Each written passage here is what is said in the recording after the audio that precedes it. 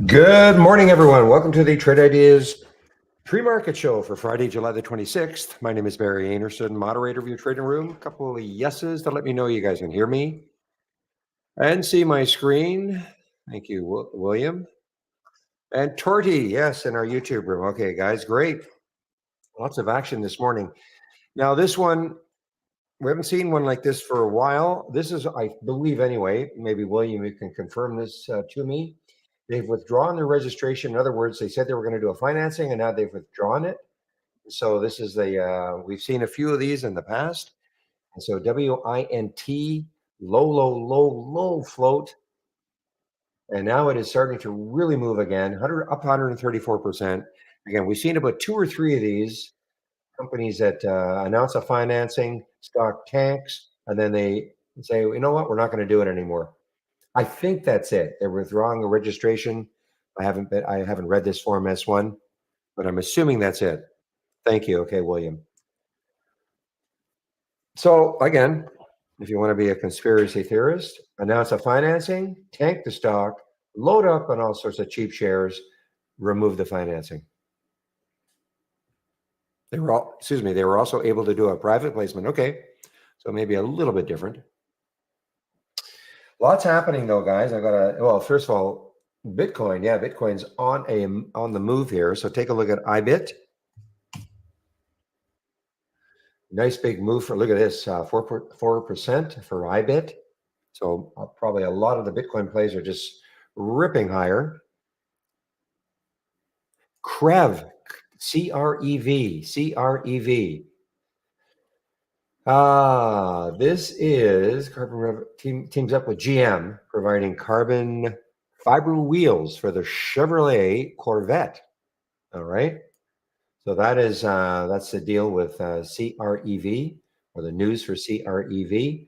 This has been a really active one. A couple of days ago, this was up to 14.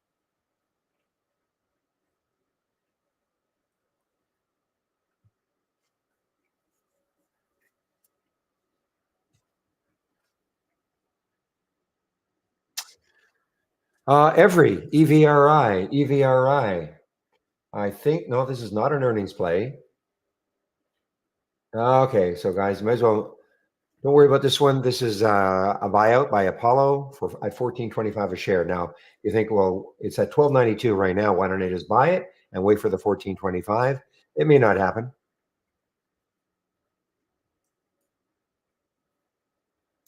Here is a disaster, guys.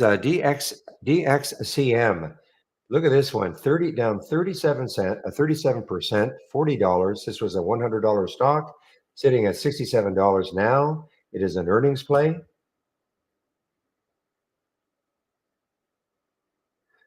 Now, Stifel has, okay, well, they're trying to prop this up. I don't know, maybe they got a lot of customers with this, but they're trying to prop this up. Now, this is this morning, maintaining coverage with a buy and a target of 90. So this is an earnings play, though. I don't see any, I know it's a drug company, or surgical and medical. So I don't see.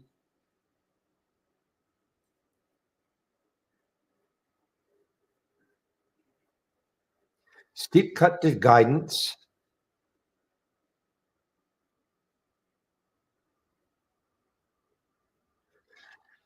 Okay, so I sort of I'm understanding. So they don't like this anti-obesity drug because they design and sell continuous glucose monitors for diabetes. So that would cut into their business again. But that was news a long time ago.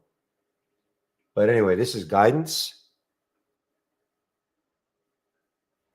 It's a mass. Imagine waking up to this $100 stock. Cour, C-O-U-R. Are you still around? There you are. CUR. This is an earnings play. Yes, this is an earnings play.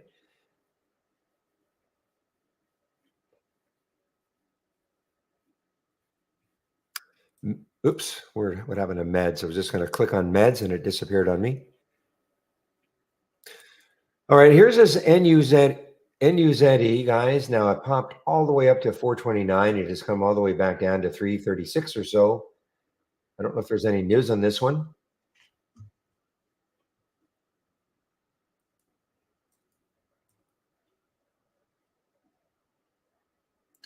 Give me a moment, guys, as I load my news feeder again.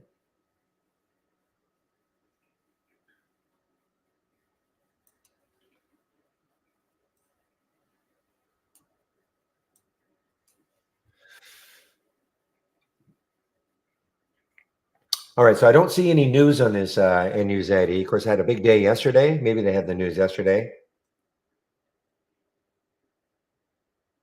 Yeah, I don't see any news on this one. Sure, there must have been something yesterday, but I don't see it.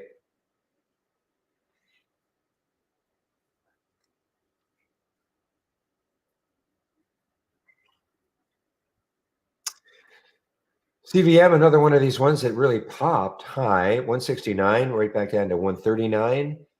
They did have some news, announced the results. This is conducted for its concluded phase 3 study of multi-kind. Okay.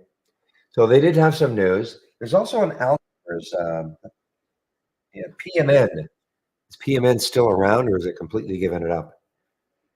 I don't see PMN anymore, which means it has to be less than 8%. Well, never mind that. Now it's gone negative. Ugh. So this was an, oh man, there were no shorts available for, yeah, there were shorts available for this one. There was one I was toying with the idea of taking a short on it. I think it was CVM though. It wasn't PB. It was not PMN. So they reported top line data from phase 1A Alzheimer's trial that popped the stock and has completely given it up.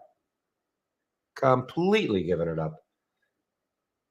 Basically flat now. I think it was CVM.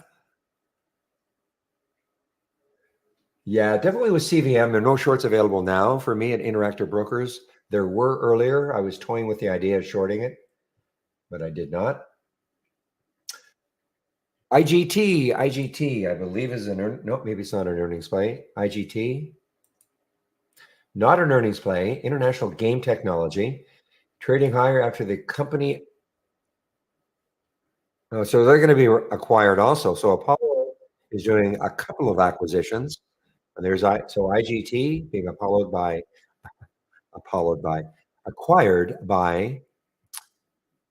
funds managed by affiliates of Apollo. Okay, so that's the deal with IGT. I saw Bristol Meyer have a pop here. It's an earnings play. Yeah, BMY coming right into the 200-day moving average. You can see that little hint of that blue line on my daily chart. That's the 200-day moving average.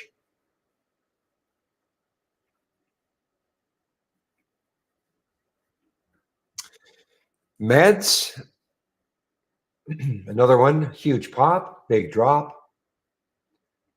Merging with Science. So this is a merger, another merger, $103 million deal.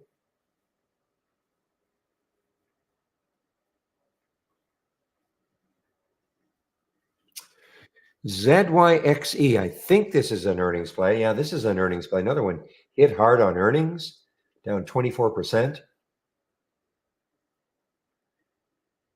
This is shortable for me at Interactive Brokers, just checking.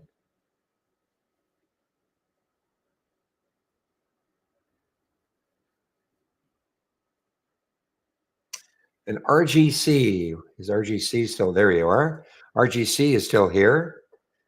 Another one though, guys, I mean, a lot of these big pops and drops, 1666 right back down here. I mean, it's still up 31%, but man. So can we talk a little bit about Serve from yesterday? If you guys were in the room yesterday, you know that I talking about this one and got into this one around the 1026, 1030 mark. This pop after hours got out most of my stock. Okay, it was about a $3 gain for me here. I had sold some around 1050 yesterday, but I held, and I have a little bit left, but not much.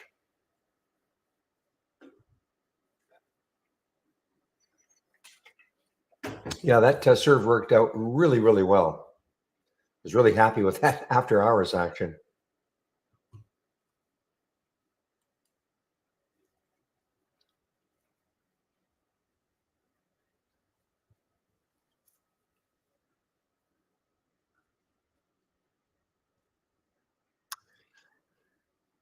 I know CMAX is still alive here, but man, it's a tough. Anyway. I think it's a very tough intraday trader, but it is now above the high of yesterday. So that's CMAX.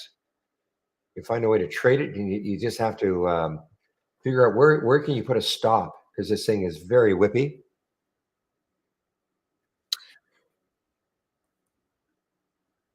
Yeah, well, the interesting thing for me anyway on the DXAM is that this morning, again, I think I said Stifel has put a $90 price target on it. So this is after the fact.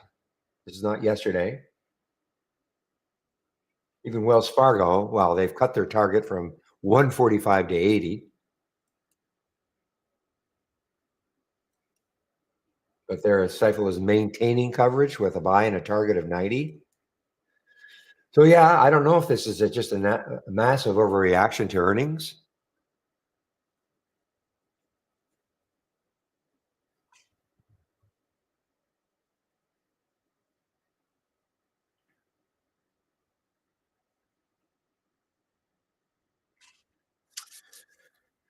You too, Jim, in our YouTube room. All right, guys, that's sort of the list of stocks that, I mean, there are others here, of course, but and there's a lot of earnings plays. UCTT could be interesting. Not a lot of volume yet. UCTT could be interesting. Again, the volume I know will pick up.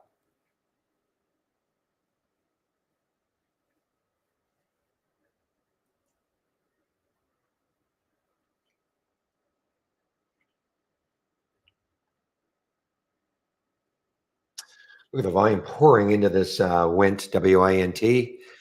Let me just check the other site to see what they've got for a float for WINT.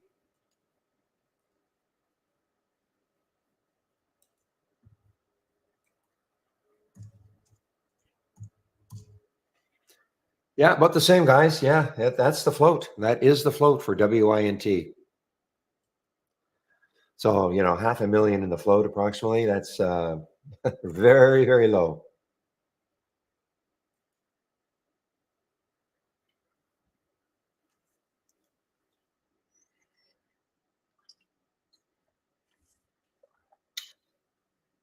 So the SPY's in for a nice pop here, guys. Of course, it's a little mitigated because it had the big drop at the end of the day. But anyway, the SPY's in for a pop right now.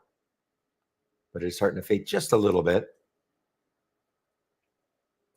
And looking at the economic calendar, I don't think there was much happening.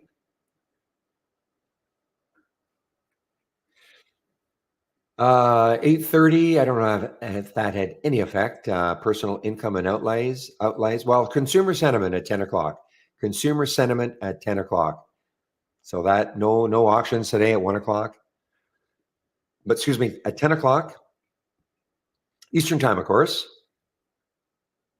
there is consumer sentiment. So that probably will have an effect on the market.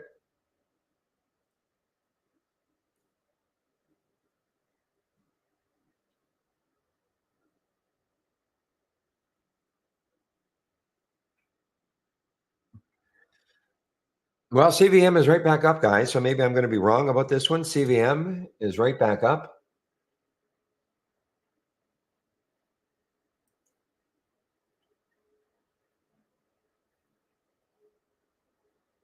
It's a phase 3 study, so it is late, relatively late. So there is that. The high, what did it get to? It got up to 169 or so. So it did break out over this high.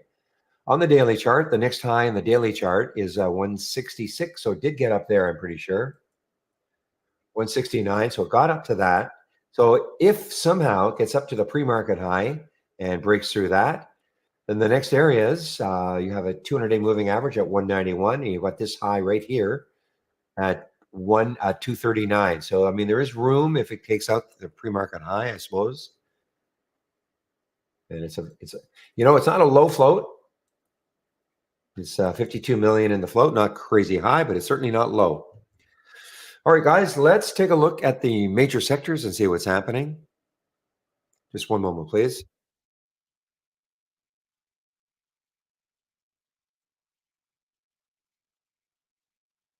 Okay, guys, let's take a look at the major sectors. All right, well, there's CVM right at the pre-market high now.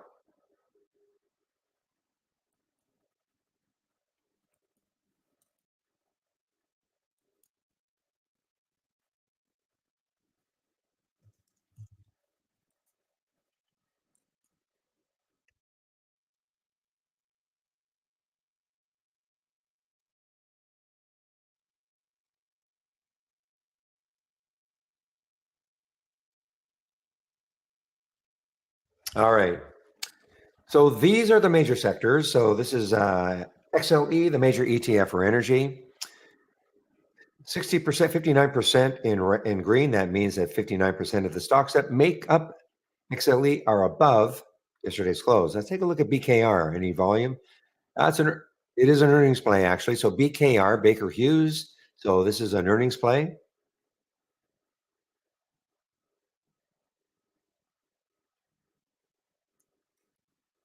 Charter must be an earnings play also. Yeah, CHTR. Wow, a lot of volume too. 229,000 shares. That is a big market cap. $354. It's a lot of that's a lot of dollar volume traded in this one already. So you can see tech 87%. Again, this is all pre-market.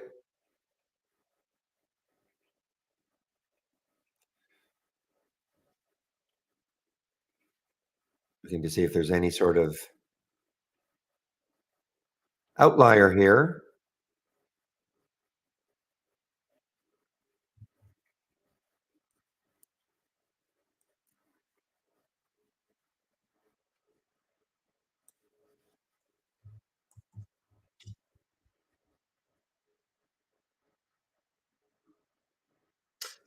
I saw this after hours yesterday. It hasn't really affected Uber or Lyft, but I did see this after hours yesterday. Actually, I'm sorry. It was not after hours. It was during the market. Uber and Lyft went California judgment to treat drivers as contractors. So I guess that actually, okay. So that's why Uber went up like this at the end. Yeah, so that news actually hit.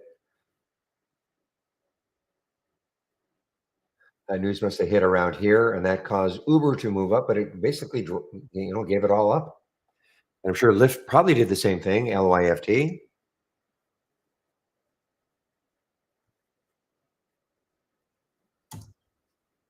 Yeah, they did the same thing, but Lyft at least is kind of holding the gains a little bit. Uber is, yeah.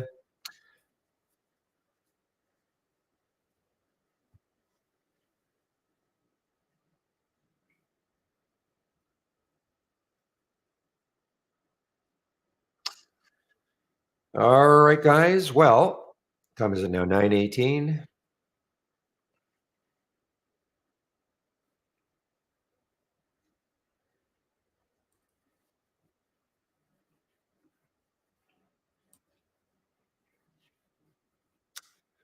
So let's take a quick look at the leaderboard now in our contest. So Manish is still leading. Van Mark, though, has really closed the gap. There's Oliver. There's Pepe. And Grumpy still hanging in it. Is that you, Daniel? I think that's you, right, Daniel, in our room. So we've got Ahmed. Wow. Whatever Ahmed was holding is he's down 15,000. And unfortunately, it's not that you're not the Daniel. Okay. Well, I am Ahmed. So Ahmed was holding something and he's down 15,000 in that one. So last day of the contest, will be over at 4 p.m. Eastern time.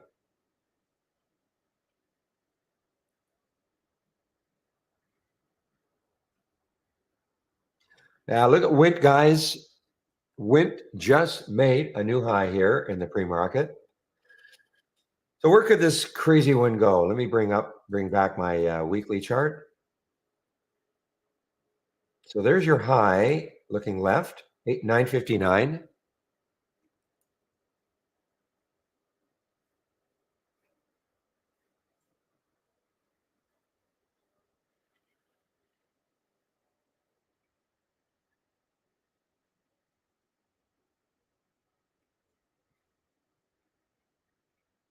Give me one moment, guys. I've got to make an adjustment.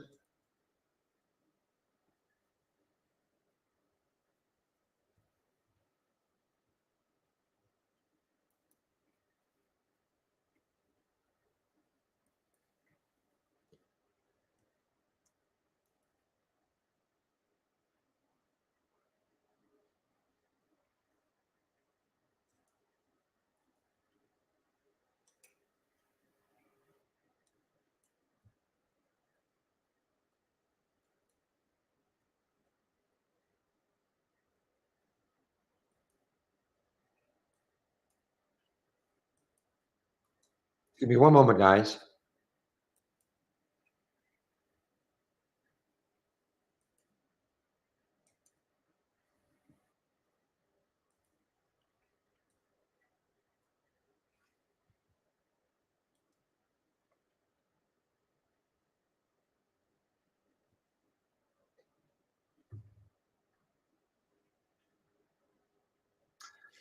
Well, went now. There was a high here at 870, so it's a little bit above that high on the weekly chart. I'm looking. Okay, so there is a,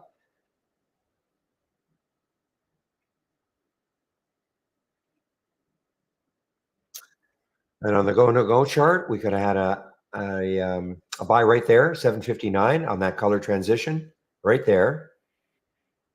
Because I'm using pre-market data.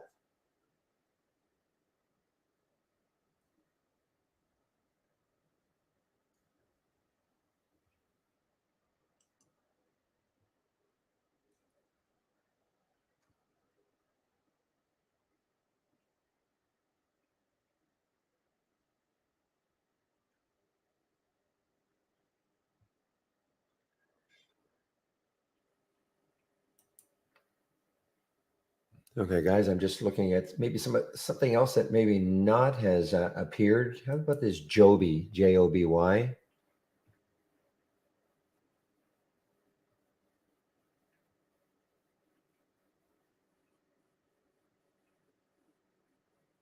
Coor just made a new high, guys. Another earnings play. Coursera made a new high. Lots of, well, shouldn't say that. 983 is the next high looking left on the weekly chart. Somehow it takes that out and it's almost there. The next high in the weekly chart, wow, it's 1220. So this should be interesting. It's also shortable for me at 3.78 million shares at Interactive Brokers if it runs out of steam.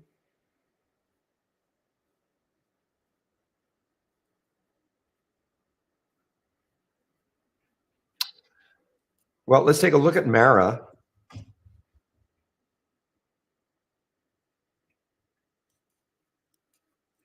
Ah, come on.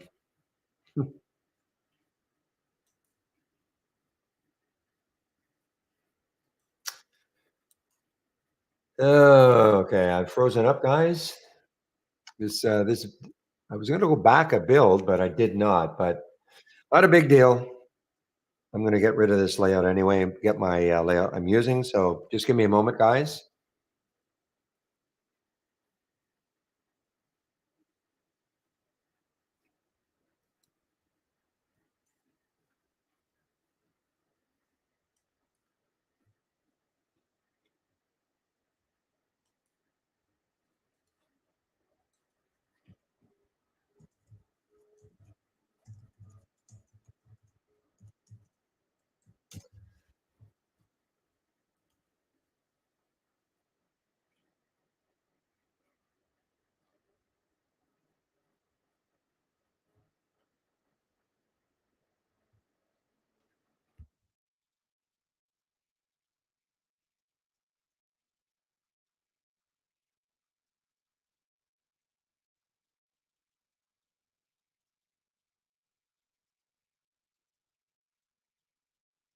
Sorry, guys. Okay, I'm back. Just give me a moment. I just have to make a couple of adjustments on my other monitor.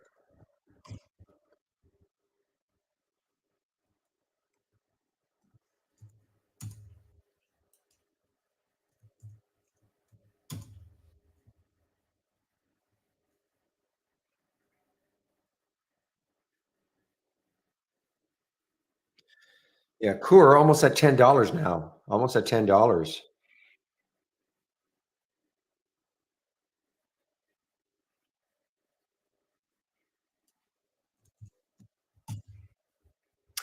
Okay, I want to get the layout I'm going to use once this market opens up and running. So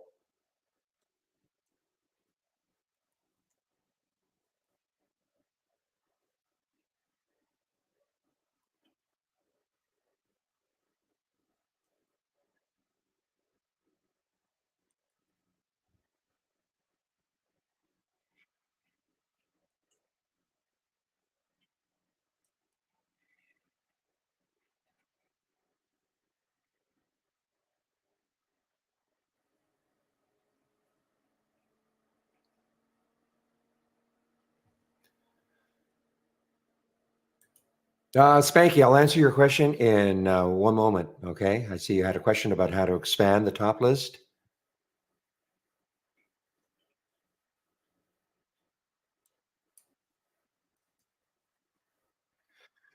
Okay, so here's a top list right here. Okay, all I have to do is right click and go to time frame.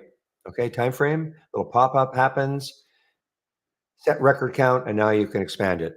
Okay, now don't go crazy. I don't know how many top lists you've got. I mean, the max is 1,000. If you have about 3 or 4 top lists open with 1,000, your system could really bog down. So just be aware of that.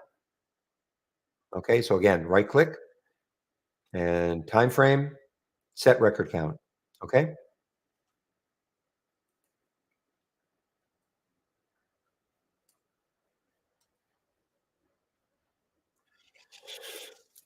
Oh, I don't know, Dak. I don't know. There's a 15-second delay. I really don't. Haven't had that. I don't think I've had that issue before.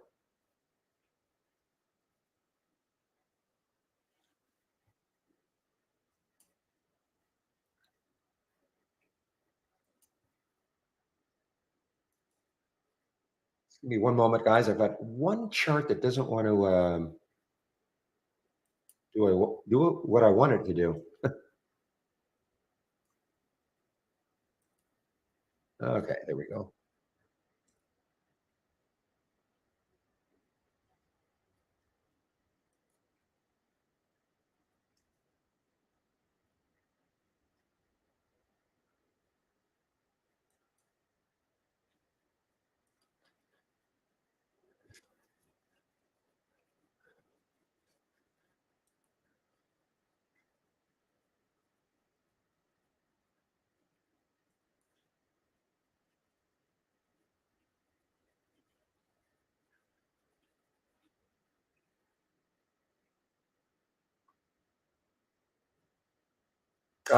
Dak, I really don't know. I've never seen that before. I'm not sure I even know what you're talking about. Let's see.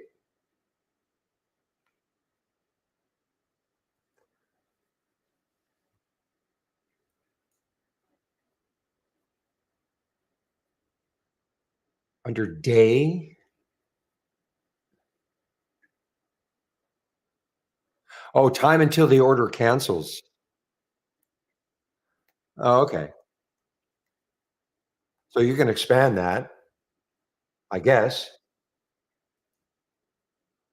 15 seconds. Yeah. So the order will hold for 15, I guess.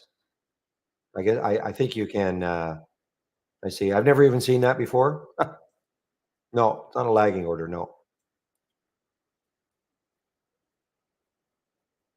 Thanks, Shady.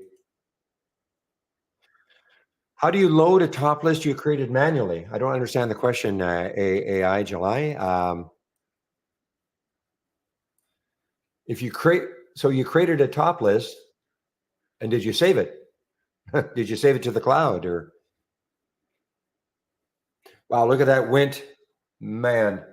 Yeah, thanks, William. Market's going to open in less than 15 seconds, guys. So let's have a great end to this trading week. Again, I typically don't trade in the first 15 seconds.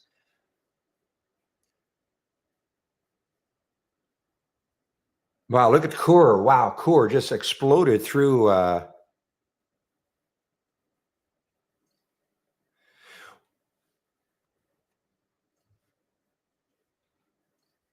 Well, I'm not okay. If you've got the link, you just have to load it. Did you just save the link, AI? I'm not sure. Like I have a link here. Son of a gun. I just.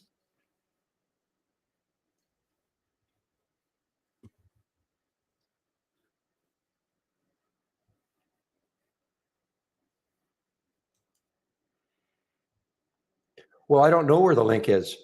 I don't know where the link is. I mean, did he give it to you yesterday? I mean, I don't know where the link is.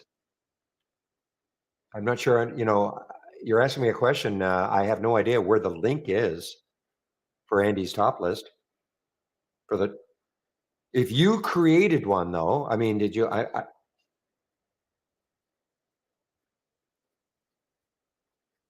So you're looking for Andy's link again? Then is that what you're looking for?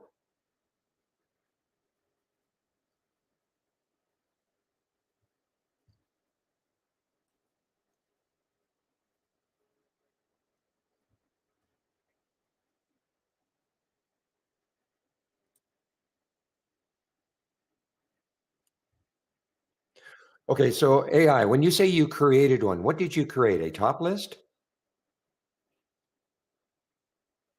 Okay, but okay, he showed you how you can create a list. Did you, I understand. A top list for all the AI alerts. I get it. Did you,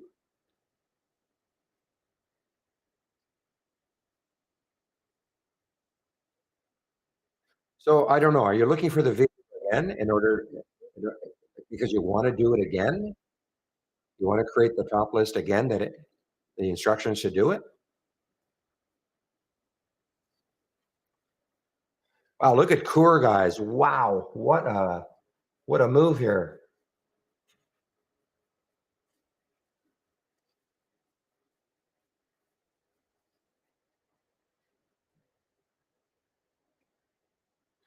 Well, I was wrong about the CVM, guys. Okay. No, no, don't share the video. So when you say you created it, did you save it to the cloud? Did you save it? When you say you created it, okay, you saved it to the cloud. Okay. File, load from cloud. Okay. If you saved it to the cloud, you should see it. File, load from cloud. You should see it then. You gave it a name, right? And you should see it and then click on it and load it. If you saved it to the cloud. Okay.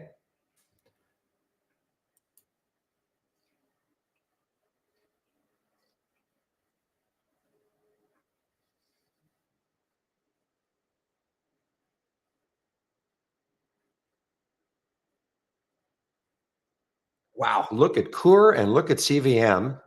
And what did Wint do?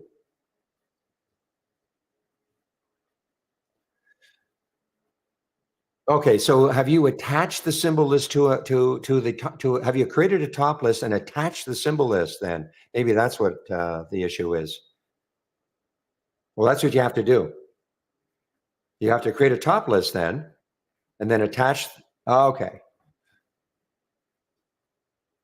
Let's assume you create your symbol list. Hopefully you know how to do that. Not your symbol list, your top list window. And then you right click, configure, click on symbol lists. Okay. Now, if you do not see the symbol list in this column over here, you're going to have to go add existing list, find it. You probably haven't got very many. Just left click on it and it'll move over here. Okay. It'll move over here. Once you do that, then you just say only the following list and click it, and then that'll attach it to the top list window.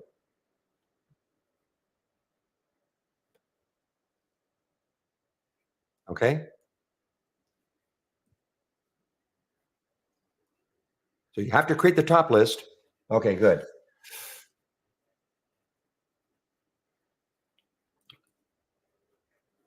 You have to create your top list first, okay? And then go to the symbol list. You have to make sure you add it, get it into that column.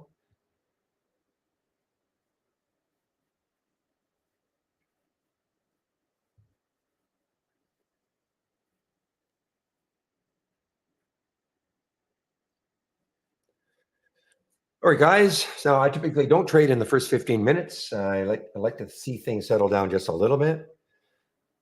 Meanwhile, look at ATUS. ATUS, there was no action on this one in the pre-market. ATUS, look at this move here.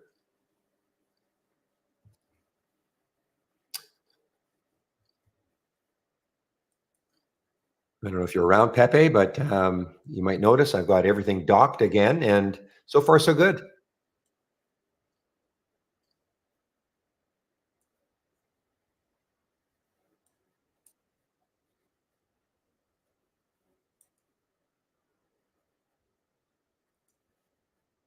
I mean, there's no question, docking is a much cleaner presentation.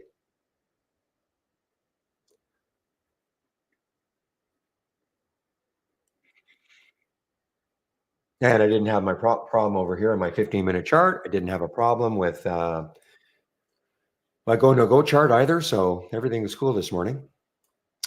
All right, guys. So the Wint has had a big pullback now, big pullback from 950 to 8. Well, CMAX, yeah, CMAX. Surprised it's not here. ETH, did see ETH in the pre-market. I guess it's just at $1 now. That's why I didn't really talk about it. EAF. There's CMAX. Well, what can I say about it? I mean, the high is broken through that high, 680. So their next high looking left is 1119. Not saying it's going to get there, of course, but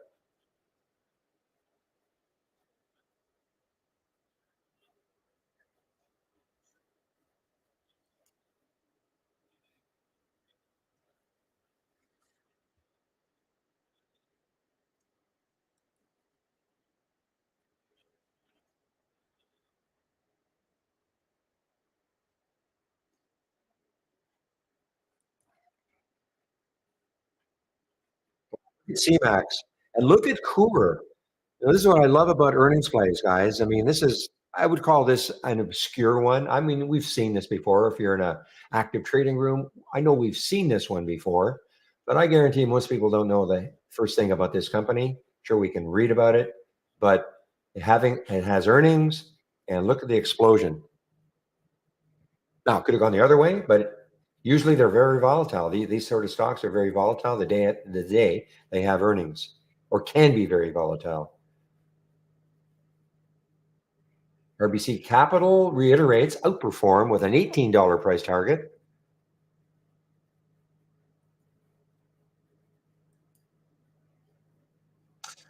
All right, guys, here is one of our third halt of the day. ADN. Now this is down for the day now. Not as wild about the ones that are down for the day in trying to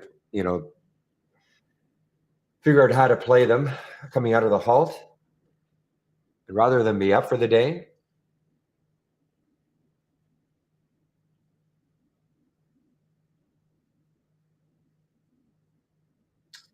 We've got a pretty good race going here now, guys. Manish, Van Mark, and Chloe Martel. Got a good race going on here.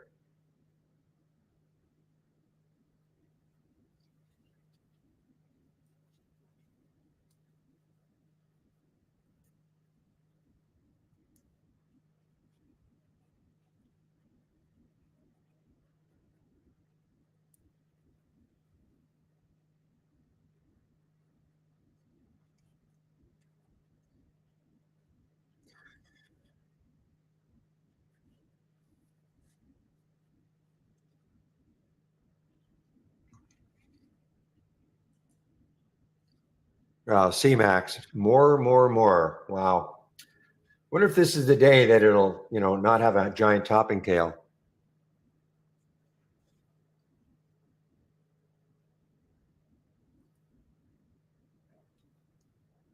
So from yesterday, VKTX, that was yesterday from our AI, I believe. Yeah, yesterday. So bit of a continuation now. The high yesterday was right around 70, I think. Yeah, $70.05 or so. Now, again, guys, if you have the AI, this is what you're going to see right now. Okay, no trades until at least, 9:40, okay? Not saying there's going to be one at 9:40. No alerts, I should say. No alerts until at least 9:40. And I would get that filter box. I would get it to none. A little drop down. If anything is checked, I would uncheck it so it says none. How to have this screen? If you take a look, or go to new from our toolbar, and pick the middle one. We have 3 that start off with Premium AI. Pick the middle one that says Premium AI Strategy Trades Window, okay? And then just wait for the alerts to happen.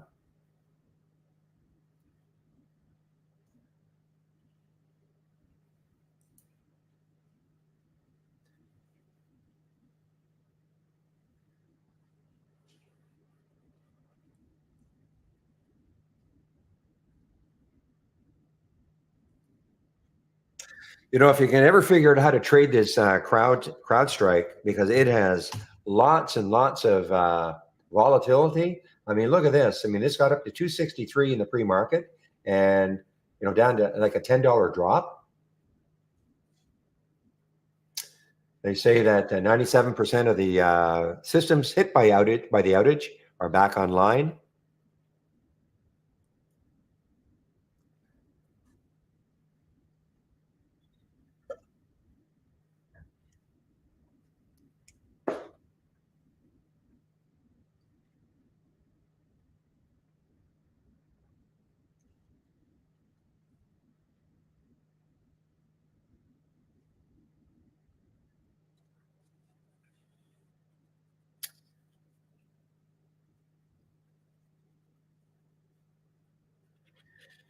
Let's take a, well, Cass is talking about the airliners. Let's take a look at the ETF for the airlines, jets. Not really bad. I mean, it's it's basically flat.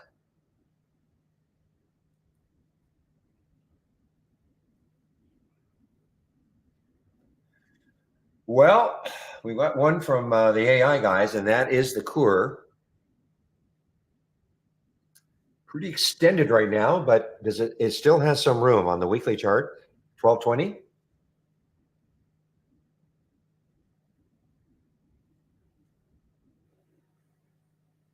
But you never know. And look at it starting to pop here.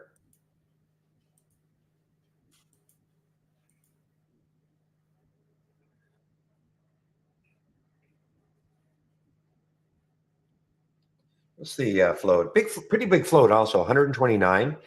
So, we shouldn't see some wild moves. I mean, this is a pretty wild move. Don't get me wrong. 50% is a huge move.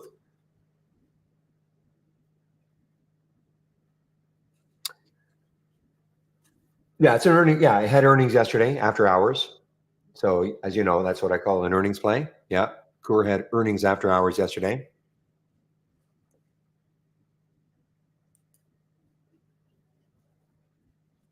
There was a reaction. There's a move on the move. Excuse me, the move area, my 15-minute chart right here. That was the reaction, and pre-market held. And now it's just still popping here.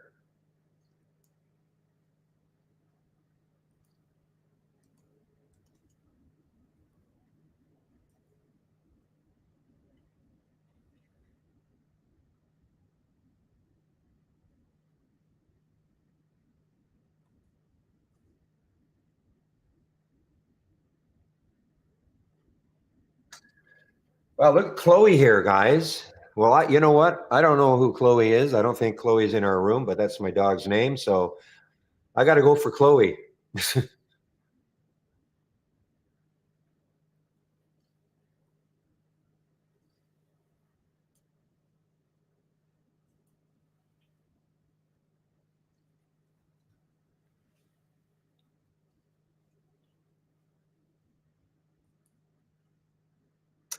Look at this one starting to move here, guys. Not a lot of action in the pre-market. AEYE is, I wonder if this is an audio eye. Okay.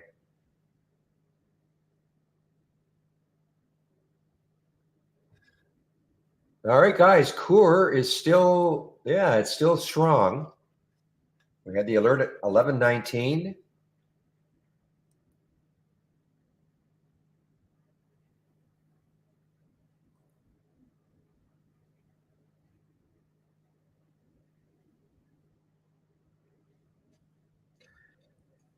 Doug, Doug, Doug.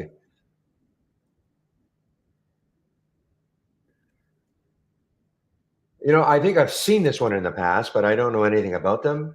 Residential real estate brokerage firm. Okay.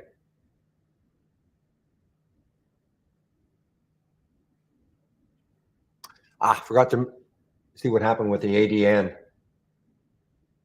Well, you know what? I don't know if it would have. I don't know if it did it. What I would want. What I would have wanted it to do. In other words, get down below 415 and pop through 415. Let's take a look at RGC. RGC.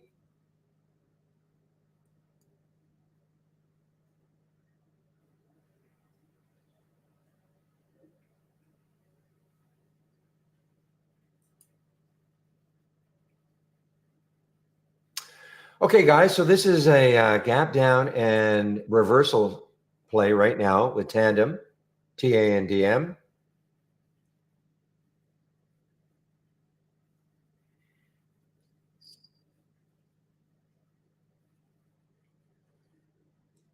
And this is a gap up and go. AVTR is a gap up and go. It is an earnings play. It is an earnings play. Okay. Now coming into a little too close, guys. 25.99, 25.60. There's the next high looking left.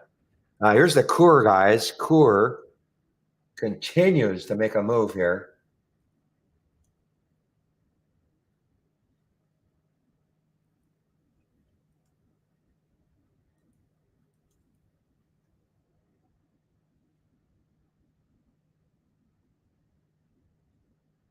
So this is a gap up and go. It's also showing up, excuse me, in the in our AI. Now I delay this on purpose for 15 minutes, okay? Because you get a lot of stocks that just do so much gyrations in the first 15. So I put a delay on this scan for 15 minutes. You don't have to if you don't want. And again, I'm sharing everything you see here, I am sharing.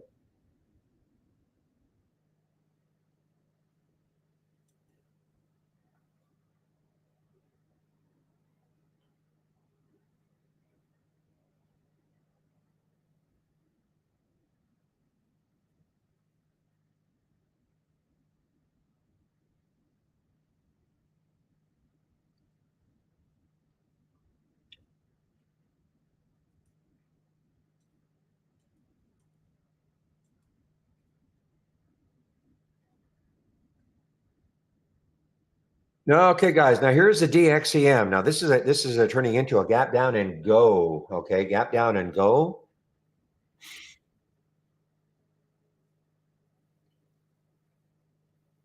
So I'm gonna, I should just briefly explain this. I'm gonna go over everything you see here in about half an hour or so, about 9:15. But just to let you know, this is there are four scans in here, gap up and go. That means the stop gapped up, and at the time of the alert was going higher. Gap down and go meant the stock was going down, and at the time of the alert, it was going lower. And then gap up and reverse, like a CREV. Let's take a look at CREV. Gapped up and reversed, okay?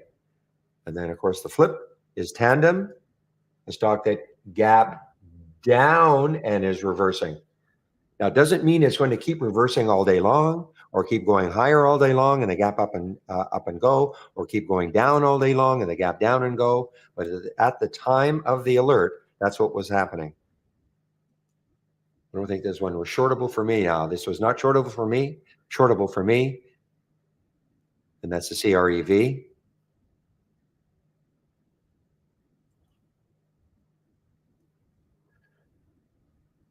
Well, I got to take a look at this one on the monthly chart for the DXCM. I mean, it's already down 40%.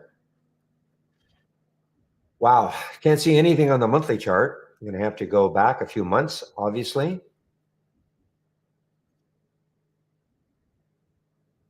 Wow.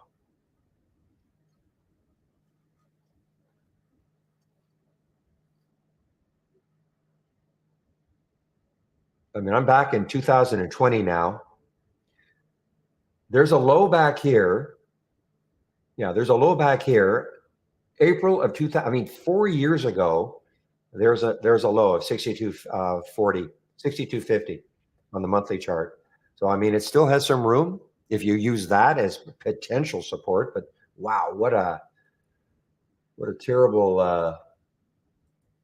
one for anybody who might have been in that one.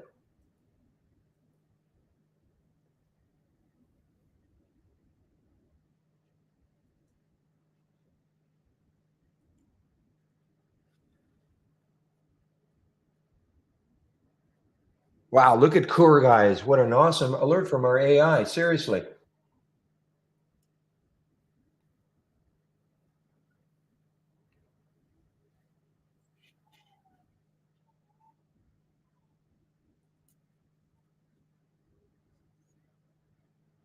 Okay, and you can see on this one, this is another alert from our AI for Tandem. It's a short.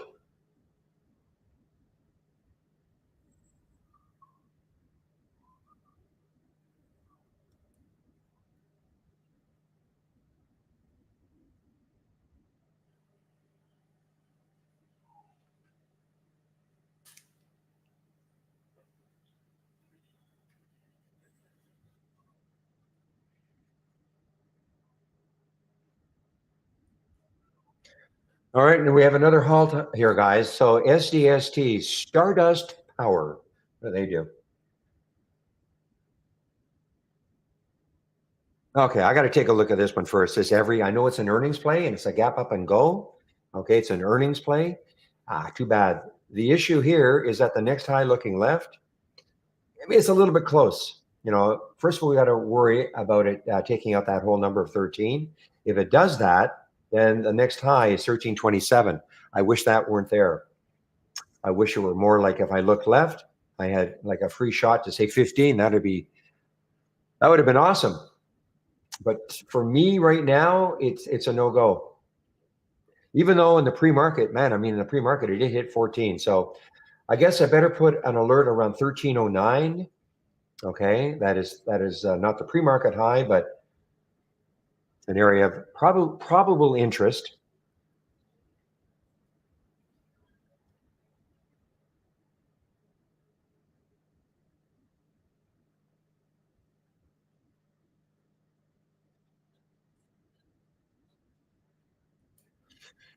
Duolingo, really? D-U-O-L, Duolingo? I haven't looked at this one for a while.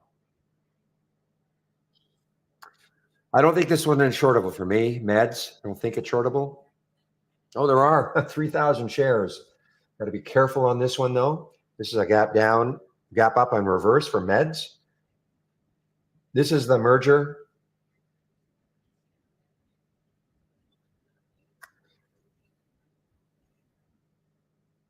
$103 million deal or merging with Sciensure. I guess this is probably a private company. Let me just type that in, see if it is a private company. Probably.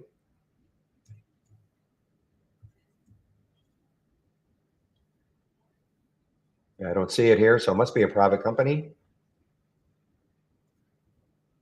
Yeah.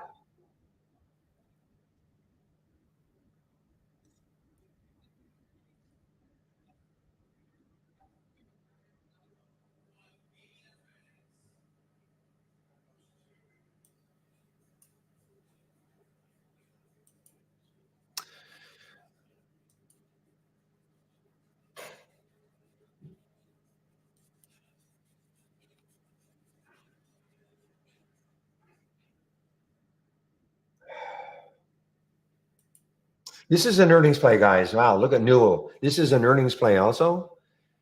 Probably, maybe coming into some resistance right around this area, maybe around that 830 mark. But this is an earnings play also, NWL. A lot of shares available for me anyway. Interactive Brokers, ton of shares, almost 22 million available to short. So I'm sure this is a lot of shorts available on all brokerages.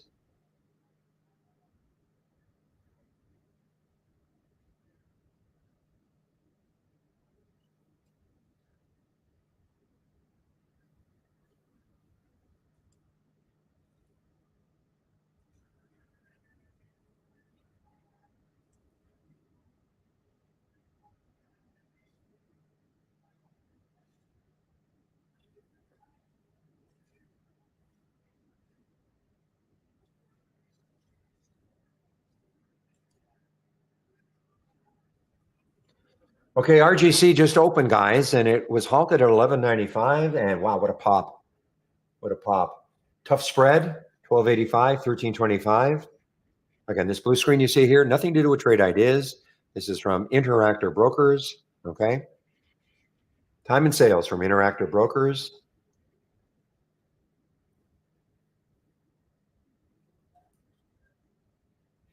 All right, Summit's on the move here too, guys. SMMT on the move. Let's see, 1125 is was the next high looking left on the weekly, so it's broken through that. SMMT, not a bad spread, 6 cents, not terrible. Not a low float. I don't know if there's any news on it. It's not an earnings play. I don't see any new. I don't see it. There was some news yesterday for this. And on that news, yeah, it had a little bit of a move, but this is a bigger move today. And that's for the SMMT.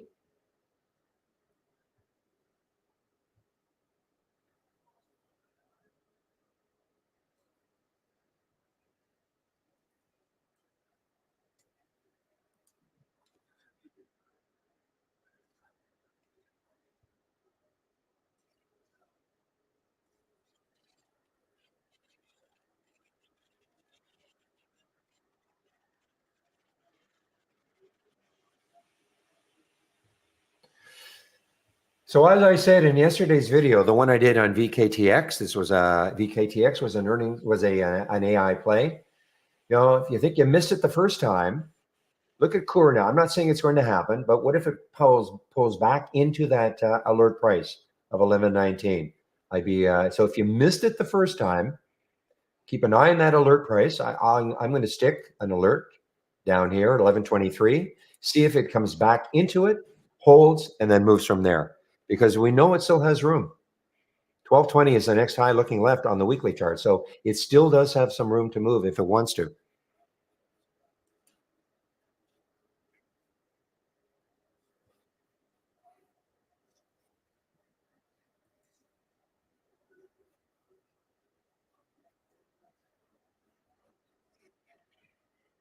Somebody mentioned Kolb, I think, COLB. This is another earnings play. Tons of earnings plays, guys. Tons of them. Next week, even more. Now, there's that Personalis, PSNLS. All right, big one here. If it can take out 352, you can see right there, 352 is one of those highs about 4 days ago. Stick an alert there. See what happens. Okay, because if it does, 454 would be the next high. You can understand, I'm not saying that if it hits this, it's going to get up to that high, but just look for levels that it could stall. And if it takes out that level, take a look at the next level where it could stall. If it's far enough away, it potentially becomes a viable trade.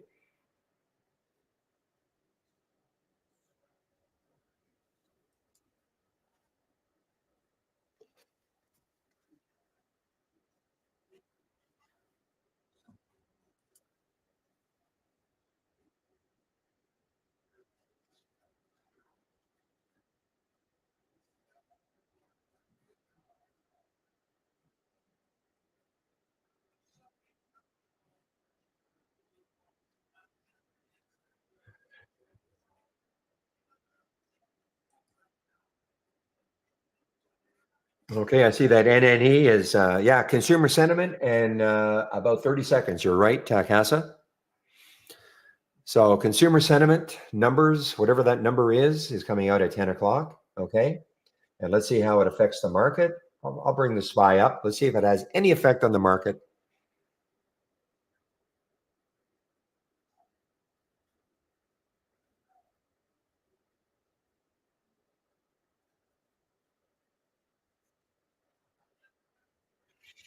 All right, 2, 1. Okay, number should be out.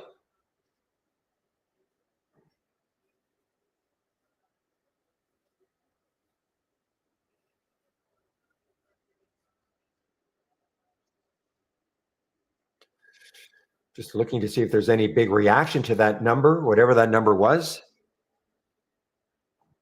So I never know, JK. It is higher better than what? Oh, I'm not muted. I'm not muted. Oh, muted reaction.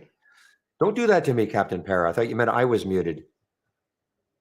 You meant a muted reaction, right? Well, so far, I don't know. Little green candle here. I'm very sensitive when I see muted.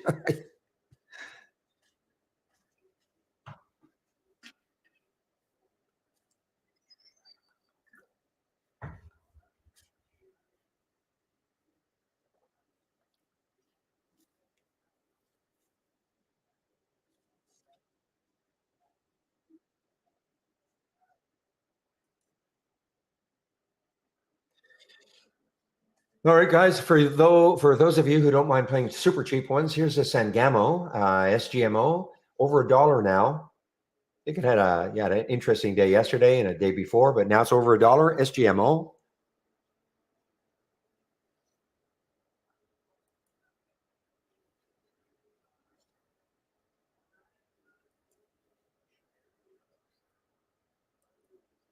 Okay, so here's the Coor now. Let's see. There's your pullback. Let's see if it's pulling back into the alert price. Now let's see if it holds at all, or maybe that's it. There are a lot of shorts available.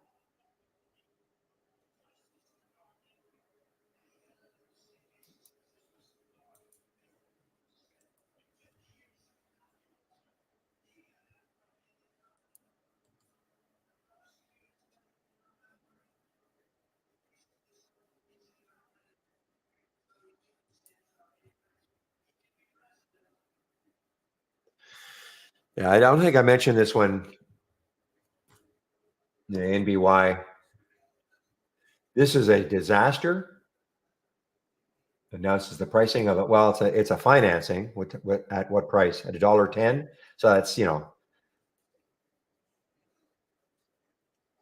Wow, RGC just got halted on the way up. I think, yeah, another halt on the way up. Okay, guys. Well, Coeur is still hanging around the alert price from our AI. Okay.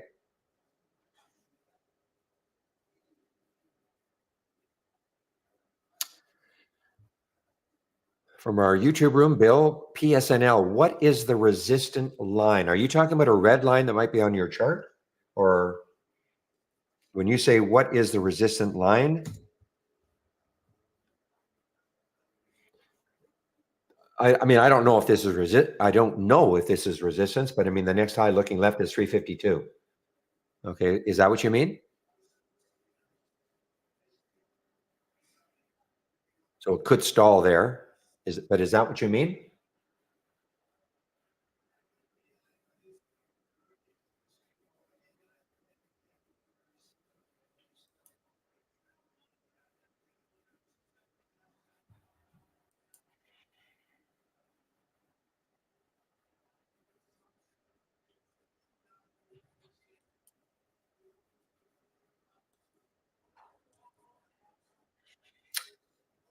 Yeah. I mean, I don't want to call it, it's not necessarily a resistance line, of course. All I do is I just keep looking left. If I can't see it on the daily chart where the next high is, I'll look on the weekly chart, and that's, in theory, that's where a stock could stall. In theory. Doesn't have to, of course, but it could. Okay, guys, so for the reaction to the number, the 10 o'clock number is, mildly positive, certainly not negative, not yet anyway. So let's take a look. Wow, the Dow was up huge. Now, again, that's because, remember what was happening at the end of the day with the overall markets, but Dow's up big, 600. Nasdaq's up 134.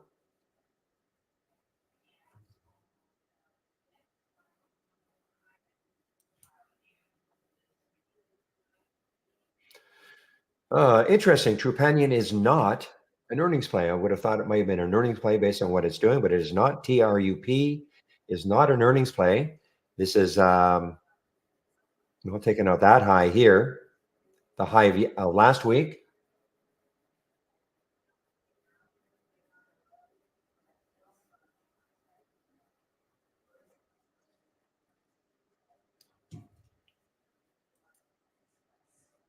Look at Novavax, guys. Now this is an interesting move here, breaking out through here. All this on the daily chart.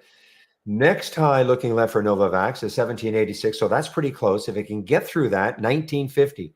So I'm definitely have to put an alert, say right around 18. I mean, it's almost there.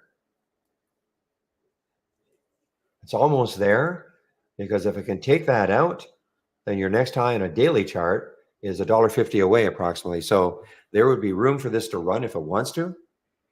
What's the volume like? 2.4 million. It's a big float.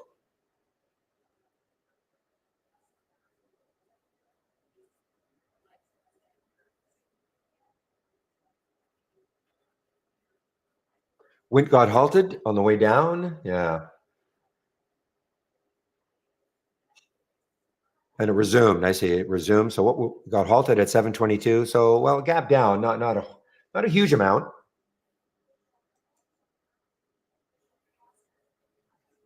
So BMY, I mean, I sort of like this one, except look what it's doing. See that red line on the chart? That is the next high in the daily chart. If I really move back, but I'd have to go back to April. So there was a high in April in the week of week of 422. There was a daily high right around here. And so it's got right into that high. If it takes that high out, wow, got some room. 5168. 5168 is the next high. Looking left on the weekly chart, 5176 or so. So that's about a little over $2 to the next high. If it can take that high out, this is an earnings play. Bristol Myers, BMY.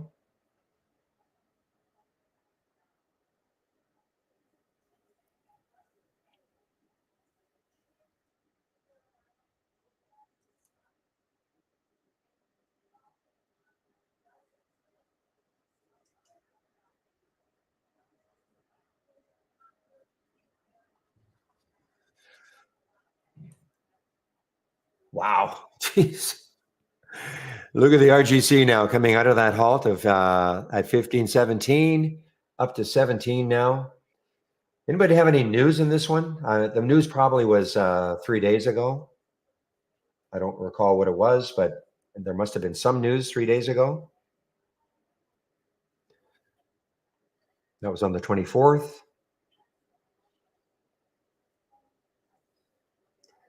I don't see what the news is. It must have had some news. It did spike all the way up to 33, 32, 35. Yesterday's or 2 days ago, the high was 21. No news at all? Wow. So I guess the news is this. There's the float.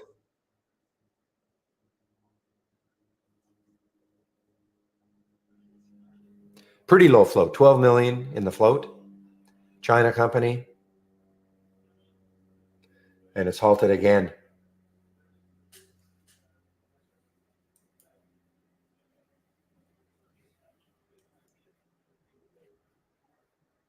Whoa, we've got a horse race, guys. Look at this.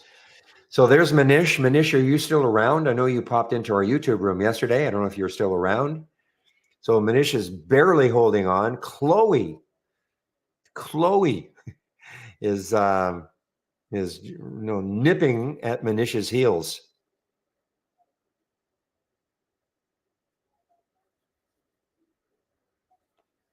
Maybe if Chloe, are you in our YouTube room or maybe in the room under another name? There's Oliver. Pepe's still hanging in there. Grumpy has been turfed from the top 10.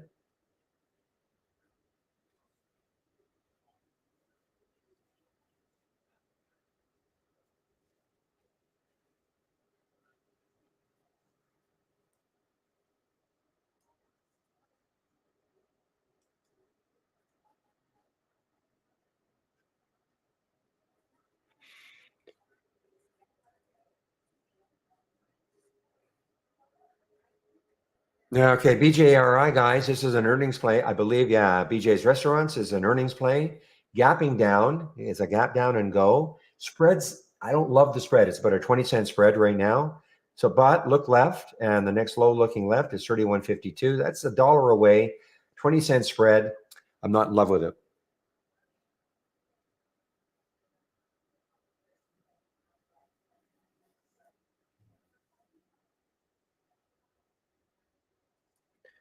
How can you not want to trade ACDC? Okay, ACDC. What's the next high looking left? Around $9. So yeah, a little bit close, unfortunately. Not an earnings play. You two, Green. We'll see you Monday.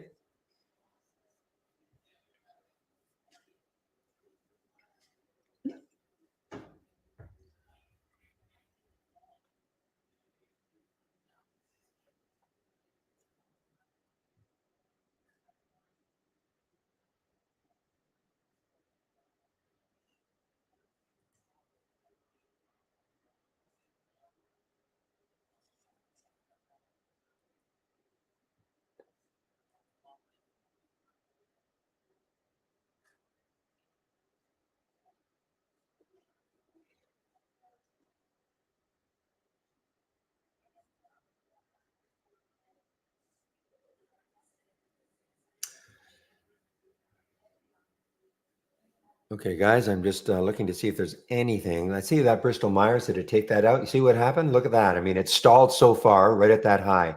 So far, right at that high. Just put on the brakes. Now we've got some uncertainty on this 15-minute candle from the SPY. We've got a big topping tail. We've got a big bottoming tail.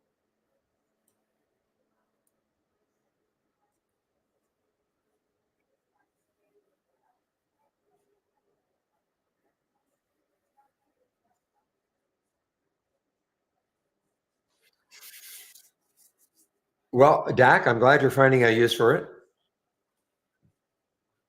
Yeah, NewZ, let's see, NUZE, yeah, it is strong. I mean, again, you got to be careful, of course, as always, with that float, 1.77 million in the float. Look what it did. It got up to 429. It came all the way back down to 3. It was almost went negative. Now it is popping again. You're absolutely right. So it is now above yesterday's high.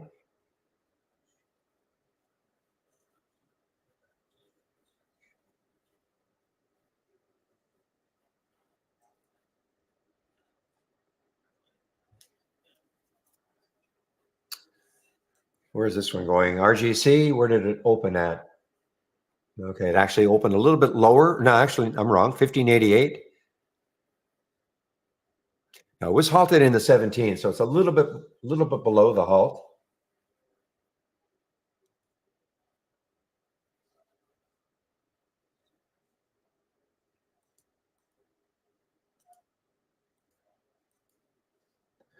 Well, look at Stella, guys. So this is below. This was an earnings play on. Yeah, this was an earnings play yesterday. Okay, and gap down on earnings, and then moving down again below the low of yesterday. Now STLA, and let's take a look at a monthly chart. Where could it go?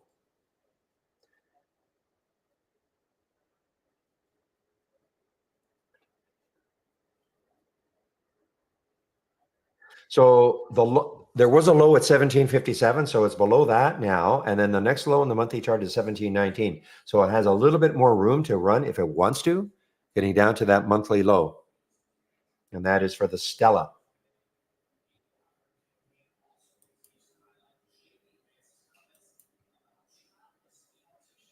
Death of a salesman.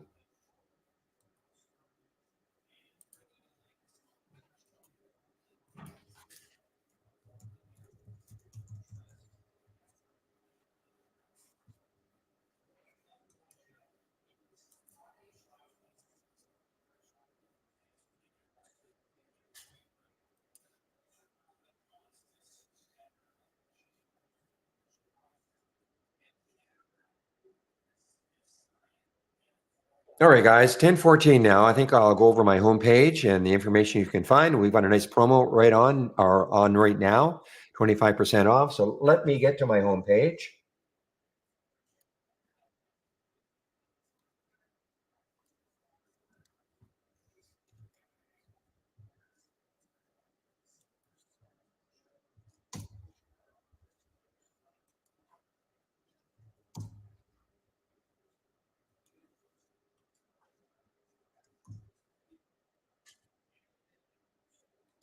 Okay, clicking on my homepage link, this is what you're going to find. So there is the promo code you can use. You'll get 25% off. Barry, 25, you'll get 25% off the first month only or the entire year of Trade Ideas. And as always, use my code that you find. This will really help to keep this room free because the room gets credit for any subscription using my promo code. And again, right now, 25% off the first month. So if you are interested in Trade Ideas, this is a good opportunity. You can try us out for a month. If within a month you decide that you'd like to take out an annual, and the reason for taking out an annual course is that your per month cost is less, but you do have to come up with the chunk of money. But if you have your money hanging around and you think you really want Trade Ideas, you can always take out an annual, but you can try us out for a month with that 25% before you make up your mind. And listen, you can stay in a monthly forever if you want. Lots of people do. If you do take out a subscription, you must do the get started. 10 short videos. The first one, your download and install, first startup and login, a toolbar and right-click magic, explaining what you'll find in the toolbar. Introduction to scans. Okay, episode 7, introduction to scans, top list windows and alert windows. Okay, you must do this, guys. If you take out the subscription, this is very short, but take you 30 minutes if you go through every single one of them. Now, if you're new to trading, Trading 101. This is a free series of videos for you if you're new to trading, okay? I do a stock of the day video that you can sign up for, free of course. Trade of the week is also free. You'll get it before the market opens every Monday morning. And if you sign up for it and you don't feel you're getting it, please check your spam folder. And if you have Gmail, check your promotions folder. Big education section is here. I'm going to click on it and we'll take a brief look at our user guide. Like any other software program, there's a lot in a user guide, but what I would do is you have to do the getting started. A lot more detail about what an alert window is, what a top list window is. I'm displaying one race that I'm sharing. I'm actually sharing 3 of them on my homepage, but this is the one I'm displaying. Here's how you can create your own stock race. Okay, TI stock race. I love to put price alerts on our charts. This is how you can do it. And if you want to create your own watch list, okay, of stocks that you want to follow, here's how you can do it. But again, you don't have to learn everything that's in this user guide. Sorting down again in the education section, the getting started. Now, daily support. I do take a break between 12 and 1 Eastern time. One of the other traders takes over for me in our YouTube room. Today's Friday, so it should be Andy. I will confirm that before I take my break, that it's Andy. I think it's always a good idea to head over to our YouTube room between 12 and 1 when I do take my break. Monday to Friday, we have five different traders who take over for me, and we all have different trading styles. So I think it's a good idea to listen to somebody else's trading style also.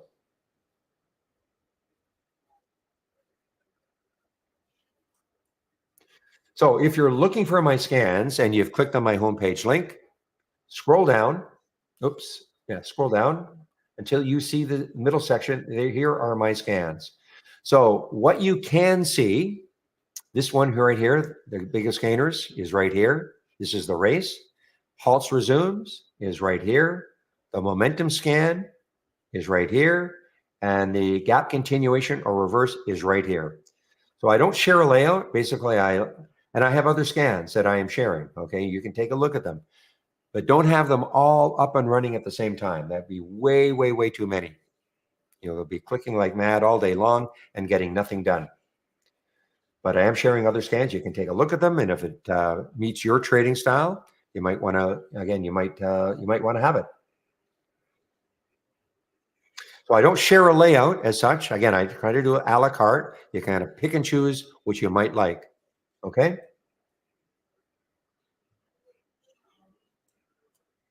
Now, welcome to the room if you're new. This is a trading room, but it's also a support room. If you have questions, you can certainly ask me questions all day long.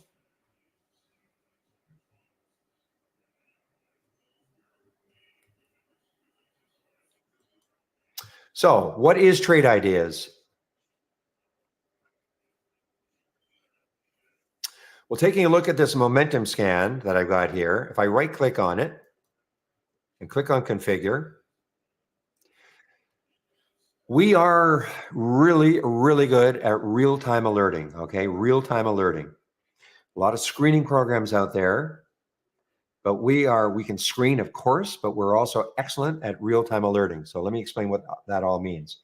So this is the momentum scan. This is what I've put together. If I click on summary, this will tell you exactly what it's looking for. So if the stock is between $1 and $100, the current volume is at least 3. That means it's got to be trading at least 3 times normal up to this time of day. It is time of day sensitive. But now this is why I call a momentum scan. The volume in the last minute is at least 1,000% of normal, 5 minutes, 400% of normal.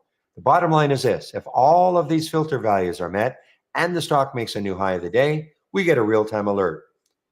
So you can see that NUZI, ZE, wow. And you can just see CGTX.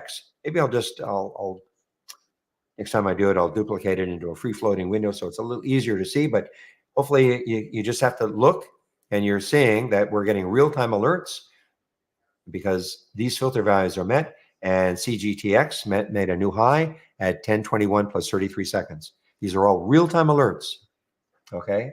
Again, that's what we're excellent at doing. Now, if you like this scan, you can have it, but you may want to change something. I'm not forcing you to just to see what I want to see. For instance, you might want to see a different price range or have a different price range. Maybe you have a filter that you'd like to add, favorite filter that you like, you can add it. Take one of these out, it's up to you. But if you like it the way it is, it's on my homepage. This time now, I'll click on search. So these are all of the real-time alerts that we have. You see right at the very top, the 2 most popular by far, the new high of the day and the new low of the day.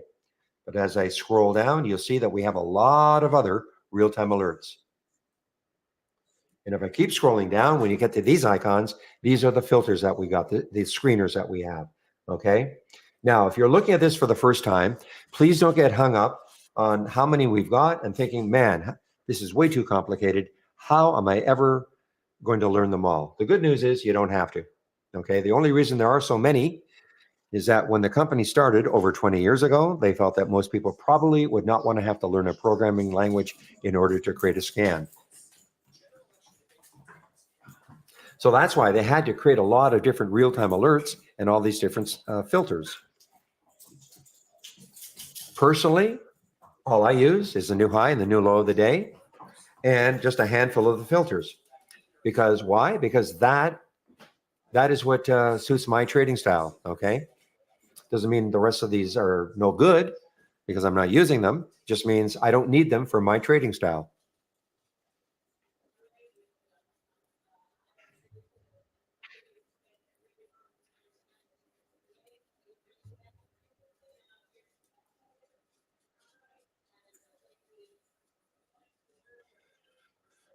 Talk about a wild one today, guys. The RGC, look at this.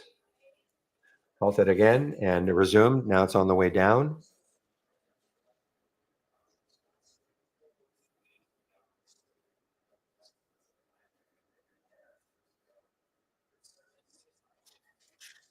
Okay, guys, let me talk about this race that you see here. Now, again, if you click on my homepage link and go to the education section and click on the user guide, you'll see we have a section on racing.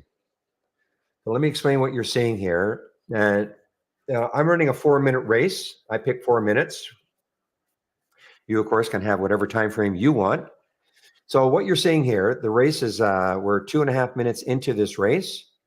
And right now, Doug has moved the most since the race started. This is also an AI alert, not bad at all. There's the alert at 160 from our AI. So since the race started, it's only up 6 cents, but that's a 4% move because it's a cheap stock. That's why the percent looks pretty high. It's only 6 cents, but nonetheless, there it is. And how about that, guys? Our serve. So this is what the race is all about. At the end of the race, of course, there will be a winner. And what happens is automatically a top 10 list of the stocks that have won the most races over the course of the day is created for you. This gives you a focus, something to focus on. Let's see if this, if Doug continues, PAPL. I mean, it's only up 2 cents, but this race here, you will see some big moves sometimes, some big percentage moves. I mean, look at Serve, yay. Look at Serve, 3.7 now, up 45 cents since the race started. And if this holds, another 16 seconds. Let's see if this holds.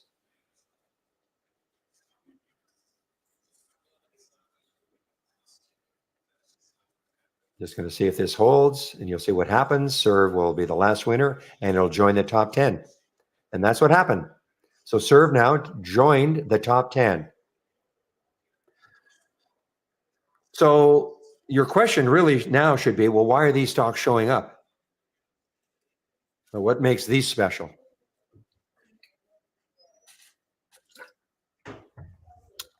So let me right click on this race and I'll open the top list.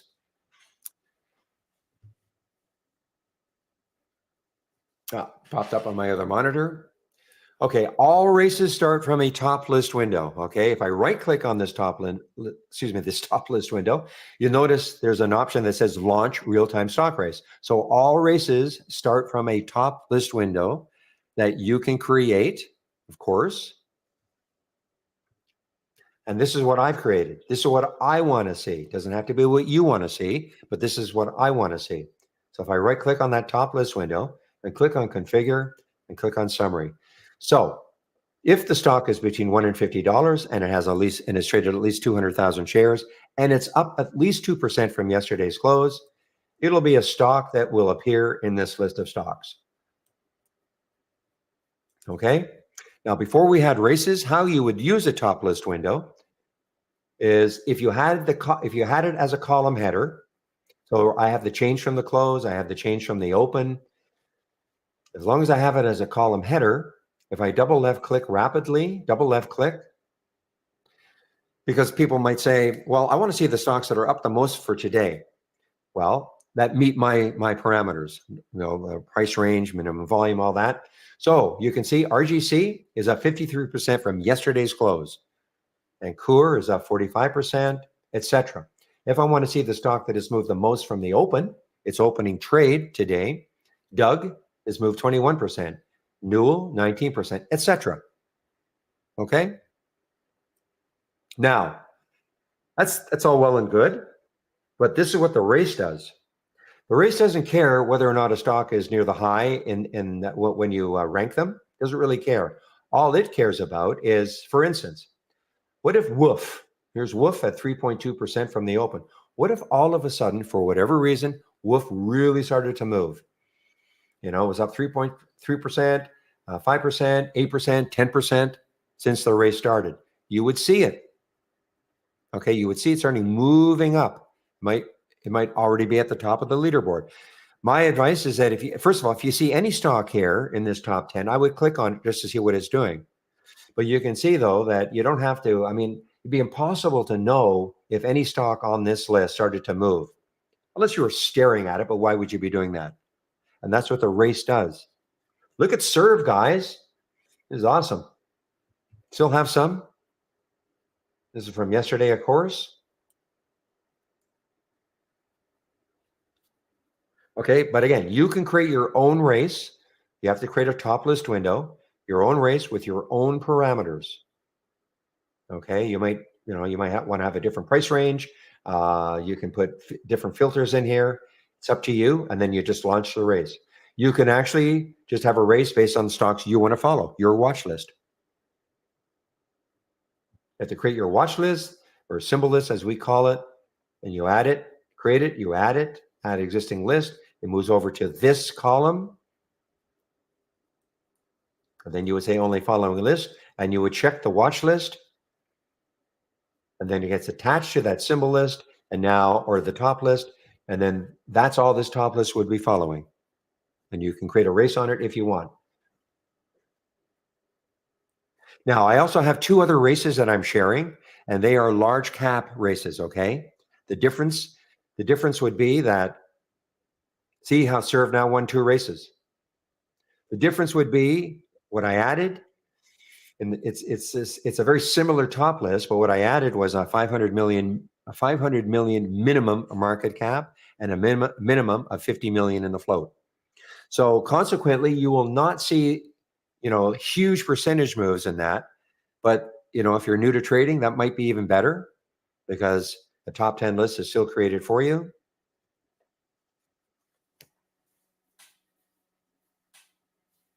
But the whole idea of this top 10 list is it gives you some focus on just stocks to follow all day long. Like I'll click on NNE. Okay. So you might be more of a pullback player. So NNE, where's the VWAP? 1483. So if you're a VWAP player, you could be looking at this NNE and say, well, wait a minute. It's hanging around the VWAP, 1477, 1483 is the VWAP. What if it held the VWAP as support and then moved from it? Okay. Just need a standard subscription every day. I'm talking to Everyday Photos 41 in our YouTube room. Just a standard subscription.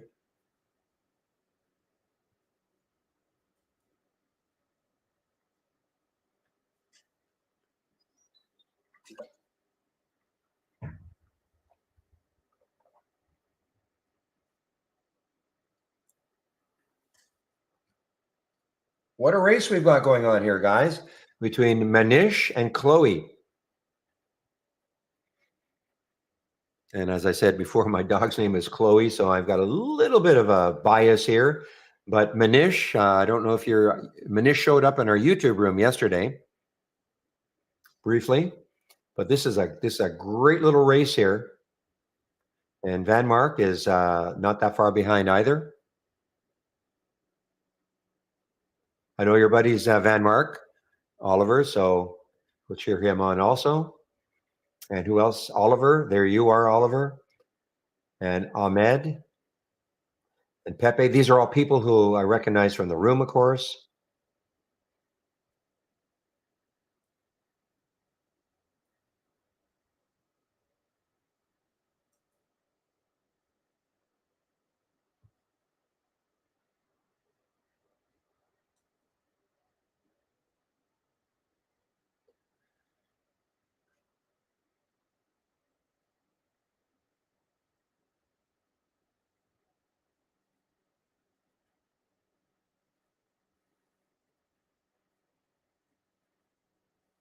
Well, let's take a harder look at serve now, guys, because I still have a little bit of this left, and this is the area right here. 1389 is the high. Takes that out. Wow. I mean, it got up to 1444 yesterday after hours. Actually, I'm sorry. That might have been, yeah, that actually was this morning. I didn't get up early enough. That's 4 o'clock Eastern. I'm not getting up at 1 o'clock my time. In Vancouver on the West Coast, so I'm not getting up that early. But I did trade most of it out in this area after hours. But I did hold on to a piece. And if you were in the room yesterday, you know what I'm talking about. We were waiting on that 1026 break. Why? Because right there is 1020, 1026. That was the high. Remember, that's yesterday's candle right here. That was the previous day. So I had a price alert set in this area. And that worked out wonderfully.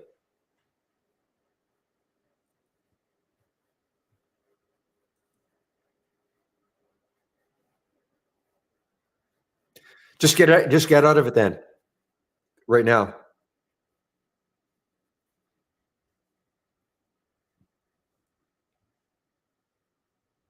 Wow, look at Chloe now. Chloe's taken over. This is gonna be fun. Manishna took over again.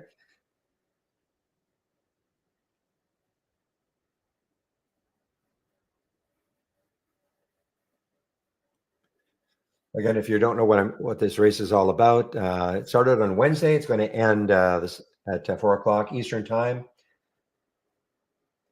And whoever makes the most money trading the AI alerts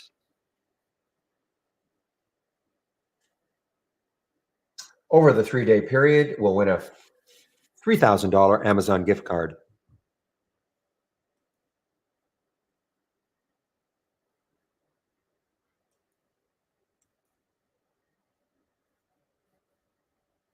Or gift certificate.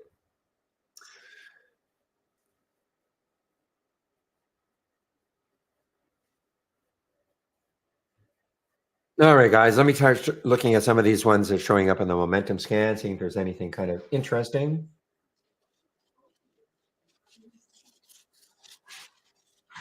Yeah. Okay, guys, I forgot I was short this Stella. It hasn't moved very much, STLA. I took that short in Stella. I think I was talking about it. I got the fill. It hasn't moved very much. I'm in at 1747 on the short. Why did I see it? It's always a challenge now. Where did I see Stella?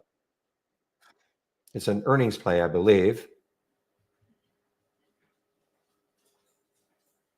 Maybe not. It's not. I don't think it. Oh, no, it's not an earnings play. It was an earnings play yesterday.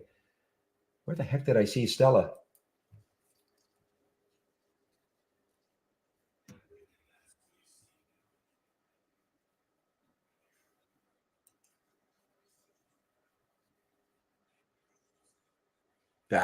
Okay. Thank you, Pepe.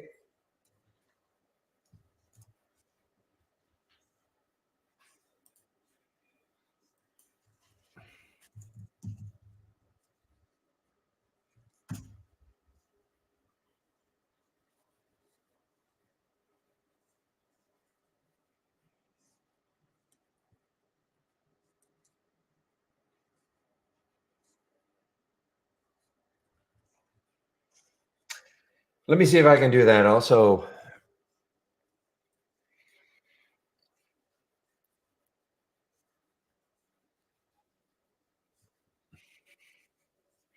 Okay, guys, this is a something I took yesterday in the simulator. This can't be right. Oh, no, max P&L. Okay.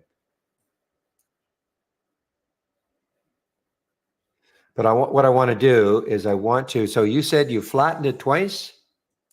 Let's see.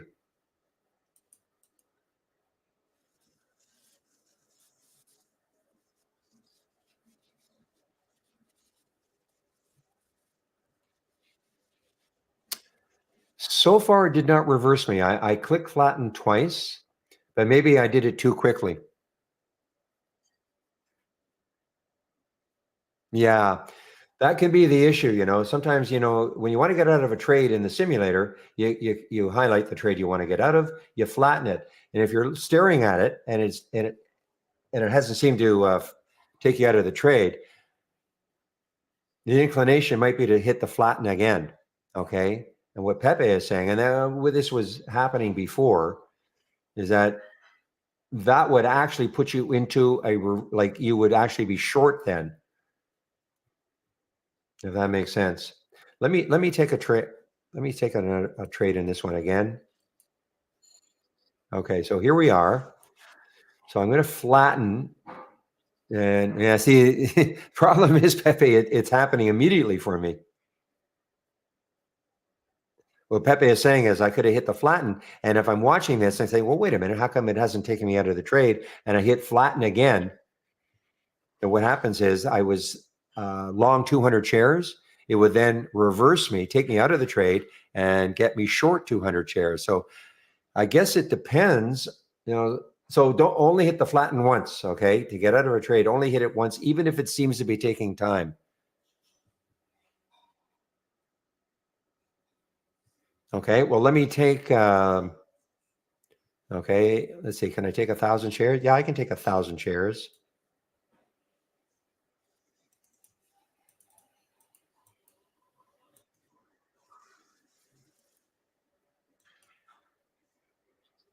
Okay, so there I'm in 1,000 shares. Now I want to flatten it. No, well, how many shares are you talking? Well, I can't do 20,000 shares for this one because that'll be, actually, I could do it. No, I have 400,000. Let me take a cheaper one. We'll do news and use AD. Okay. I will take 20,000 shares. All in the simulator, guys. Buy it, send it. Okay, I'm in it. Now I'm going to flatten it. I don't know. My server is working really quickly. I'm getting, it's really lightning, actually. So I cannot duplicate that because it's not taking any time.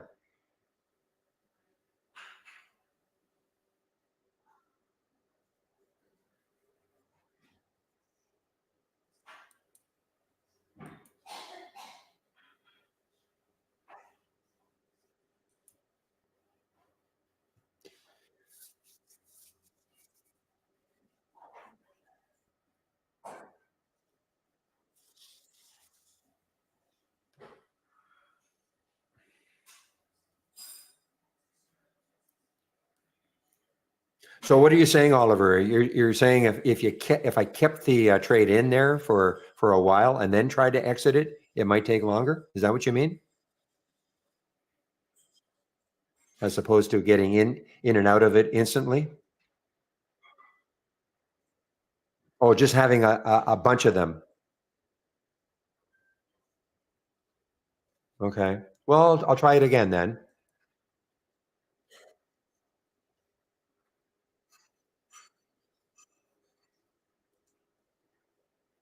So let's do 20,000 shares again of news.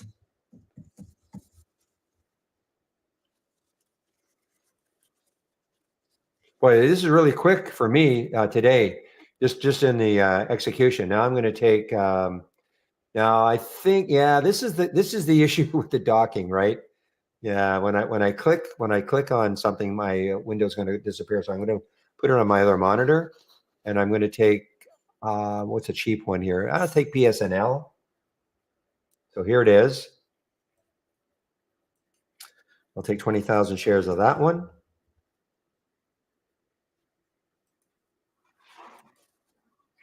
Okay. And one. Let's take what's another cheap one? Femi. I'll take 20,000 shares of Femi.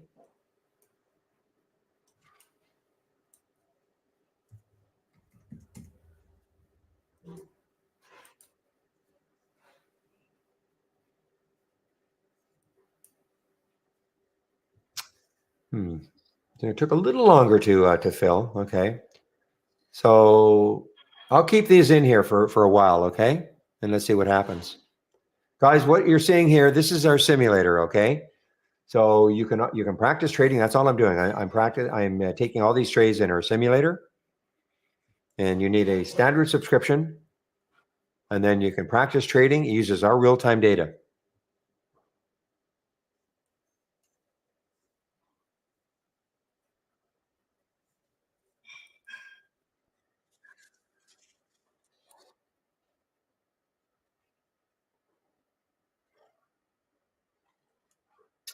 Ah, okay. Stella reversed on me. I wasn't paying attention, so I'm basically out flat, guys.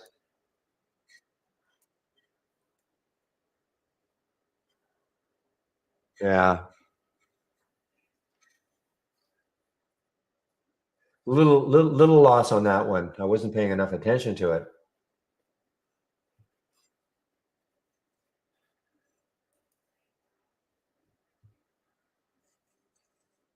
Well, the Coor talk. Okay, Cyrus. So what I was saying is that if Coor comes back to the that alert price again, it could have another run. Now, I'm not happy that it went all the way down here. What I was more hoping for is that I was really trying to explain that people, when they look at our AI, they think they have to get in right at the actual time and the price, and if they can't get it there, then it's over. And when I try to explain to people that you can use the AI like a watch list. Now, what I was hoping might happen is that for people who might have missed it the first time, and it got up to 1175 from the 1119 alert. You could have traded it earlier. Of course, we were talking about Coor earlier, but if you miss it the first time from the AI, what I was hoping for is that maybe it would get back down into the price and then bounce off that. But look what happened. It looks like it's going to. I mean, it might come back to 1119 and run again, but that's basically what I was talking about.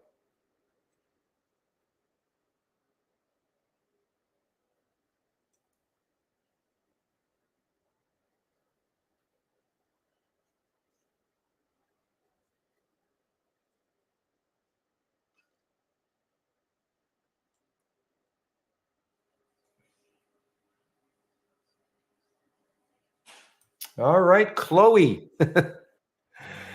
Chloe's sort of widening the lead here, mainly because Manish is in something and he's down $4,000 in it. Okay. That's what that means. That minus 4,000. He's in one trade, one open trade, and he's down $4,000 in it.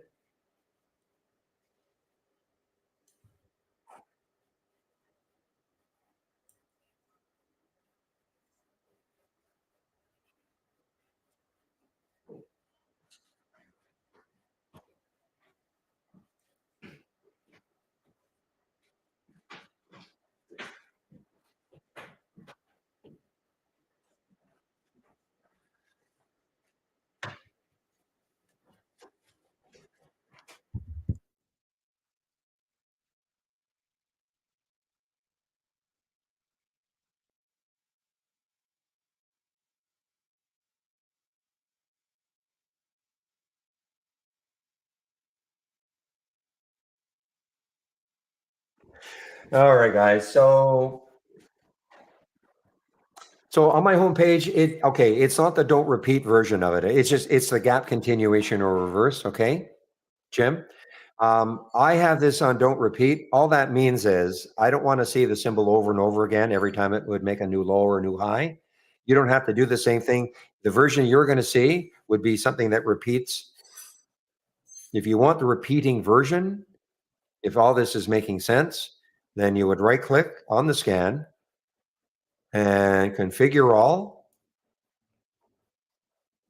edit the selected. I'm sorry. I'm sorry. Wrong. Right click and go to properties. And then a little box pops up. Don't repeat is one of the options. You can, and that's what I've done. So there are options for the don't repeat. You can either say don't repeat for 1 minute, 5 minutes, 15, etc. I've chosen for a day. And the reason I do that is because what I like to do is take a look and say, okay, I had an alert for the gap down and go for a VITL at 1038. What did it do from there? Okay, 34.45. So actually it bounced off that. That's what now, again, you don't have to do that, but that's kind of what I like to do. I like to see what happened from the original alert. Here's 24.94. So for instance, I might click on one of these and say, well, have I really missed it? So at 1024, we're at 1048 now. AI 94 was the alert. Hasn't really moved that much. So for me, possibility, I can still get into it. The reason I didn't want to is because when I look left, actually that's far enough away. That's $26. So that might be interesting. It's 26. That is the next high looking left on the daily chart. But that's how I use it. Okay. I like to kind of go back in time and say, okay, how good was this alert? As opposed to this one where I don't have I'm not using the don't repeat. And you can see the same symbol. Look at JRC right now, a couple of times, the kit a few times.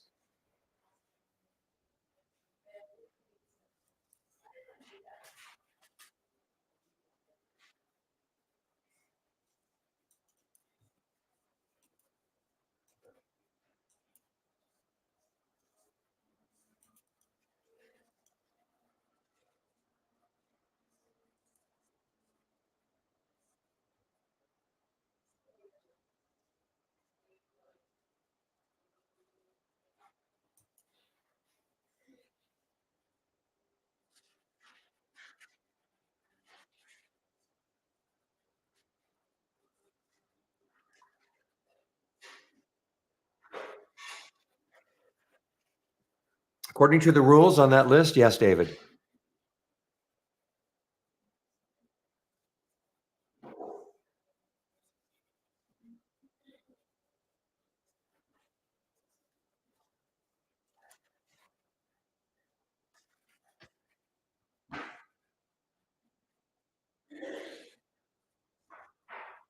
Okay, guys, just trying to see if there's anything of interest. 10:50 now, so I'll be taking a break in a little over an hour.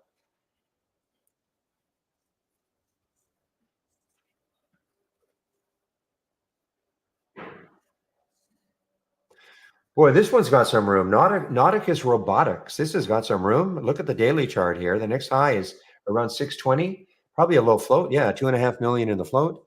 This is, of course, this was showing up. I think they have one race anyway. And let's see if this the VWAP is 428, and it kind of pulled into the VWAP. The VWAP seems to be trying to hold it. But the big thing about this one, of course, is when you look left, the next high is 615. Certainly plenty of room.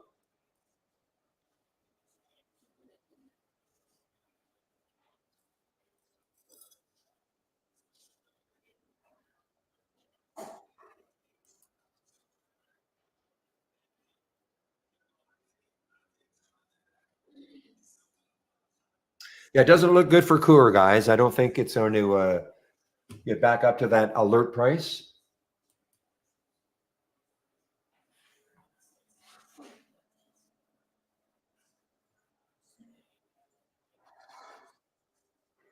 This is actually, before I even knew it was an AI alert, this was sort of my bias, actually, when I saw it in the pre-market.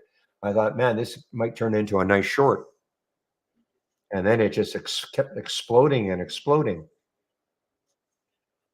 I thought maybe 10 would block it. Not even close.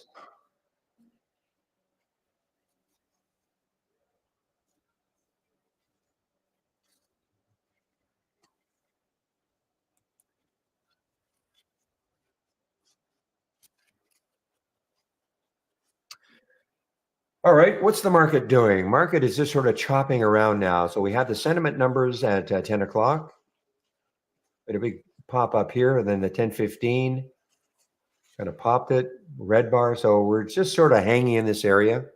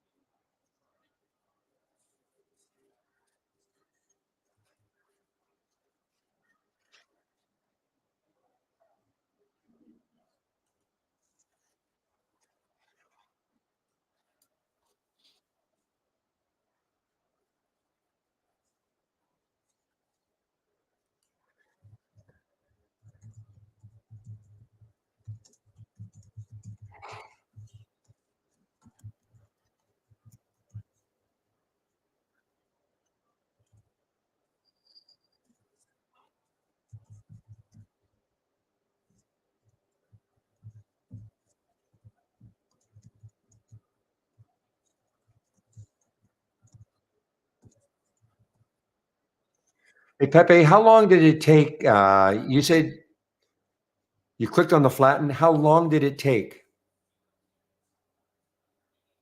before you clicked on it again, and then it, reversed you? In other words, when you clicked on it and you were waiting for it to flatten, and you thought, okay, maybe it didn't take it. How long did you actually wait before you click flatten again? Can you remember?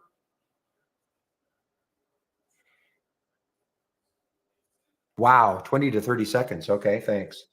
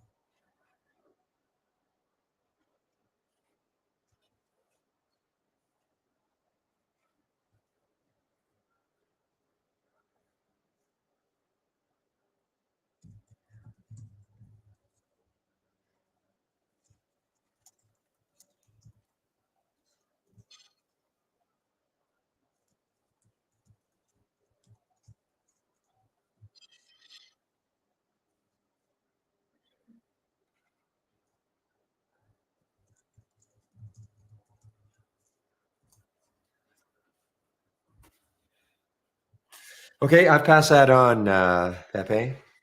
Let me go back to my brokerage plus and now see if it. I've got some in here.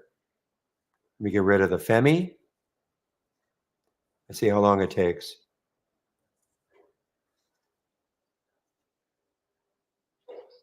So pretty quick. Bit of the news. Yeah, it must be the server or something.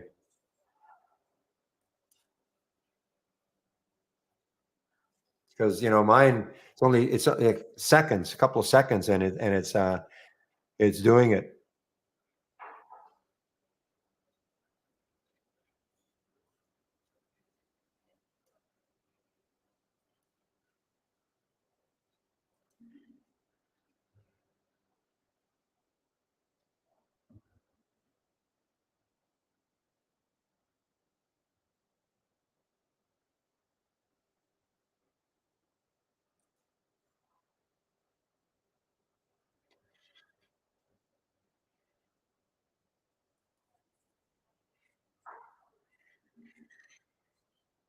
Okay, guys, this avatar, Vantar, I know, but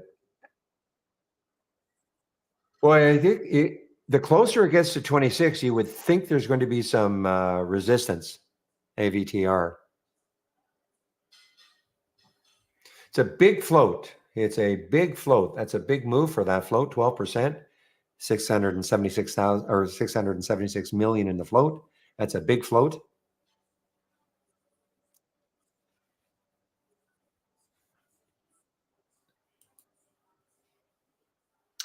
Aha, Chloe expanding the lead over a Manish. And there's Van Mark sitting back here. Ahmed. Good for you, Ahmed. I know you were only at one point up $11,000. I know you're down a lot in one trade.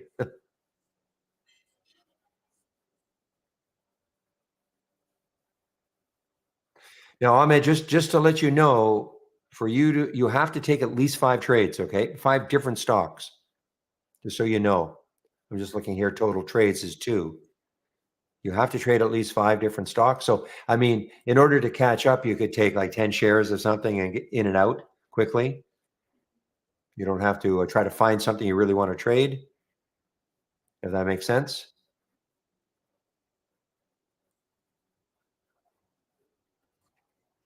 Ahmed was in the room yesterday, so that's why I'm wondering if he's here today.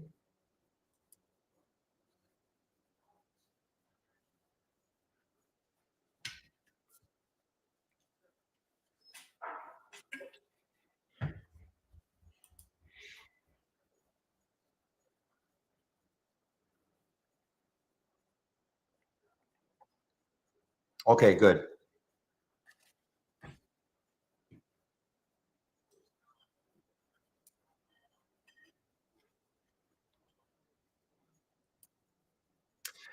Yeah, I mean, this serve, guys, if it takes out that high again, that high right over here, and it did briefly, okay? It got up to 1402, and the high is 1389.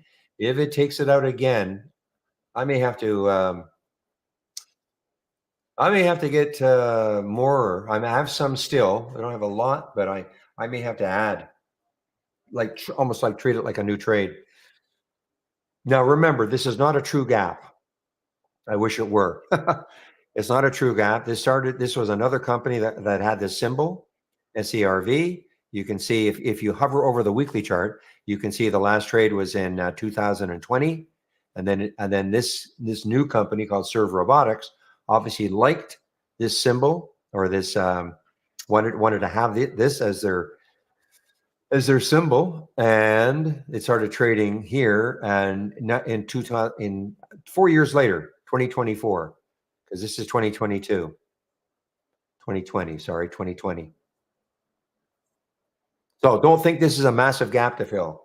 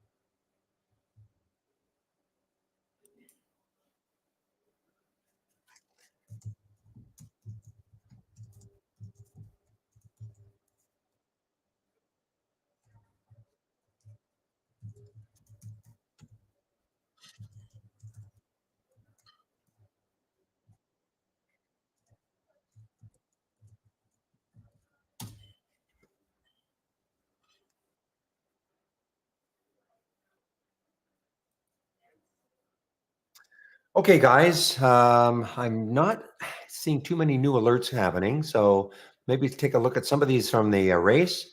How's that Kit doing? Kit is still hanging in there. It is still hanging in there. You can kind of there's Serve. Okay.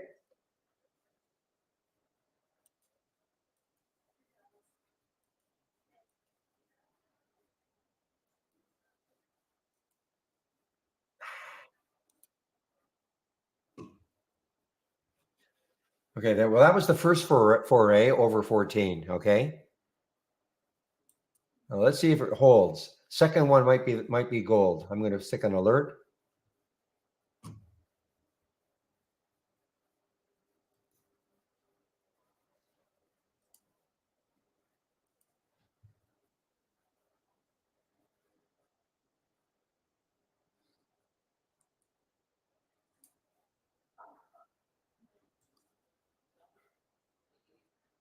All right, guys, how well is this going to hold over 14?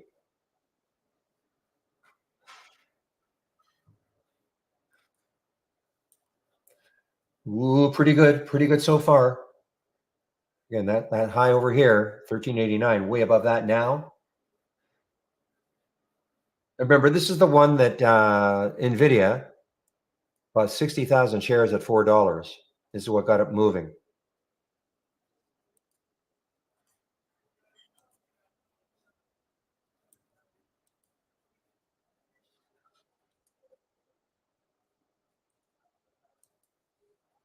Oh, man. Yes.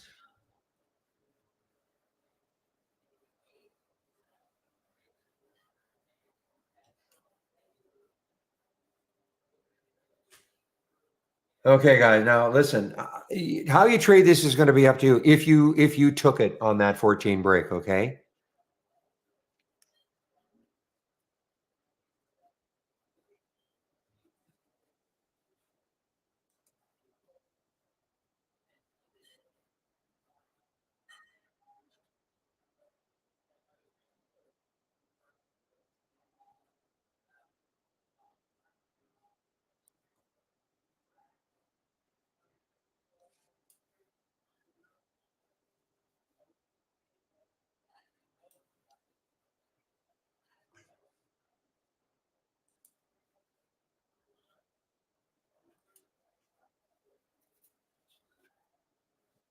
I want to be trading around this area, and I want to maybe hold some again over the weekend, maybe depending on how it ends up. Wow. Okay, back to look at Kit now here, guys. Oh, I'm sorry. I thought that was a new high, but that was at 1059. So you can kind of see this is not shortable for me. My inclination would almost be to try to short this with all these three topping tails in a row. The buyers have been trying to get it higher.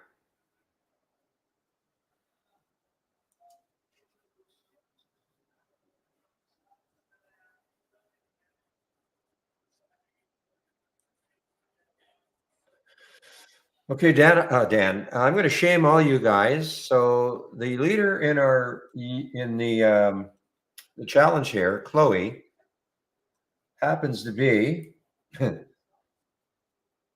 she's a sophomore in high school. And the reason we know all this is that it's a friend of Dan's daughter. So she's leading. She's leading.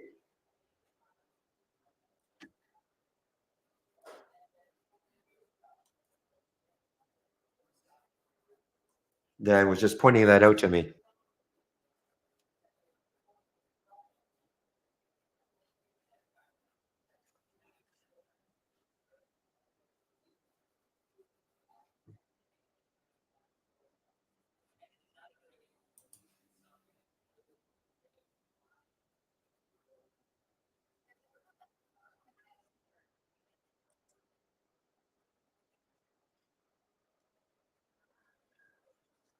All right, guys. How about Cousins? A lot of these real estate, I don't want to call this a REIT, but I'm seeing a lot of these real estate companies doing very well. Nope, he's not helping her at all. Nope.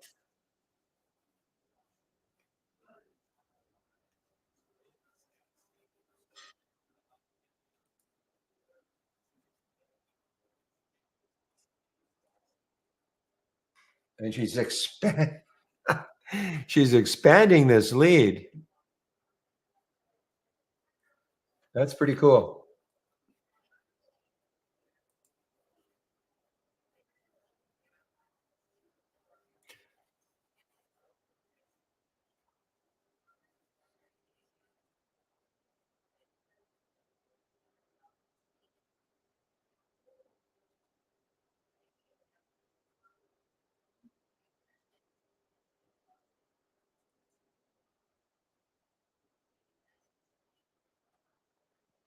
Okay, guys, I'm just kind of biding my time right now. I wish that Kit. I don't have shorts for this one, so you can just sort of see. I mean, here's your clue. I mean, you get three topping tails in a row. on a 15-minute chart, what's that trying to tell you? Remember now, at one point, what the topping tail is telling you is at one point the price was, if you can see my 15-minute chart on this candle right there, the price was up here. The sellers knocked it down here. Okay. Now, this is a little bit crazy because at one point the sellers knocked it down here in the next candle. The buyers had it up here. But I'm just going to look at these topping tails. The buyers kept trying to keep control here, but the sellers keep knocking it down. Eventually, one side is going to give up for a while. And right now, the sellers are in control.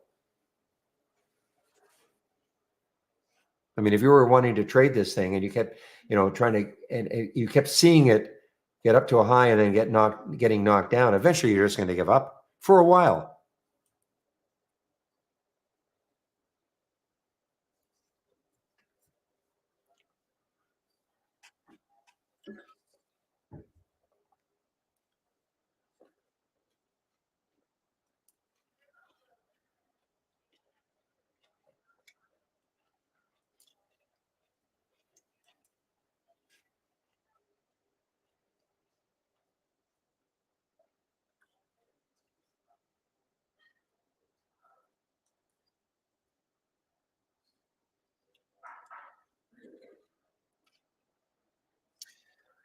Okay, guys, I pointed this one out in the pre-market. This is Baker Hughes, BKR. This is an earnings play. Might be interesting. I mean, it's over 37. Who is your broker that you can short Wint? Or are you just doing this in a simulator? Bushmaster, who's your broker? Are you shorting for real or you're shorting in the simulator? Because I know I don't have shares available. Oh, in the simulator, okay.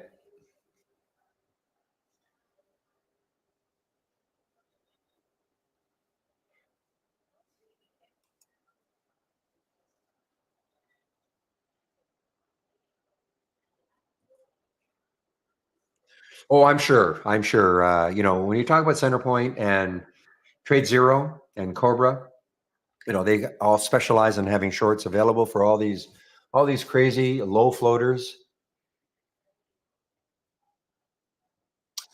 At Interactive Brokers, if you could find shorts available, it'd be 172%. At Interactive Brokers. So I'm pretty sure the fees are pretty high. It would have to move a lot.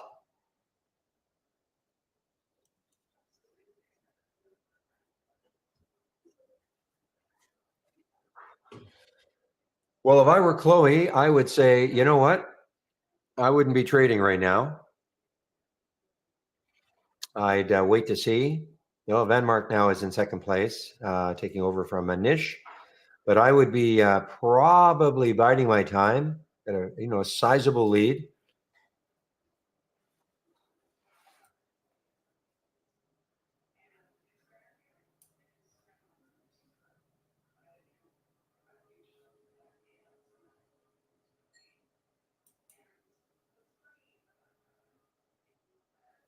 Oh boy, guys. Yeah, nice on servers, right? Man, can we get to 15?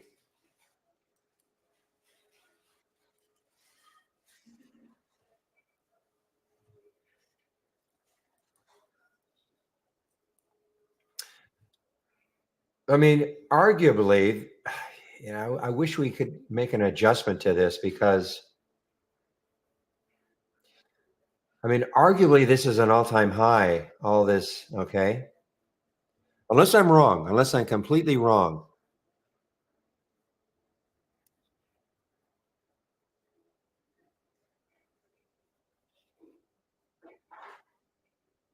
Because when you look at the lifetime range, it says, it's in the lower end, 36%.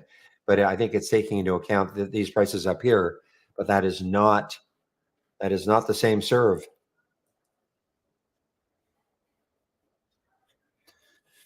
Well, remember, Dak, as I was, if you look at a weekly chart, this stopped trading as, well, I'll call it the other serve in 2020. Okay. And it resumed here in 2024. So, a lot of times, that's what happens. Some company, maybe it went private that had this symbol, and these guys came along with their new company and wanted that symbol. They could have it because it wasn't being used anymore. That's what I think has happened, because it's not like there's a 4 year gap between trades.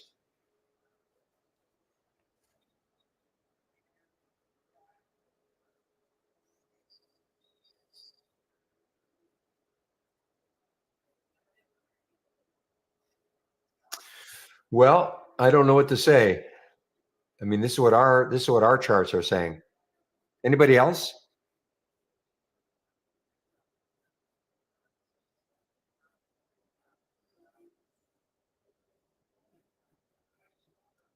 There you go. So William is saying, for instance, not that we're seeing that on the chart, but Line used to be another company, or was Lin Energy. They had this symbol, Line, and now the new company, the IPO, took this one.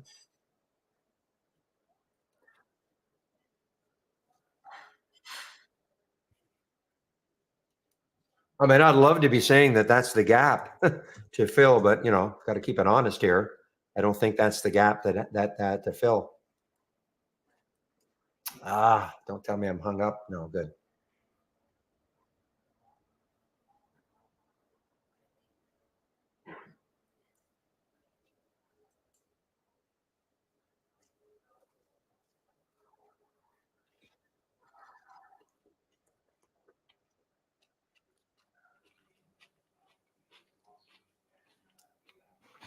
Well, whatever it is, I guess who cares? Look at this. I mean, this stock, understand, guys, this stock last week was a low of 223. So we're basically at $15 now.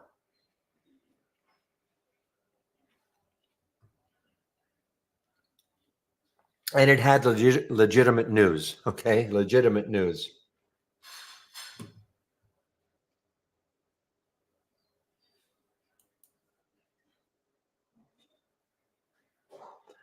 All right, now this might give me something to trade. Okay, SCNI. So this just got halted. I mean, that spread is crazy, but there's the halt price. Again, blue screen from Interactive Brokers, nothing to do with trade ideas. Okay, so there's the halt price. This is kind of telling you where it could open, which isn't good, because what you'd want is something above the 445 if you're in this, obviously, right now. Now you can see how this just changed. So it is not written in stone. Typically, they are 5-minute halts. So if it's a 5-minute halt, it'll open just a little after 11:20, 16 seconds past 11:20. So here's how sometimes I will take a trade in one of these halts resumes. If it opens, let's say it opens at 460 and then it comes back down through 445, not too much. I don't want it to come back down to like 4, and then it pops through 445 again, I might take the trade. Or if it opens a little bit under 445 and then pops through 445, I might take the trade. This is not a recommendation to do the same thing, but I have found that seems to be a pretty interesting way to trade something that's coming out of a halt, or coming out of a halt. I'm not going to chase it though. I mean, if it opens at 460 and runs, I'm not chasing it. Doesn't happen all the time though, unfortunately, that it will actually come back down through the halt price. And I only do that on the first halt resume. Okay, I only do that the first time. I'm looking here. That's the first time this one has been halted. So I won't do it on the second or third one.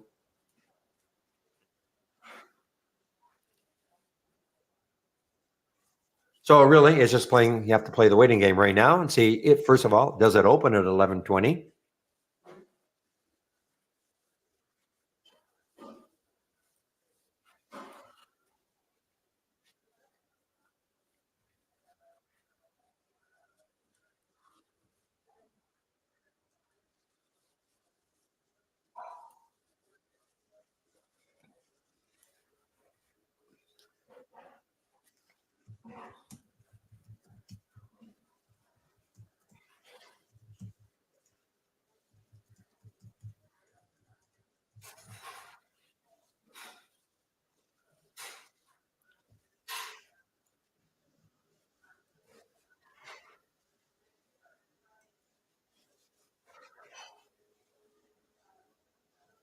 I don't know. I don't know if they did an offering at. Oh yes, I think after that, I think you're right. I think that's what caused it to drop. They raised some money. Good on them. Get it at a better than raising it at two. Yeah, 50 mil. Yeah, $50 million private placement. You're right. So that's what caused it to move down.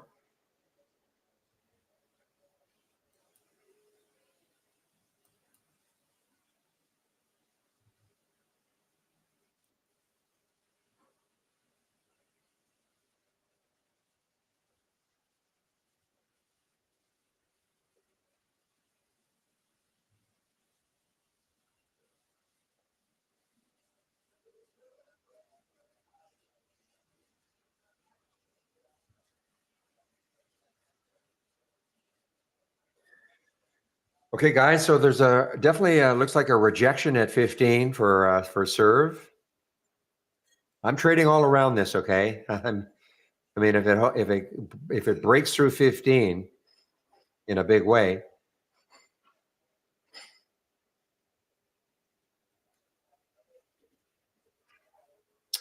Oh, Shady, I think you're short this DXCM. I wanted to be short DXCM, but I lost sight of it. Yeah, not bad. 64.50 down to 64, 63.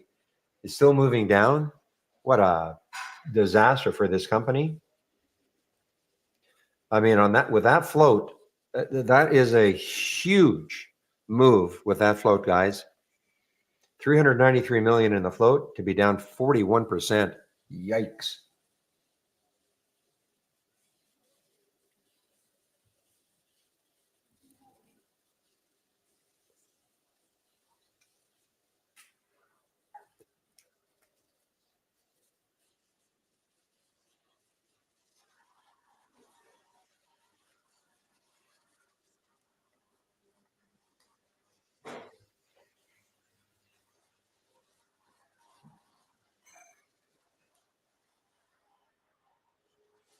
Yeah, so there's where it opened.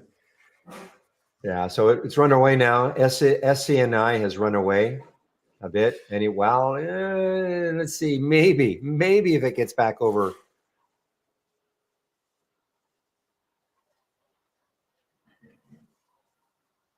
What's the VWAP? It's 419. That 10 SMA on my 15-minute chart. Maybe that holds it.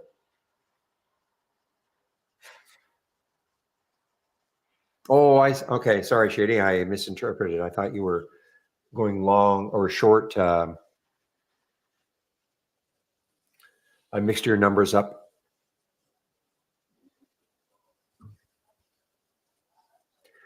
Yeah, for me, this is too jumpy, guys. I mean, it may do it. I mean, it's above or right around that 445, the halt price, but for me, it's just a little too jumpy. So, guys, do what you want on that, but I mean, I mean, look at this gap on that weekly chart, almost $9. Crazy low float, under a million.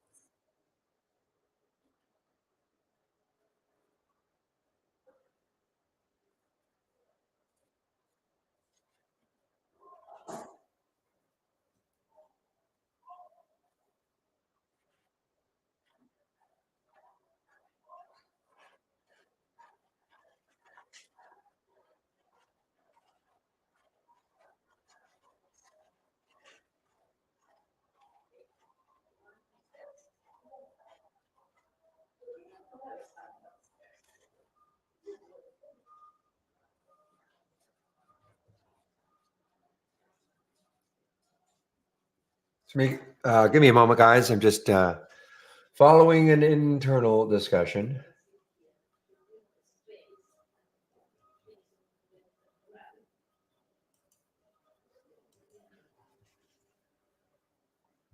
I see Chloe is taking my advice here. She's not in any trades. I would not do anything crazy unless either Manish or Van Mark sort of closing this gap.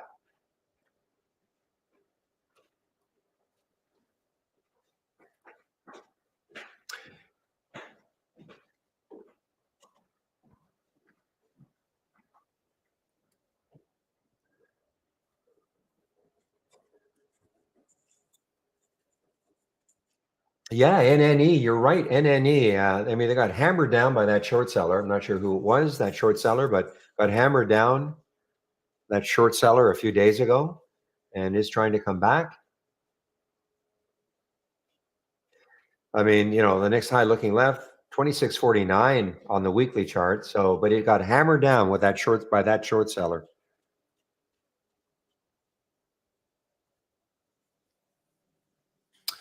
So I see you've posted, excuse me, you've posted this a couple of times, Casa, regarding the SEC charging Andrew Left and Citron Capital. On what basis, I wonder? $20 million fraud scheme.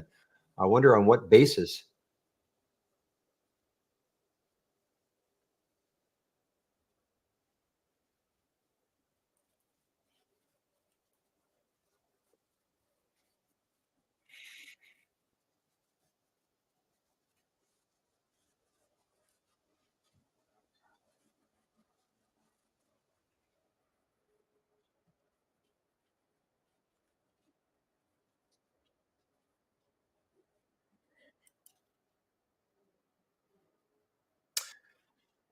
Well, I see that the ASTS is at it again. So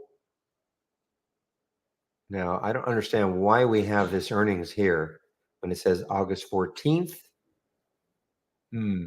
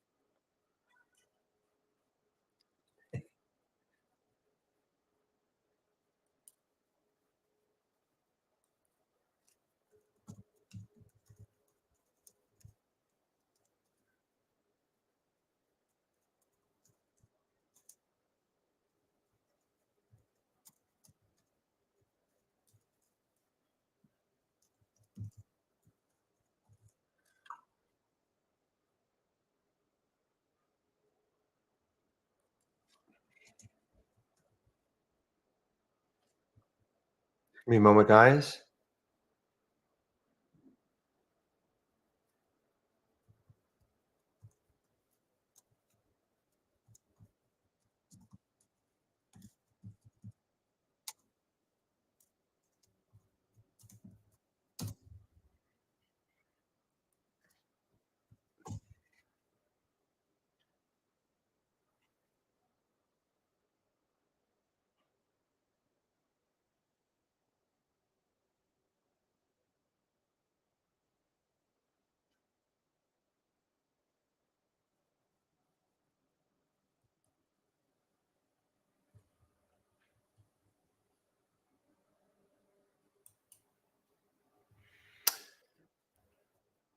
All right.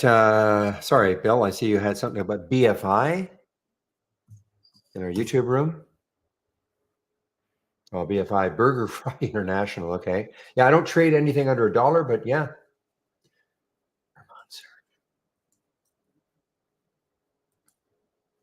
Boy, this serve, guys, if it takes out 15 in any sort of a big way,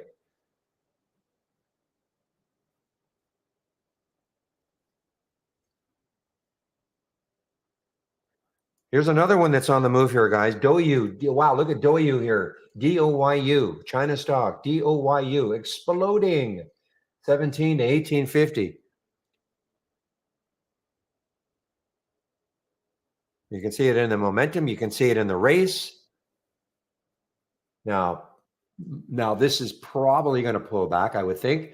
Million shares available, Interactive Brokers. William, you should be in this one on a short.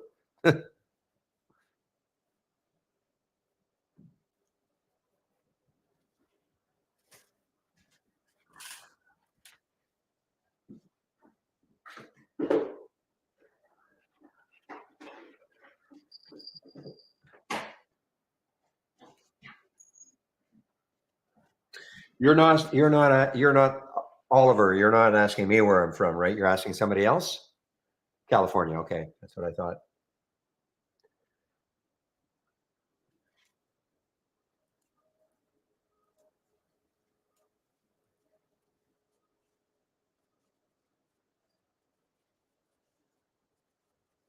Oh man, guys, I hope some of you took the serve. That's all I can say.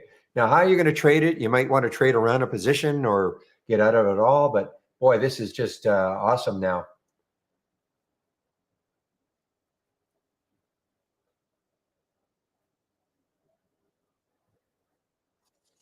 Oh, good. I'm glad, William, on the Doyu. You seem to be right up your alley.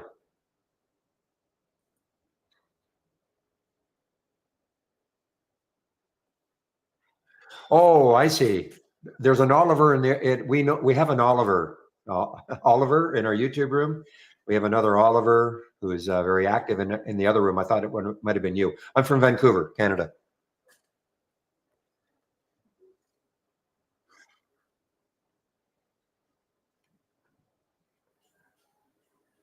Man, I mean, I really have no idea where serve is going to go.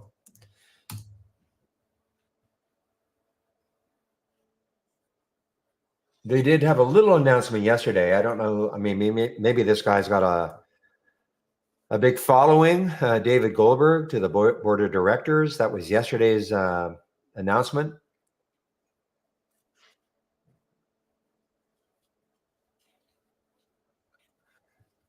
I sound different, really? Okay.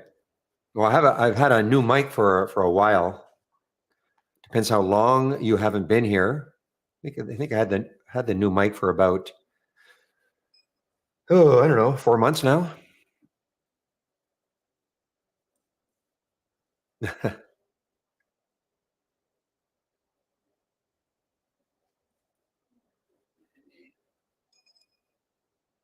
Supposedly the new mic is better. So guys, it's 11:31. I'll be taking my break in about half an hour. Andy, I'm going to actually confirm that. Andy will be taking over for me.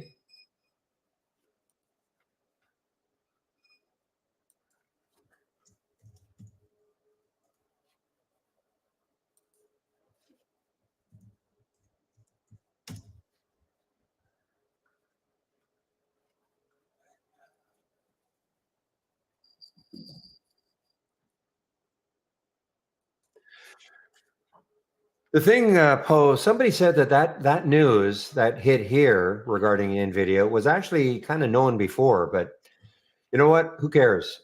It seems like most people did not know, okay, on that NVIDIA news.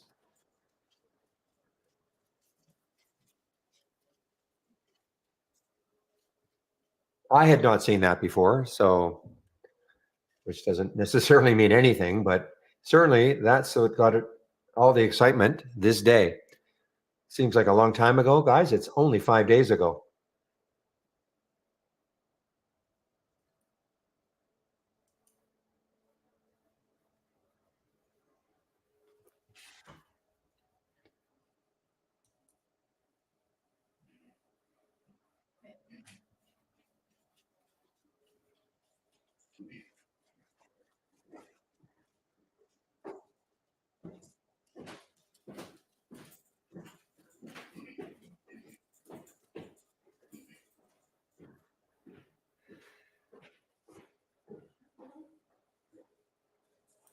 Okay, Ben is an earnings play, guys. I'm seeing it because it's just underneath the whole number. Okay, Ben is an earnings play, BEN.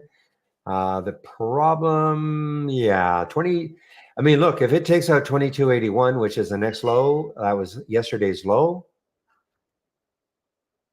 a little bit of room to 2250. And I mean, if it get through all of that, then you've got down to 22. Yeah, it's big float, 311 million in the float. It actually on earnings, it popped up, but it has really given it up. And it's really not moving with the market. Let me take a look at the financials, XLF, and see if financials are based. No. So Ben is really moving down on earnings on its own. We could look at the financials. Okay, XLF.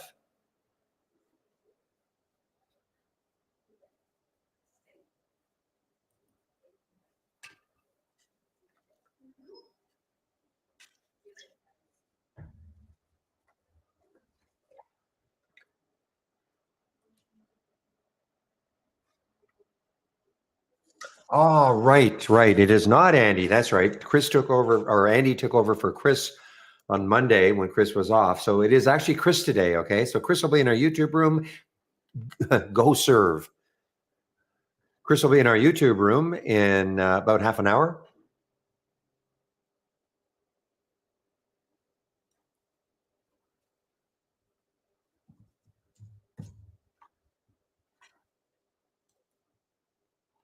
So before I take my break, I will put the YouTube link into the main room so you guys can head over and listen to Chris.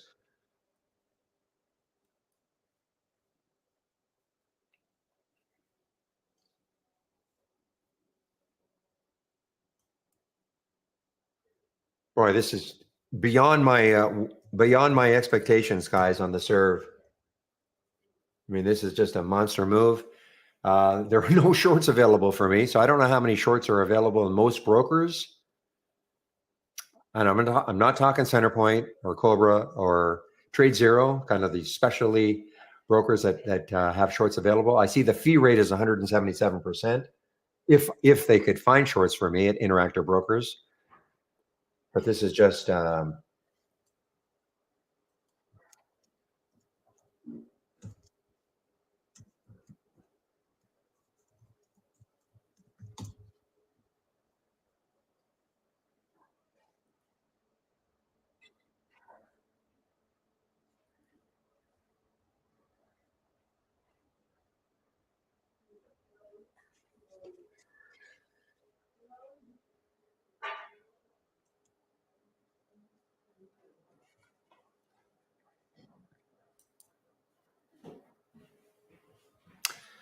all right, guys. 25 minutes or so for me. Now, did the Doyu come back? So the Doyu was a nice short. Now maybe it's going to start coming back. What did it do? It pulled into 1764. Look at that, guys. Almost to the penny. Almost to the penny. If you're a VWAP player, look what Doyu did. DOYU. The VWAP is 1764. Look where it pulled back to. 1765. Base right to the penny, basically. Yeah, they had some kind of a crazy dividend announcement, I believe. You're right, Daniel.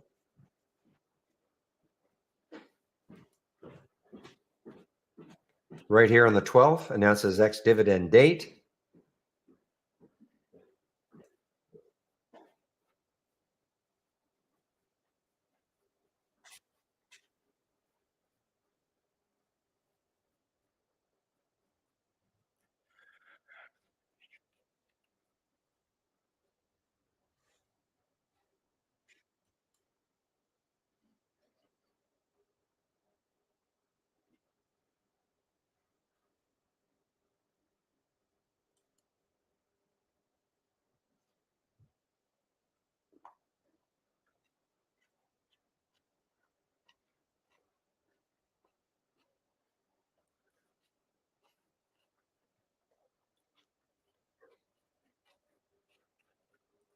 Well, look at Kit now, guys. I wish, well, it's having a pop here.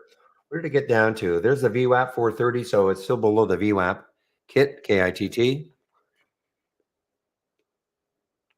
I would have loved to have had shorts for this one.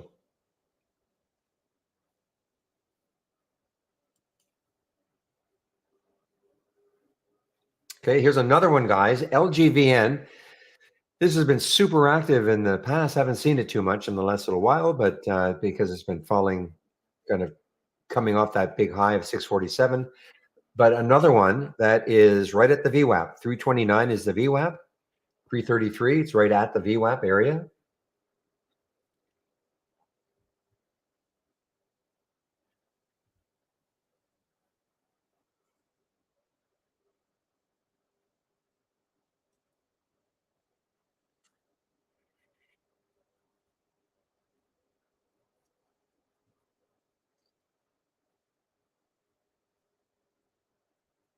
So you see what I mean here, guys. Kit won the last race, nowhere near the high of the day, nowhere near it. But what it's doing is it's moving up. So again, if you're more of a pullback type player, that's your style. You can take a look at any one of these. You don't have to wait for a stock to win a race. You can even click on anything in here that you're seeing, even if it hasn't won a race before. Just check it out. See what is happening.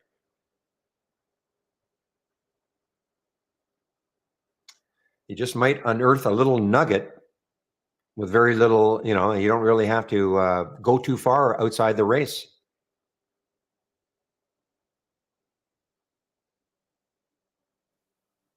Okay, thank you, Rob. So LGVN and CGTX are at an Alzheimer's conference this weekend.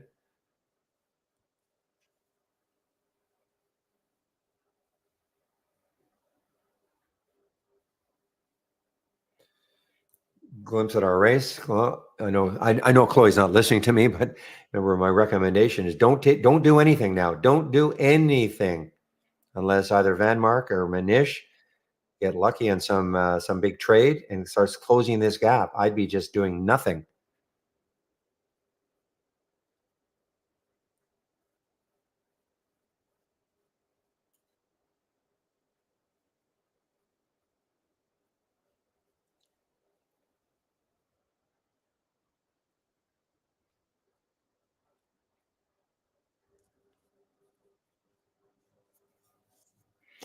Oh, it was an ETF. Yeah, Tank. There was an ETF created for long Congress and short Congress. Yeah. I'm sure there's some search engine that might know.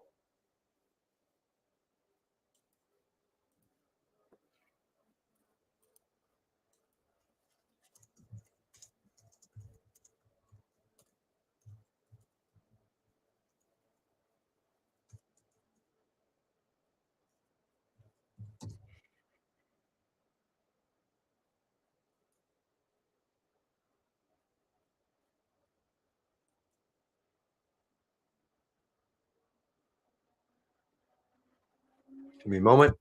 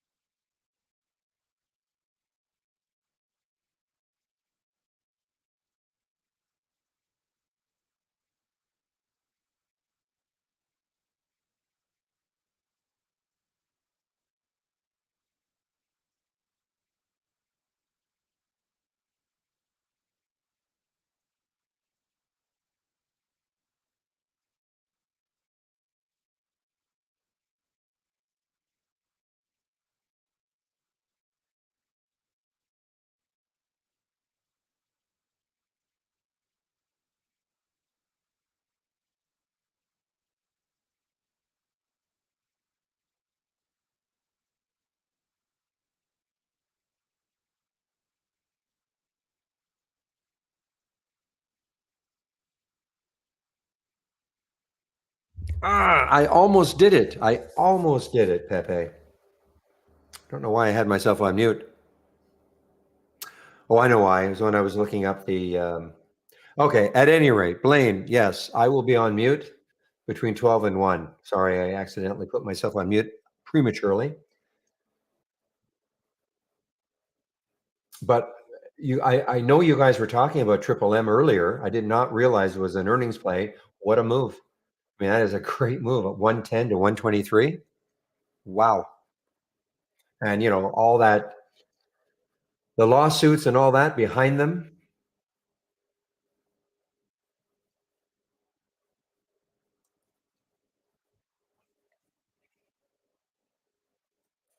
Esla, not Tesla, but Esla up. Big move for this one, 10 million in the float. Saw this one in the pre-market, but it was just chopping around too much, so I didn't really bother talking about it. But now it is putting on a move. I don't see any news on it.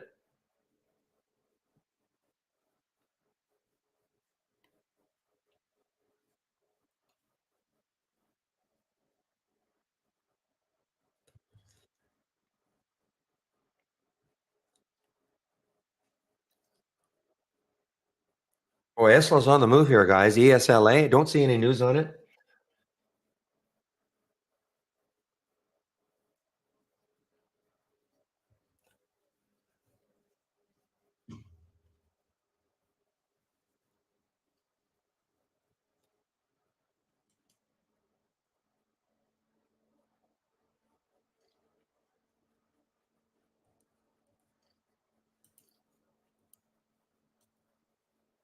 Well, guys, Alex. Now, Alex is showing up. The gap up and reversal scan. It's also showing up in our AI.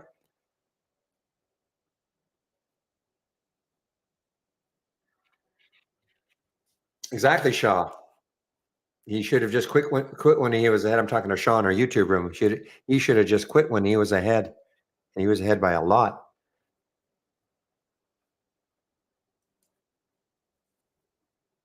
Now, Alex is a gap up and reversal scan or play, and this is an earnings play though. So, I mean, obviously a ton of room if it wants to move down. I mean, the low is 1826 of yesterday.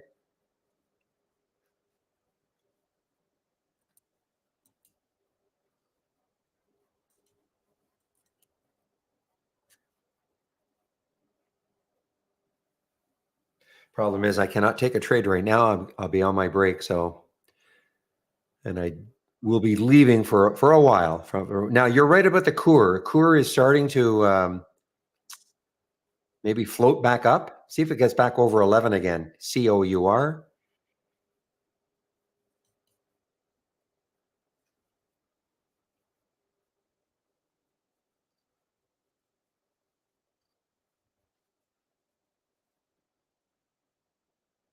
Okay, guys, Chris sometimes shows up a little bit early. So what I'm going to do is I'm going to put my announcement up here. I'm not going to leave until Chris gets here. I'll put my announcement up here.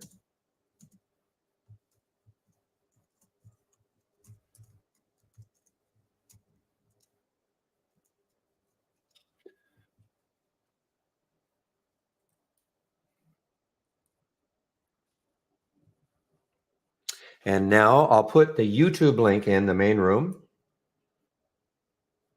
And I'll just wait for Chris to show up.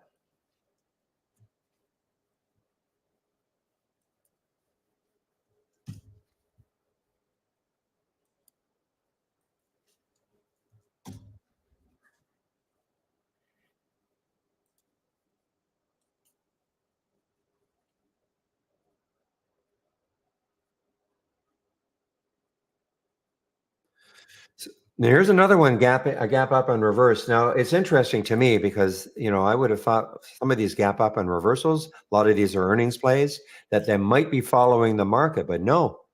I mean, the market is still strong. But there's UCTT, another, like a gap up and reverse. So it's really not the market.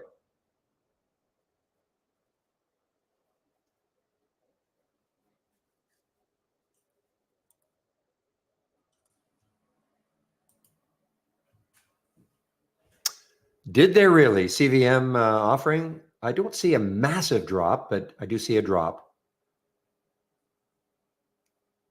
Oh, it's halted. Ah, that's why. Currently halted. Ah, okay. Now we're going to see the drop. Don't even see. Well, is it a news halt? It's a news halt. So yeah, typically you don't see this really changing that much when it's a news halt. But we can almost for sure know it's going to be moving down.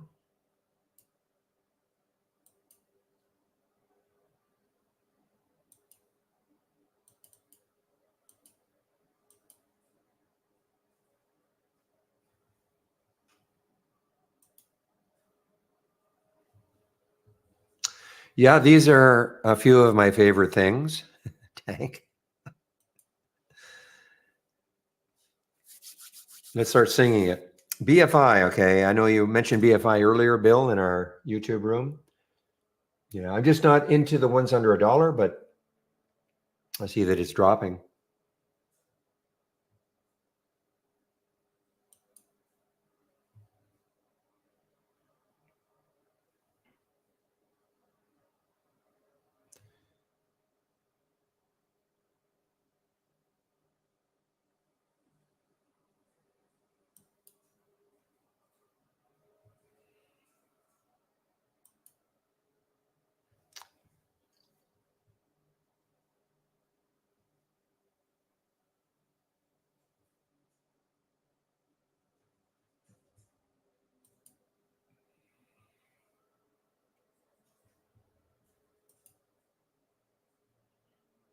All right, this one's interesting, perhaps. Look at this one, a CLLS. It's breaking out now.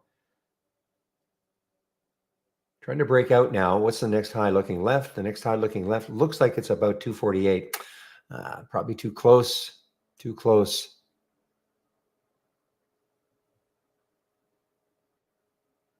And I just heard a little pop. So guys, Chris is in our YouTube room now. I will put myself on mute in the main room. We'll see you guys in about an hour. What happened to my the announcement? There we go. Announcement. So in about an hour, about 1 p.m. Eastern time. So muting myself now, and now I can welcome Mr. Christopher Vley to our YouTube room. How the heck are you today, Chris? We're doing all right over here today, Barry. We're doing all right? Okay. Yeah. No trading though, right? No, nothing today. Okay. I was almost, I don't know, what did I almost do? I was looking at that AQST, but yeah. AQST. It came through. I was going to try day trade, and I decided I'm not going to, and I'm glad I didn't. AQST. I mean, I would have taken it at 370, but it's not exactly a dynamic move. Yeah. So. Let's see, what sort of room does it have on the weekly? 395 is the next high. So yeah, not a ton of room. Yeah. Nope. And I said, I just don't think on a Friday it's a good idea right now. So that was it. That's all I even attempted to consider outside of that, kind of just sitting around and looking, window shopping. Well, I've been very fortunate on the serve. That has been a nice one. That has been a monster for a few days here. That's for sure. Exactly. You know the story of serve? No, not a clue. Well, let me tell you. Please do. So whenever that day it had the big pop, that was on the 19th. So if you look at a daily chart, you see the big green candle. Yep. So that's when it was disclosed that NVIDIA bought 60,000 shares at $4.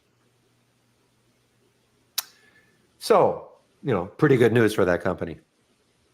I'd say so. Yeah. And, so pretty good news for anybody that was a long-term holder since it took that big tumble.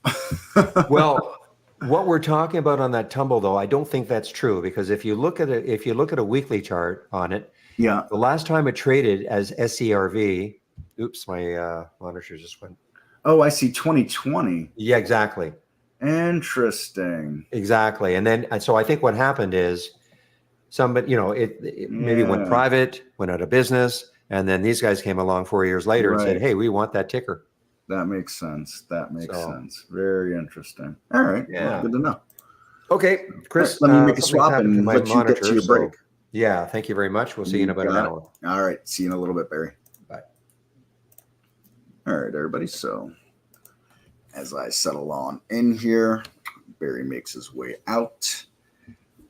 I am filling in for Andy. Normally he does Fridays. We made the swap. I was off Monday. He took care of Monday for me, so I take care of Friday for him. You know, we all work like a good team like that around here. Yeah, sorry guys. You probably I'm back in our YouTube room. Just Helps give me a keep moment. things moving forward and good mute myself content. in the We've other got room? people changing it up. You know, different person each day for these sessions here. Not yet. With all of that said, that will be the only change that was made today with me swapping for Andy as per usual, whether it's him or me or Steve, Jamie, Michael. Generally, we don't have anything really specific that we're covering. We're leaving it up to you folks to ask the questions and drive the content. As per usual, if there is nothing coming in, we'll do our best to keep it informative, educational, and relevant to the topics of trade ideas in the market. So don't be shy. Throw those questions in there, please. As I like to say, I cannot answer the questions that are not asked. And of course, like I said, if nothing's going to come in, we'll do some dives around some scans and markets and things like that. Well, so far it looks like a resounding silence. All right, so let's dive around real fast. Let's take a look at, oh, there we go. What do I think of the IWM? I think it is a decent risk on, risk off indicator. So, well, that's interesting.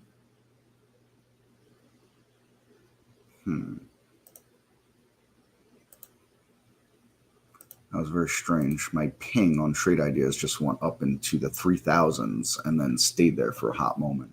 All right. Anyways, I look at a really bigger picture of the IWM than the last, not even a month or 2.5 weeks. Let's look at a weekly chart of the IWM, right? Let's get a drawing tool out here, and we'll also use this here. It has been an awfully long time since the IWM has really done anything, right?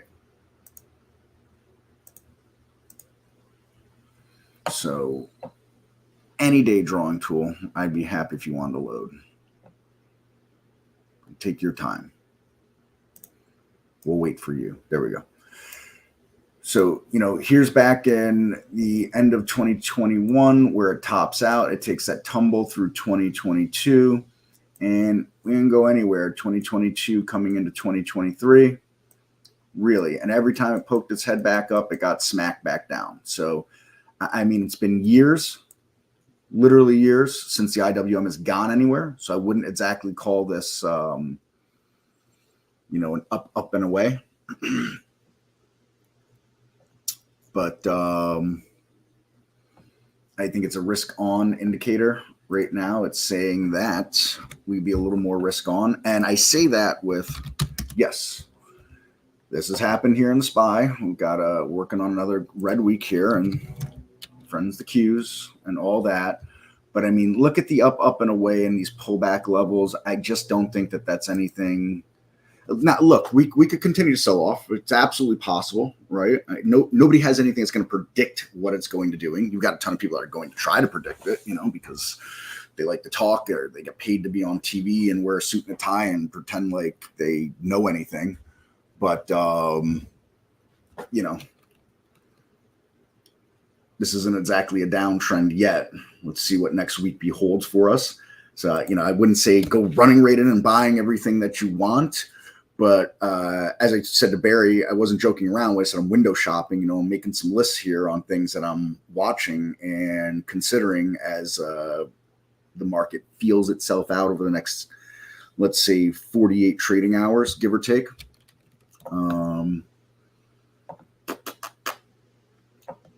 So that's what I could really say about the IWM. If you have other, specific questions, do I think it continue? Yes, I do think it could continue.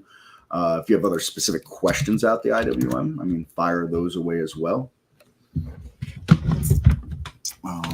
Boy, I don't know what the hell is going on right now. My software is acting retarded.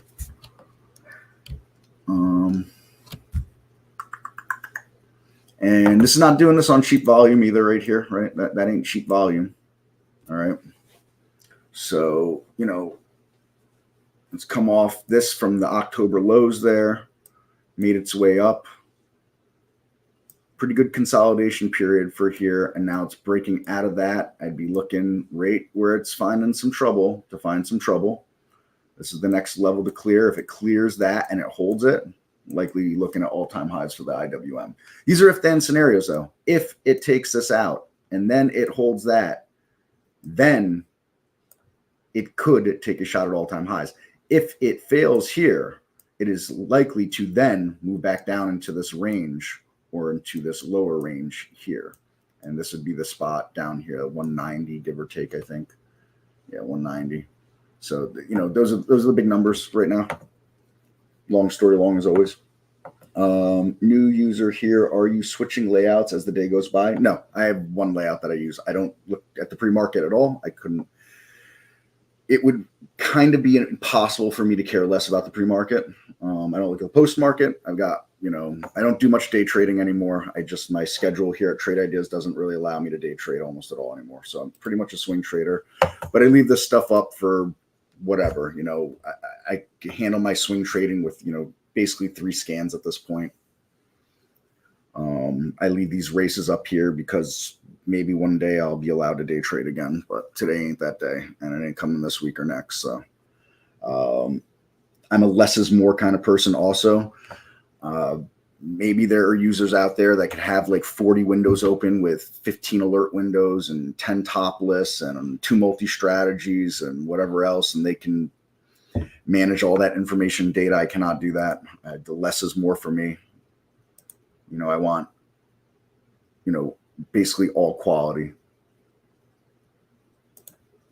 I don't need a lot of noise coming through at me.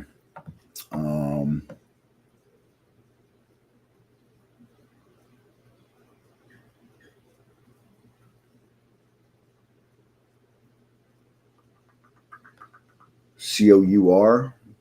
I don't know, COUR. What's that? Not big gap up here. Earnings play, it looks like. I don't know. I mean, long term, stock looks like it's hot death. Long term, I don't know. Maybe this turns it around right here. One day does not make a trend. For the moment, looks like it defended the low of the day off the open here. It's fighting at the VWAP. So I'd be watching for maybe a break above the VWAP into 11 and then challenge the high of the day. If it fails there, I'd be looking at it back down there. So those are my if-then scenarios. If it can break the VWAP, then it challenges 11 and then possibly high of the day.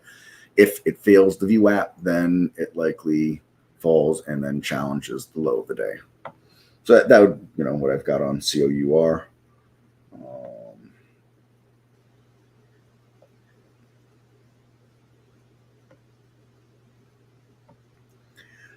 Should you think about it or consider it? I mean, you should consider it based on whatever your trading plan is. If you don't have a trading plan, then you shouldn't be considering anything. You should be considering how to get a trading plan. You should be considering building it and testing it right now.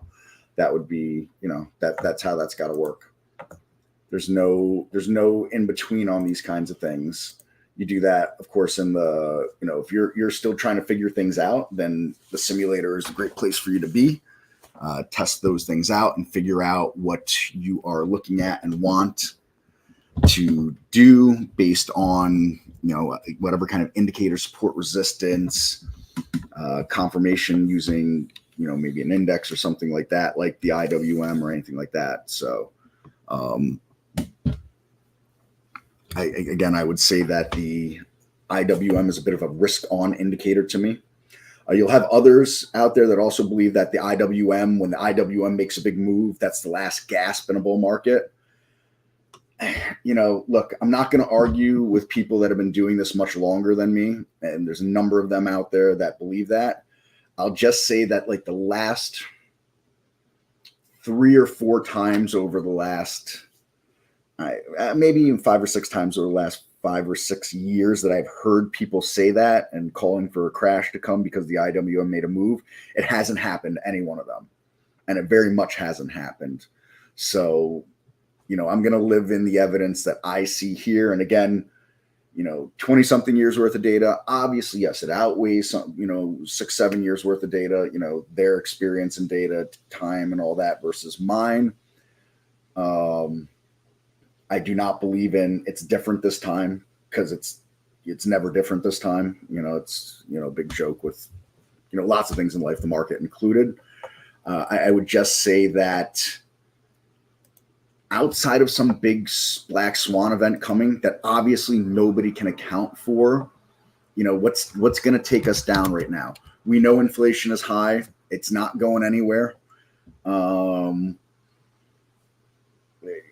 going to be probably going to regret I say this, but, Biden dropping out of the race or whatever, that clearly, if this is the impact it's had on the market, that's not exactly much of an impact, right?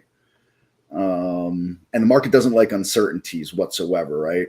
But clearly, it's either a non-event or a non-concern as far as the market goes, or it was priced in already. I don't know. I don't know what to say to that, and that is what it is.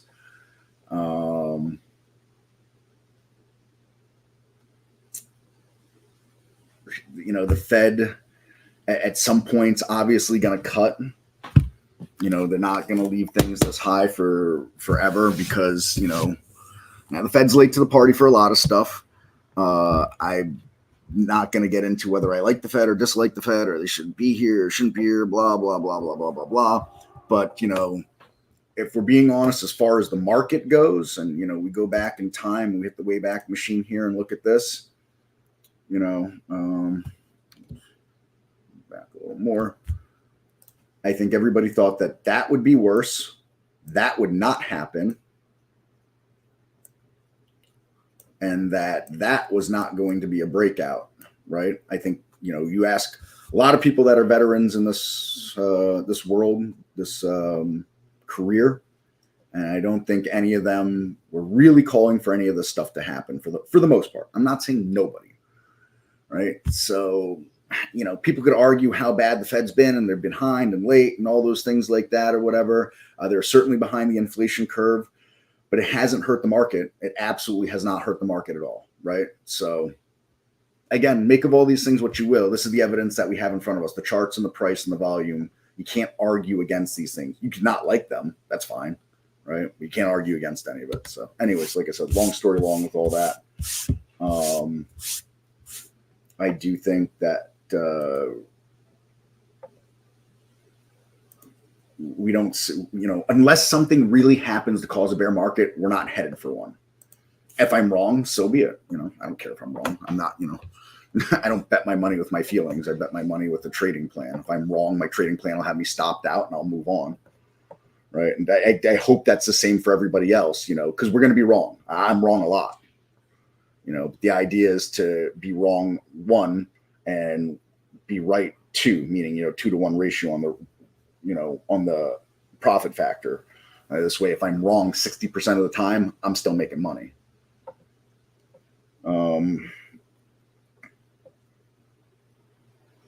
Tom Lee raised 15% in August. I raised 15%.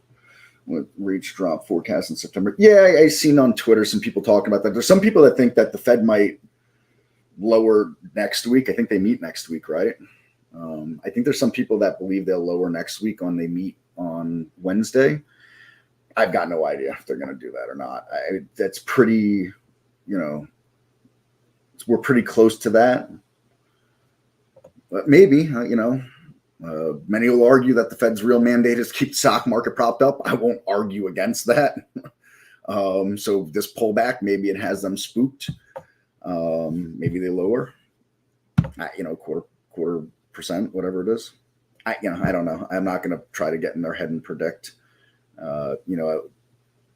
I've moved mostly to cash again. I have a few stocks I'm holding a core position in, but I'm up in them, so I'm not gonna do anything silly. What do I think of ICU? What do I think of ICU? I mean, long term, there's nothing here on this chart. It's just a wacky. I mean, look, so there's nothing there that I would be concerned about. It's traded 300,000 shares on the day, so it's kind of a liquid as far as I'm concerned. It's it's a $9 stock with a 9-cent spread right now. So it's nothing I'd be personally interested in. I'd say it's going to have resistance at 10. So if you, for some reason, you think it's a go, maybe you got it, and you're playing 10 against. This is tough because look, it's up, $1.41 today, good for almost 18%. So what are you going to play this against? An entry here, $10. It's unlikely to just blow right through $10, especially with this kind of volume. So you're playing, 9.30 against 8, so you're risking $1.30 for 70 cents. And that's assuming you get a 9.30 fill, right? I mean, unless you're looking at this level up here, 14 or so, that recent high. Could it do it? I mean, look at all the crazy stuff this has done in the past. So, whatever this stock did, it wouldn't be a shock to me. But there's no edge in this as far as I can see, especially with that few amount of shares traded. When I'm looking at your charts, it's showing current volume. I know I want high, but what are good numbers? Current volume on my charts? I don't see any current volume on my charts. I mean, I see these volume bars. What's high? I mean, at 12:16 in the afternoon Eastern time, 300,000 shares traded is not very liquid as far as I'm concerned. I'd like to see that north of 600,000, Peter. That's it. That's where I would be. AVTR. I mean, it's a very liquid stock. Nine, almost 10 million shares traded on it for the day right now, right? So, I mean, look at this volume bar. That's crazy. It's crazy compared to what it normally to its historical baseline here. It's so far above it. I don't know. Its relative volume was yesterday, but so that's yesterday's volume bar, and today's volume bar is it's gonna probably take out most everything with the exception of obviously yesterday and the day before. So it's a very liquid stock.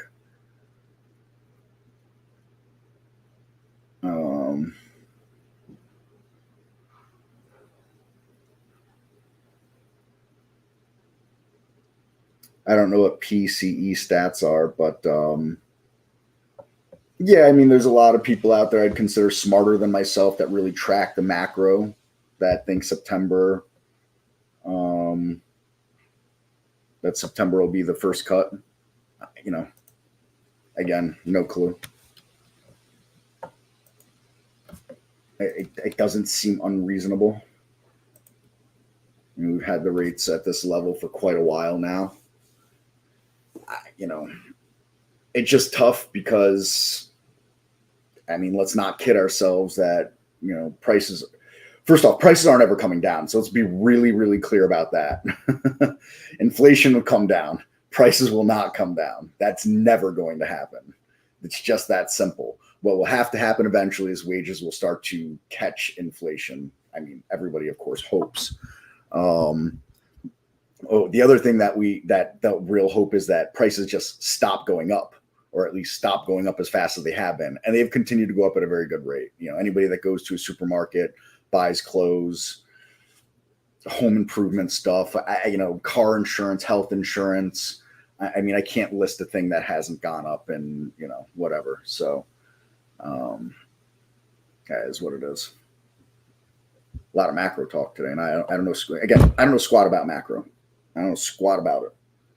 I like to look at charts of stocks and indexes. That's it.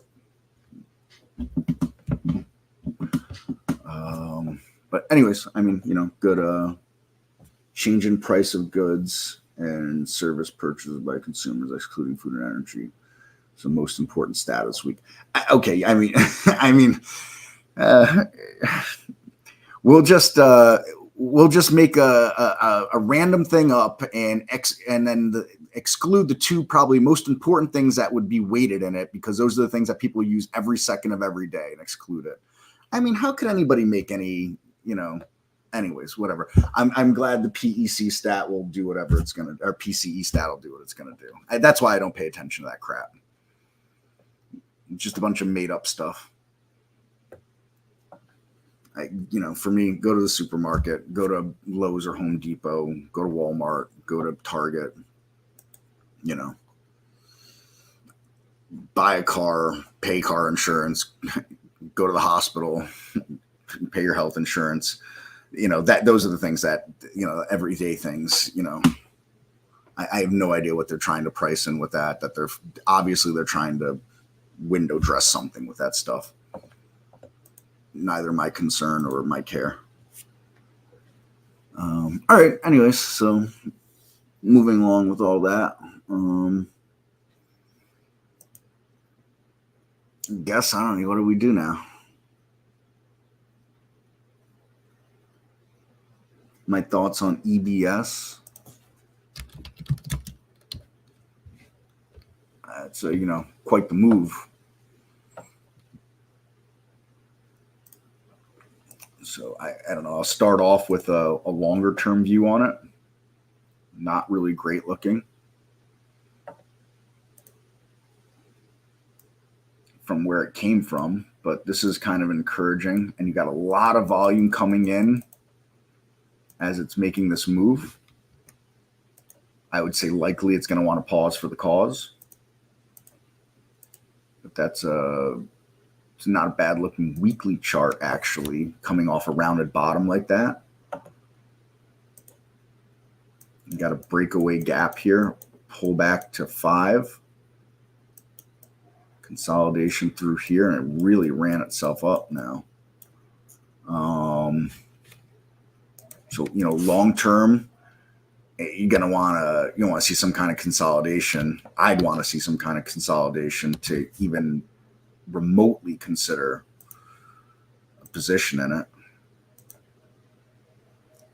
It's cleared, all these points that I would probably be considering as some resistance. It's cleared them all for now. I don't know, maybe it wants to hang around here for a hot minute before trying to challenge that.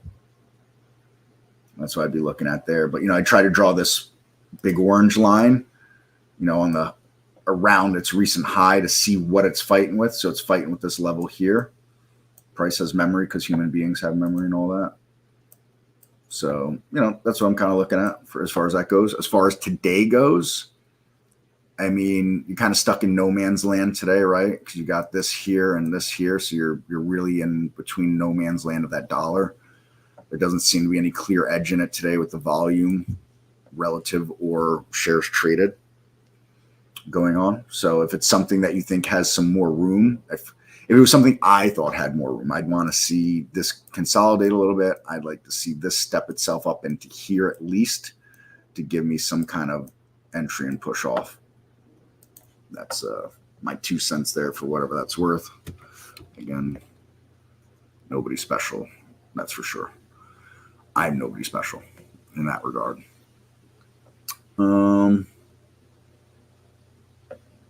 What else? Yeah, of course, Brandon. Let's, I guess, run through a few of these on the whatchamacallit here, the relative strength in the open. So it's an interesting look here. Relative volume really kicking, but not like crazy liquid as far as stock goes. Tells you that the stock doesn't historically trade a ton. Audio eye information on, whatever that means. But I'd say it's had quite the run up and a pullback. It's really bouncing all around. Earnings come through yesterday on the post market. Obviously, a positive reaction to those earnings. Off its lifetime high, but you got to go, pretty far back here. It looks like to start finding some resistance on this thing. It's a constructive looking chart here overall, I dare to say. I look at stuff like this, and while the broader, larger indexes have sold off, this hasn't, right? This is looking okay still. So this goes back to, the IWM talk, 300 million in that market cap. That's not exactly a large market cap by any stretch of anyone's imagination here. Right. So, anyways, not, constructive looking chart there. Obviously struggling at that 26 level. But if you could plow through it, might have something there. Again, I'd like to see this catch back up to around 20, this multi-period low on that. So it was a EYE serve. I think, Barry, I'm sure, has talked to you guys to death on that. I'm going to skip right over that one. KITT, it looks like it's just a flavor of the day today, and it's all done now. There's really a whole lot to comment on that. I would surmise that it's all done though. Below the VWAP, curled over, running down at this point.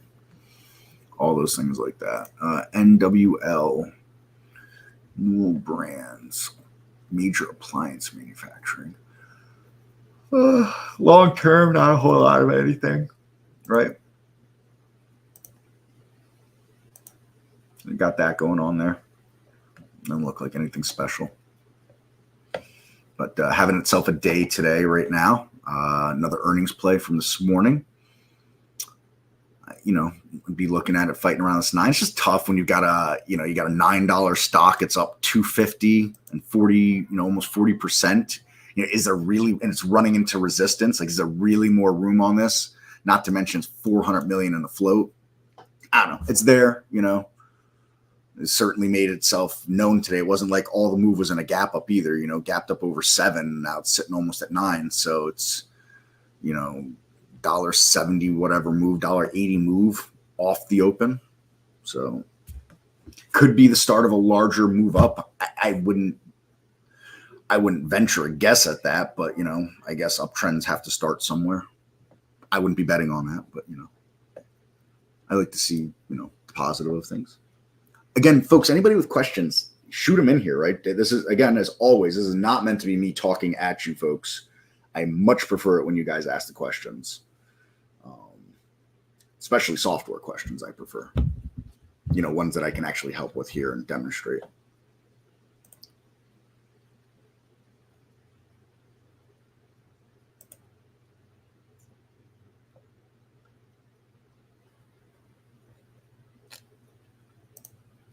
So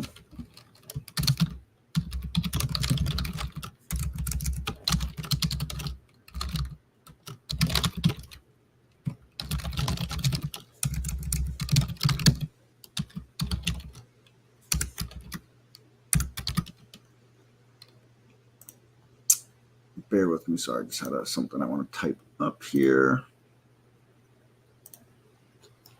Da, da, da, da.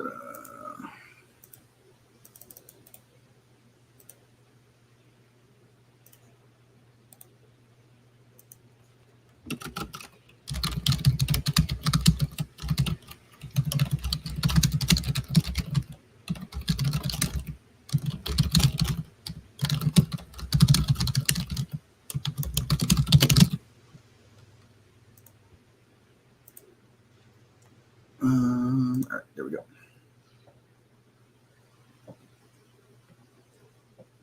30-second volume. No, we don't have that data point. Sorry, Michael.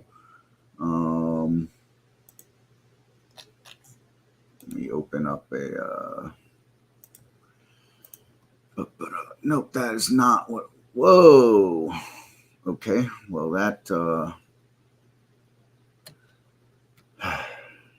Always good to know. Always good to be last to know of something, right?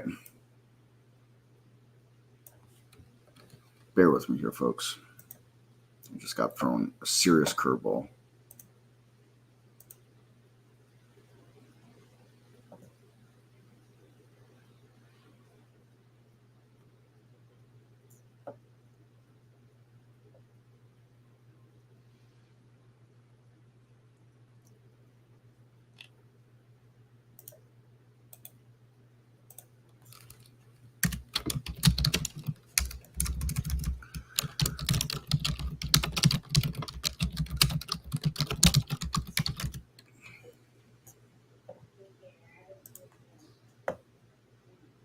Just bear with me a second here, folks. I got really caught off guard by something. All right. Apparently, we have a new account management page up I was not expecting. So anyways, looks like this. I don't even know what to say. Actually, let me pull this back out of the way because I don't even know what's displayed here anymore. This is normally where I would come to find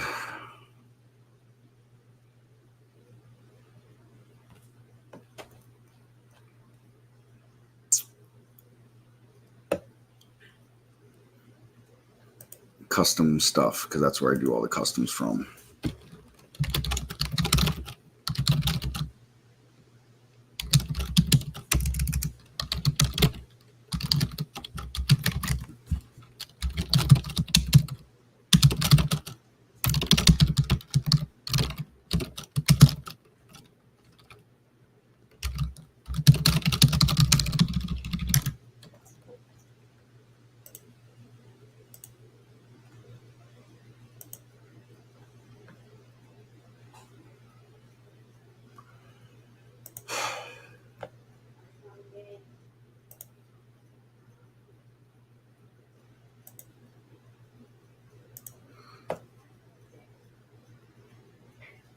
All right, we're gonna have to table the custom stuff. Sorry, guys. I was gonna pull that up, but clearly other people have other plans for me.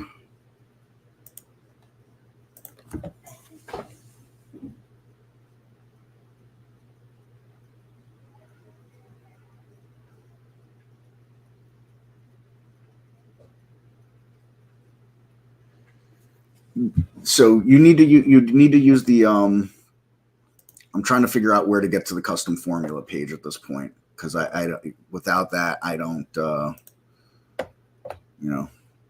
you have to use short codes that exist within the system. We can't just use anything we want. So just bear with me. I'm trying to find these pages that they decided to move on me.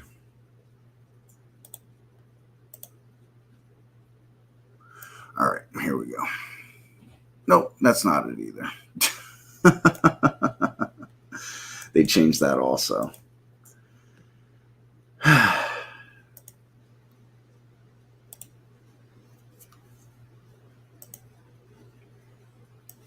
Let's try this. There we go. There's the formula editor. And here's the filter codes. Nothing like playing scavenger hunt live, right? It has to come from these here. I'll share the pages here. If you don't see the short code here, it doesn't exist. So bear with me while I get you both those. One has most of the codes, which is the first one. Damn it.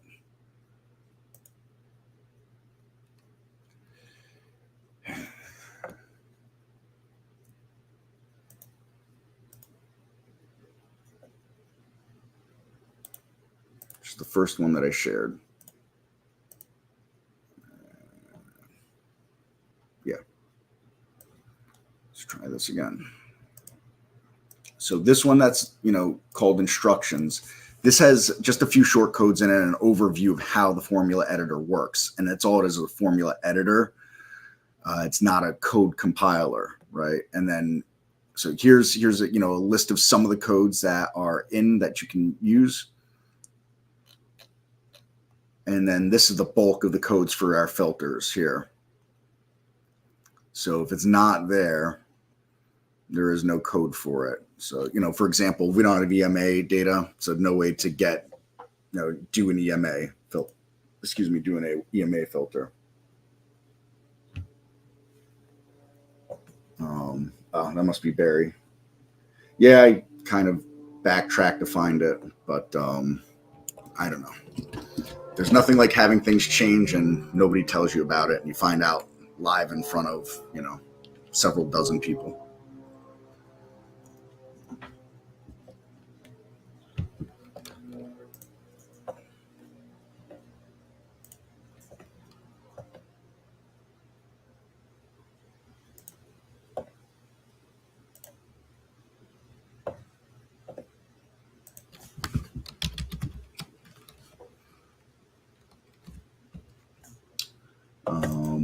Oh, yeah, those are the codes there. So, like, some things that you could do. We don't compare volume, generally speaking. We don't have ways to compare volume, bar to bar. But something you could do is you compare, the current minute to the previous 4 minutes, and that would be this code here, right? So these are examples, and you could take these examples and use them to back engineer things like that, right? You can convert things, you can make them ratios, or you can make them percents and all that stuff like that. So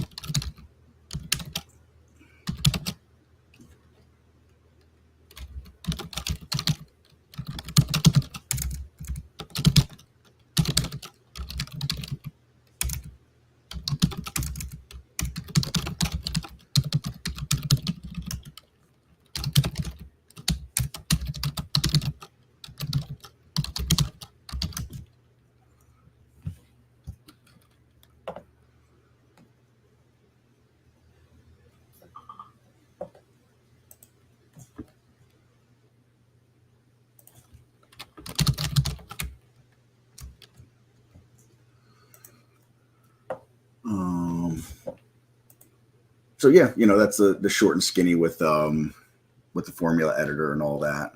When you're ready to do that, I guess you'll have to do it in this here in the window, in the menu bar. Go to Tools, go to Formula Editor, and you can start to create that in here.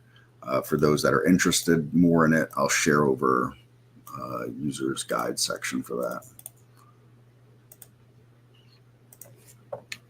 So that's the user's guide section for the formula editor. It'll have all the links you need in there, as a matter of fact. That's how I was able to get that all.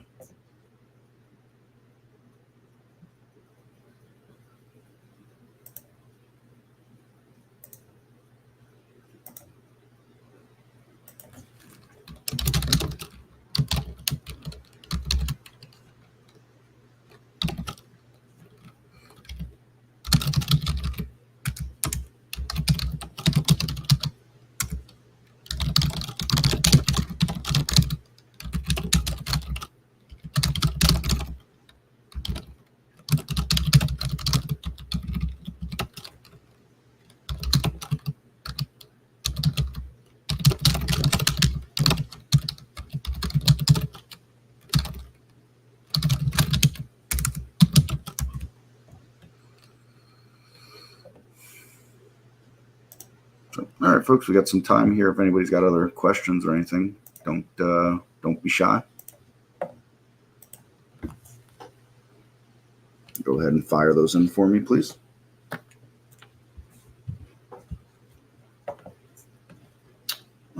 Yeah, so Michael, I didn't realize that's what was going on with StockTwits there. I thought you were, I thought it was piggybacking on something else that we had started with. That when they put core, I thought you were saying like it was big on StockTwits or something like that. So that was my misunderstanding what you had there. Apologies for that.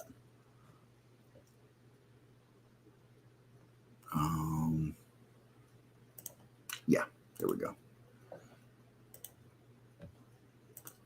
All right, so we dove around a few stocks here. We talked about that ESLA. That was something I looked at earlier. It was making a big move.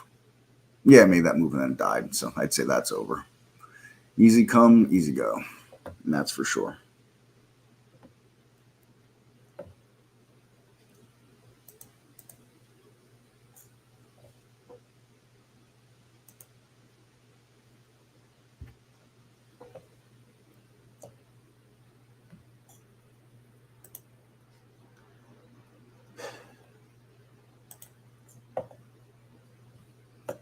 What else do we have happening here? We talked briefly about the SPY, right? So, are we going to get another set of this here?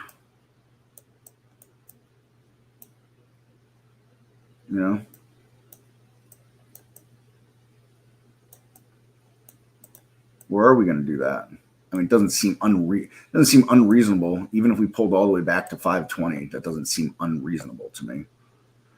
I won't lie. I'd prefer if we didn't. Like I said, I like it when we keep moving up because then I can continue to put positions on. But,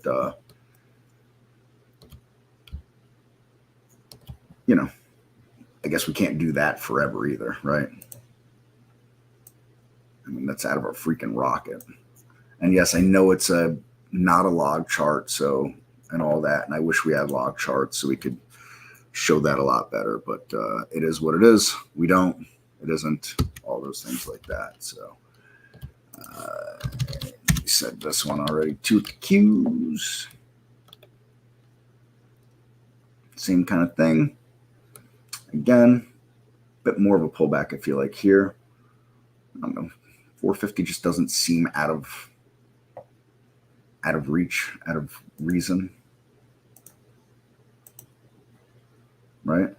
Doesn't seem crazy to me for it to pull back to there. It's a pretty good breakdown on that multi-period 20. Pretty good breakdown on it.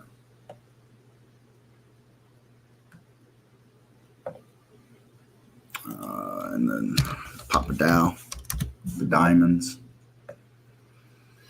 Having itself quite a move up, actually, right? Didn't pull back nearly as much and popping much more than the other ones here. So there are many that will argue that this is the most important index in the world. I don't know. I don't like to make any claims like that. Certainly important, that's for sure.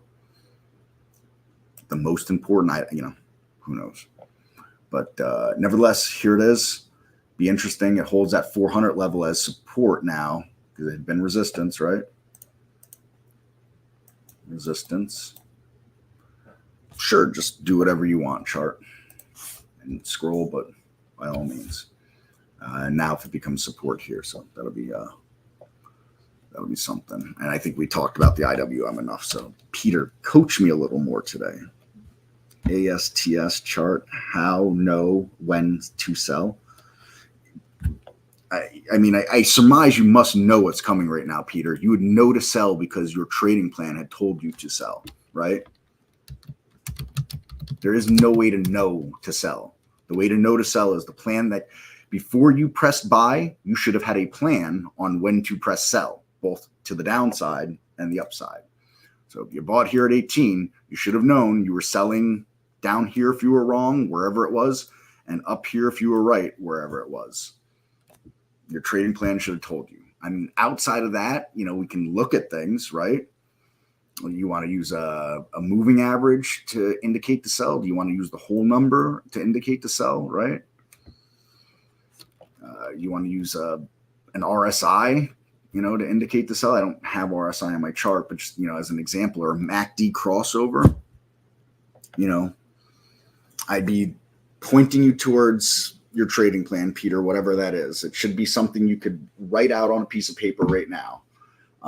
It shouldn't be just 1 or 2 lines, but it should also not be 500 lines, the trading plan, right? It's got to be something you can reasonably execute in a time period relative to the trade time frame, right? So, that's the coaching I would do is, again, as I said to, I don't know who it was before, you don't have a plan, you can't press buy. I mean, you can press buy, that's fine, but you're not trading, you're gambling at that point, It's a huge difference between the two.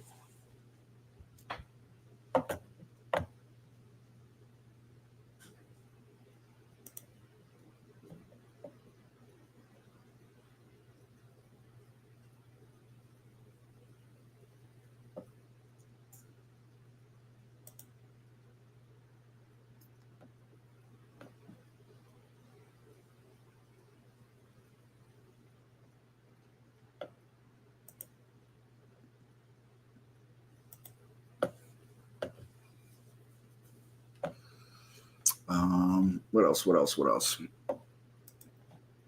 Oh, this is what I wanted to do. I was taking a look today on my sector list.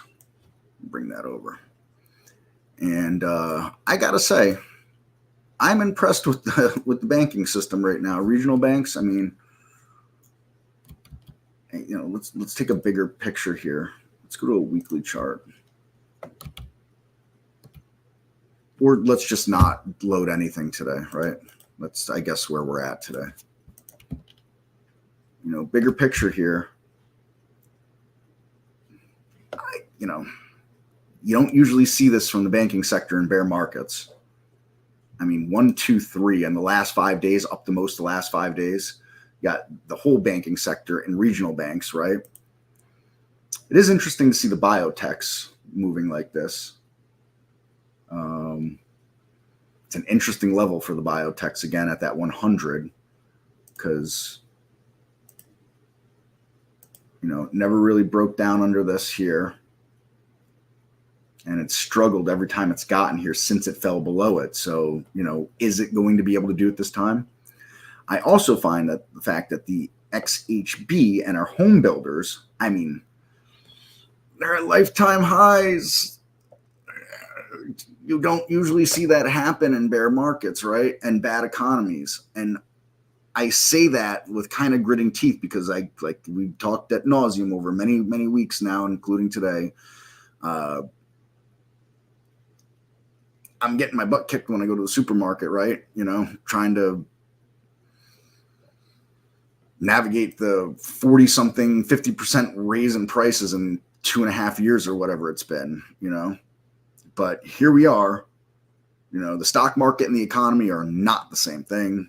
And that's clear as day as long as the two have been around.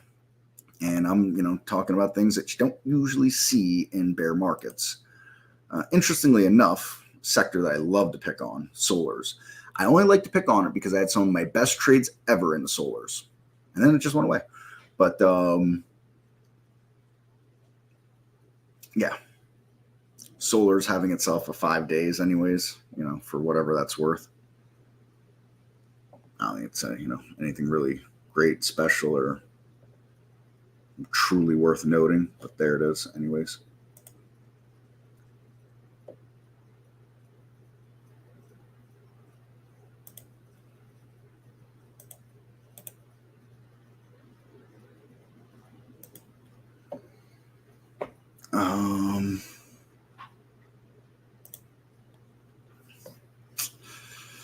Yeah, anyway, so that was that. And here's another biotech one. This one's breaking out, actually. This is breaking out. It's broken out. I don't know if it'll retrace or fall back under, but for the time being, it has broken out, the IBB.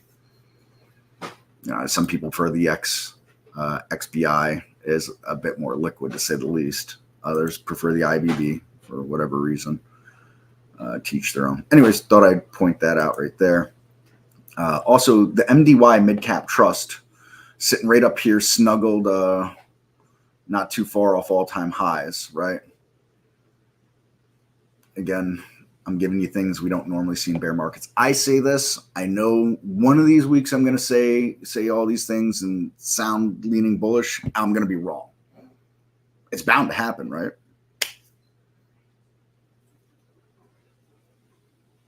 Book I recommend for developing trading plans. I don't know. The only books that I've really ever read regarding the market are Market Wizards, Tools and Tactics for the Master Day Trader by Oliver Velez and I forget, Greg Crapper or something like that.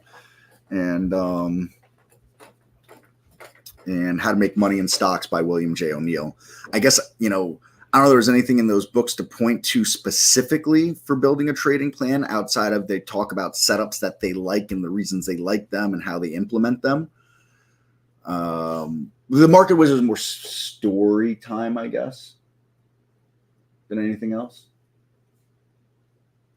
But the other two, yeah, they talk more about trading plans and styles and things like that in there. So maybe you want to take a poke at those two books. Again, Tools and Tactics for the Master Day Trader, and How to Make Money in Stocks by William J. O'Neill. Anyways, is there anything else? I look at position and range on this real fast here. Yeah, I mean, home builders are leading the way along with bakes all year long right now. Really interesting to look at. RSP, I didn't even think to look at that. Yeah, RSP sitting up here still, snuggled up against all-time highs. It didn't sell off. So, it's interesting because this kind of dovetails into the IWM story here, right? Maybe some of you know where I'm going to go with this, but you've got NVIDIA, I believe, has kind of come undone.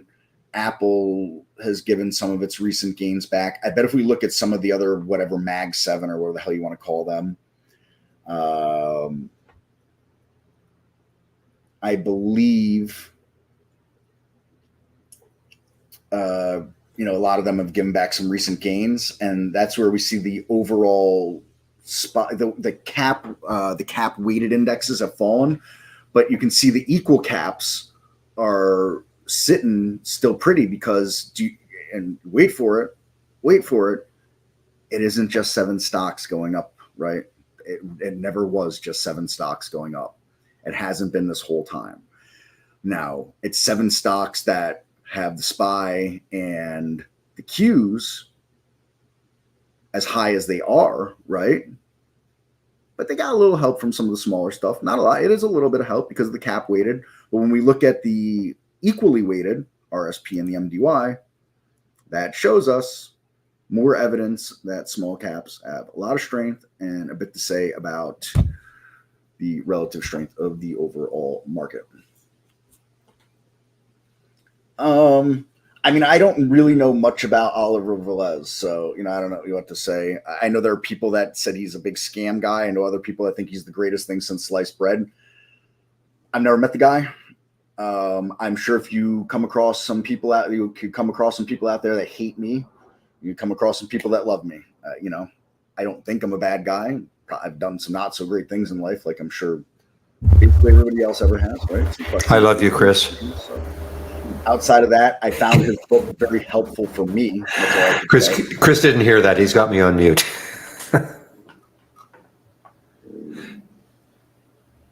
Well, I'll be doing a live stream with Michael today to wrap up the Portfolio Master Challenge today. So if we have nothing else to talk about, I guess I'll poke that bear and see what he's got to say. Michael's been doing this 2.5 times longer than I have, if not more, 3 times longer than I have. So he maybe has some personal experience with Oliver or something like that. I don't know. Anyways, I couldn't really say.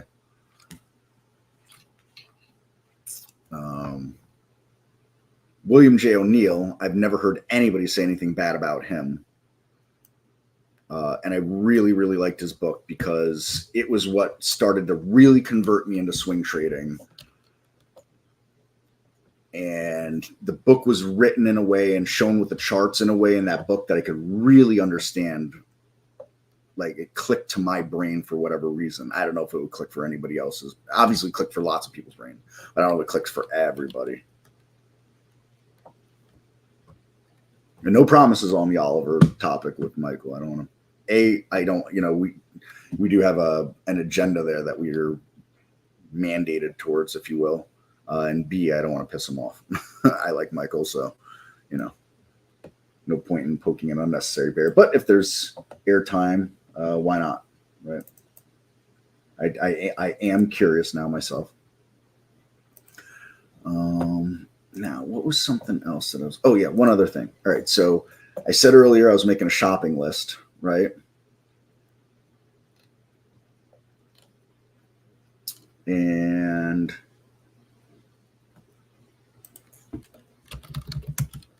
Nope, that wasn't what on. Noticed some energy plays still hold up really well right now. So WTTR is something I'm watching. Definitely watching the stock here. Definitely watching this one. This could be something I want to participate with. Also, hymns is something I'm watching. You know, not far off all-time highs here. I think they had some. I believe there was some news that came out that kind of hit them up. It seems to be resilient to that. It seems to be resilient to the overall market. What I would really love is to see this continue to consolidate here above 20. If it could do that next week and it doesn't leave this rest of the station without me, I'm kind of looking at that right there. So, you know, just some food for thought.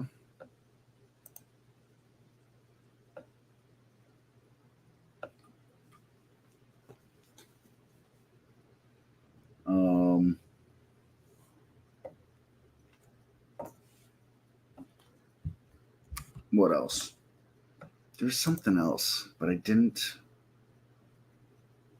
guess I didn't put it down on my list. I could have sworn there was a third stock I was looking at. Maybe not. William J. O'Neill. William J. O'Neill.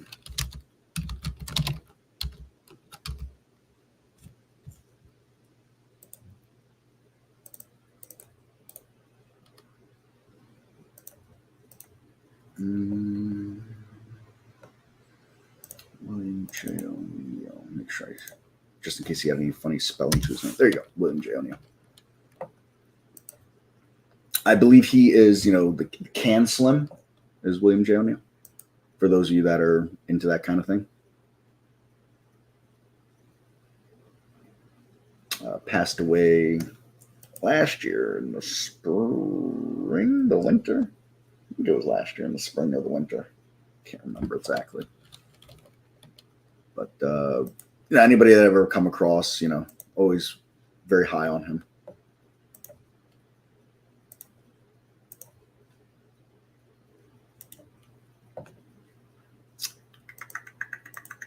Darn, I'm trying to find that third stock, but maybe I didn't write it down anywhere.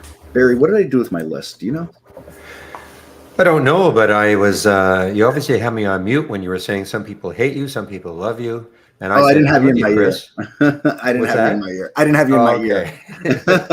I love you, Chris. Well, I love you too, Barry. Oh, man. I don't know what... I don't know what list you're talking about. What list are you talking about? I was teasing. I was going through some charts this morning. There were 3 stocks that kind of caught my eye to keep an eye on. WTTR was one. HIMS was one. I can't, for the life of me, I can't find the third one. Same sectors or no? Just all over the place? They were all over the place. Okay. You know, the WTTR is an energy play that, you know, even with the pullback in energy that we had again, is still looking real strong, you know, for a swing trade. Right. HIMS, I believe they had something negative come out about them recently, right? They're an obesity drug play, so I don't know if they. I think you're right. I think they did have something negative. Well, some short seller probably said, but you know, it's an obesity drug play. Right. But, I mean, I know they sell like a lot of generic, like antidepressants and hair loss and all that stuff like that. Not that we need any of that. No, absolutely not. But you know, considering the pullback in the market, I mean, not like it's a massive pullback or anything, right? But this has seemed to have held well. Plus, you had, like you said, some short selling report or something like that. I'd be interested to see it kind of consolidate and what it could do from there. And, you know, anyways, always trying to share an idea that might be worthwhile, but who knows? I'm just looking at recent news for HIMS. I'm just seeing if I can find that short seller. Ooh, something happened to my headset. Can you hear me still? I can.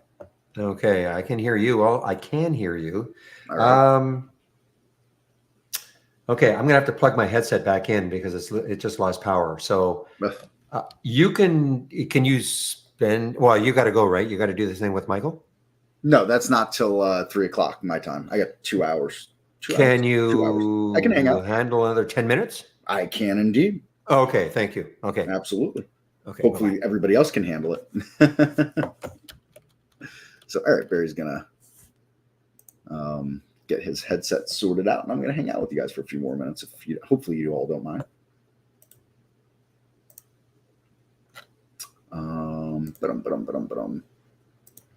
I guess while we're hanging out, I mean, we could just take a look, see what my evening scan is. Andy had on his list this AM. Well, that just makes me feel that much better about that, to be honest, because, two people that had a heavy hand in forming my swing trading ideas, thoughts, and plans are both Mr. Andy Linloff and Mr. Steve Gomez. The both of them had some heavy-duty hands in how I look at charts and swing trading and thoughts and pullback and resistance and all those kinds of things like that. So anytime either of those two gentlemen are remotely interested in the stock that I'm interested in, I usually stay away so I don't mess up their trade.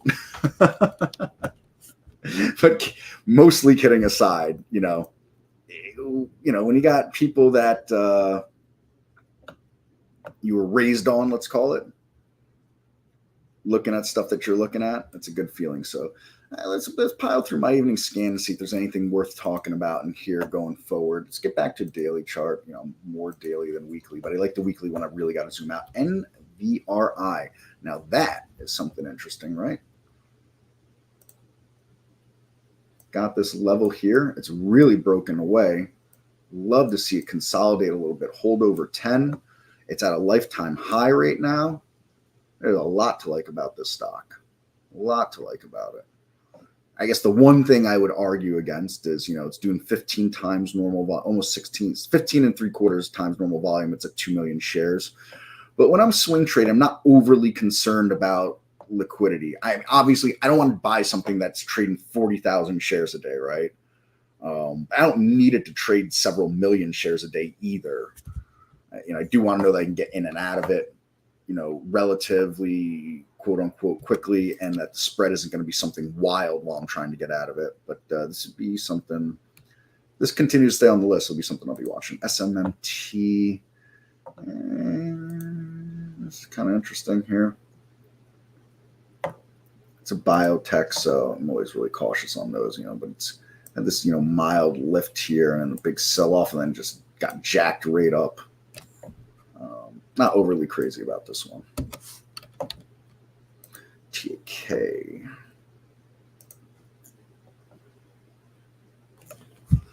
Oh, Pepe. I don't know. I hear the sound of my own voice, or I hear a replay of me once in a while, and I'm like, how do people not turn me off right away? So, but thank you. TAK, I got no interest in looking at that chart at all. BANC, I don't think I care about that. Bank of California, all right, not that I don't care about it, but it's regional bank. Regional banks have been strong. I don't think this is strong relative to overall regional banks, to be honest, though. So interesting in that sense, not interesting in that I have no interest in the chart itself. GBI, metal window and door manufacturing. Interesting. Not really interested in this, though. And someone will say, well, why aren't you interested in it? And I'm going to tell you why, right? And it makes this run up and kind of curls over. It's got all this to fight through. Where am I putting a stop? I'm putting a stop all the way down here at 12. I'm not crazy about this level for a stop, really.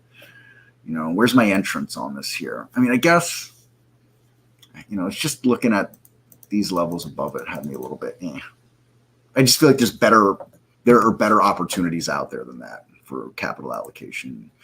EBC, that's interesting. Bank again, look at that. Not terribly far off all-time highs.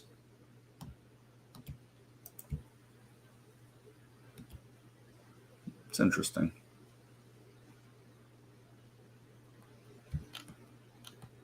Again, the one thing for me, because it plays a big role in my entries, is how far away it is from this indicator, right? So I like what's going on here. I need several more trading days around here.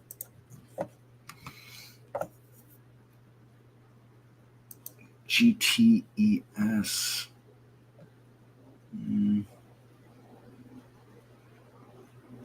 Pretty interesting, not far off all-time highs. Got earnings coming up. It'd be interesting to see what it does after earnings. That 18 level obviously looms. Above that, not so bad. Not too long. This will probably take a shot up, so it's not so terribly far away from that. Run as a solar play. We talked about solars still not looking great overall, but this isn't the worst looking chart out there. Not good either, long term anyways.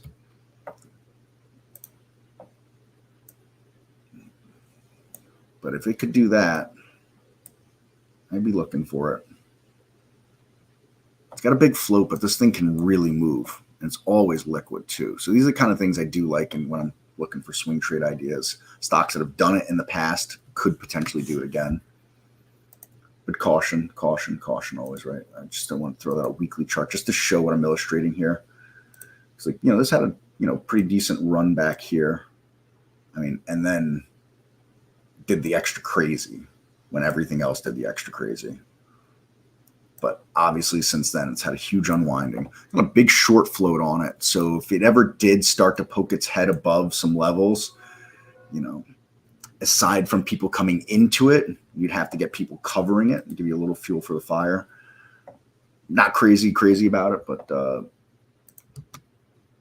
not the worst chart you could look at. ING. Again, back to the banking theme here. So quite a bit on banks here in my evening scan right now. ASTS. So this one, I'm licking my wounds on this one. I was going to take a position on this day here. Let's drill in better, right? I thought about taking a position here, and I was like, I don't know. That's quite a bit of a run, and I just, I don't know about this one. And then I was like, all right, that's fine. And then it did what it did, right? So anyways,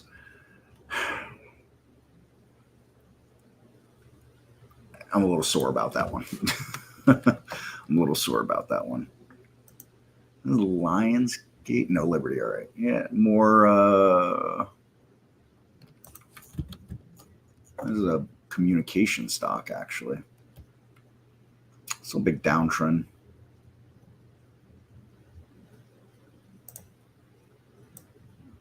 $20 looms big for it. Above that could get interesting, right? Could get interesting above that. But, the other thing to consider is some of these that they didn't really sell off in the last couple of days, especially find stuff that didn't sell off yesterday, especially given what the SPY did yesterday, right? I just like to use that as more of a benchmark in general. For the SPY to have done this yesterday, that even got me feeling a little on the bearish side of things, right? And while it's up today, when you can find some stocks that didn't really adhere to that move yesterday, and if all of a sudden we continue to hold strong, those are the ones you want to be buying. Those are the ones you want to consider. How does SMA indicate an uptrend? Yeah, so you could use any moving average to indicate an uptrend, but let me throw get an SMA on a daily chart for you, I guess. Where the heck is this the indicators button? Yeah, there we go. Throw an SMA on here, and let's go with the 20 period, I guess. All right. And so, some simple things that people may consider, right?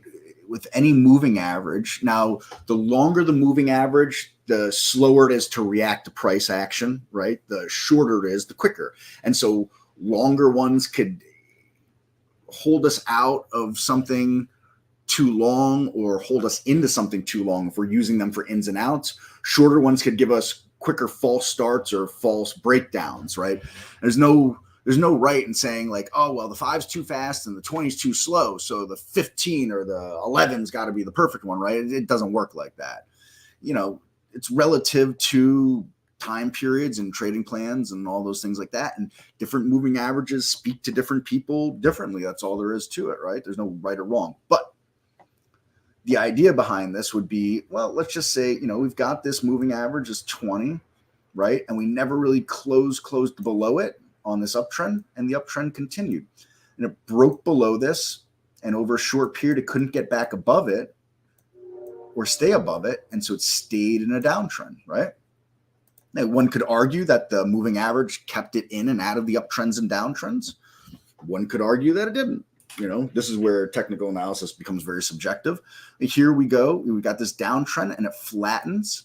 We gap above it. We gap more above it. And when the moving average caught it in the uptrend, it remained in this uptrend right up until it didn't. Now, why didn't it?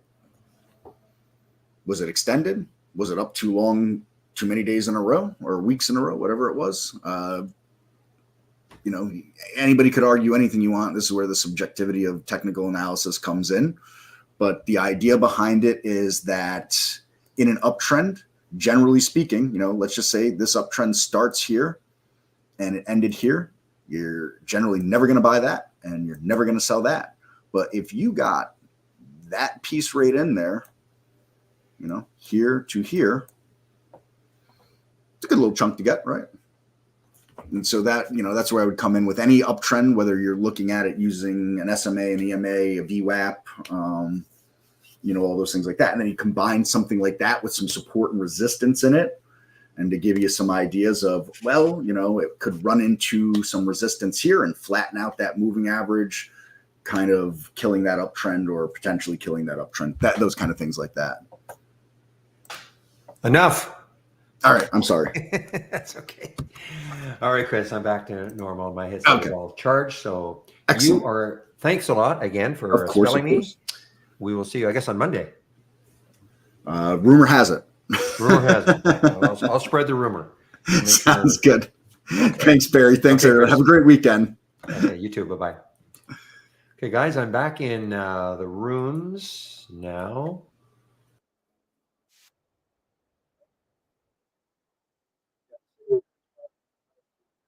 You cannot use it on a Mac unless you're using Parallel. Thank you, William. Unless you're using Parallels. If you're willing to use something like Parallels, a simulator, or AWS, Amazon Web Services, something like that.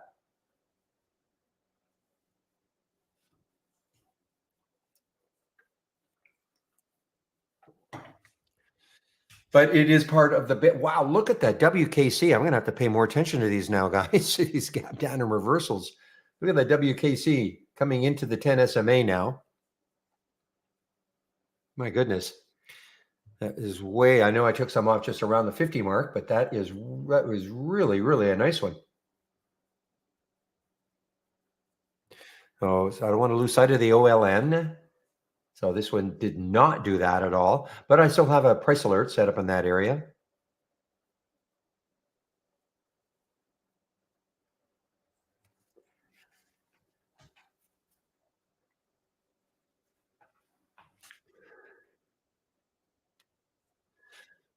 All right, flyer from this morning, guys. WINT. Did it win any races? Probably it did. I had to do a reboot of Trade Ideas because I got that black screen and I didn't want to have that while I was on my break. So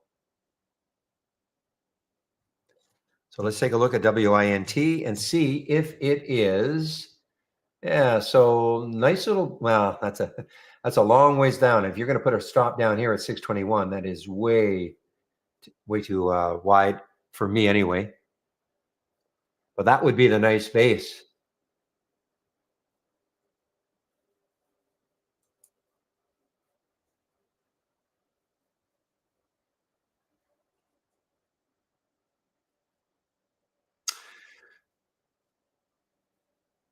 So Pepe, even though it hasn't been, terrible regarding the sound on my computer, notice that this is now, and it must be the docking. Must be the docking takes up a little more energy because I don't have the bright green now in the status.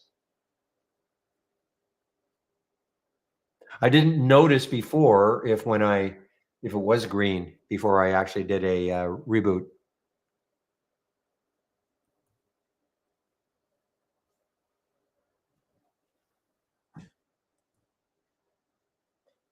I can't remember though. I can't remember if it was green before. But I did exit trade ideas and come back. I just can't remember if it was green before.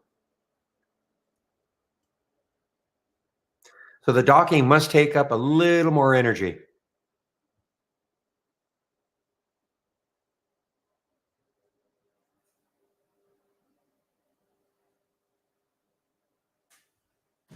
I could easily get rid of this, because this is on my other monitor. I just kind of like this display, to show people.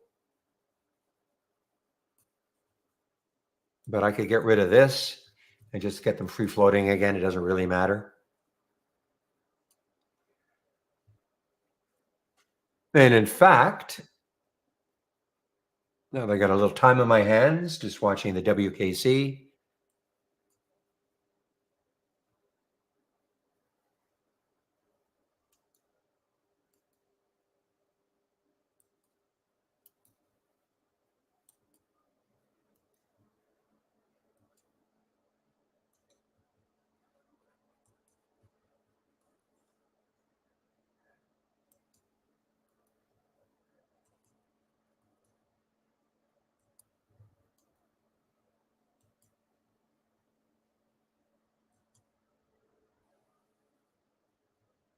Presto, look at that.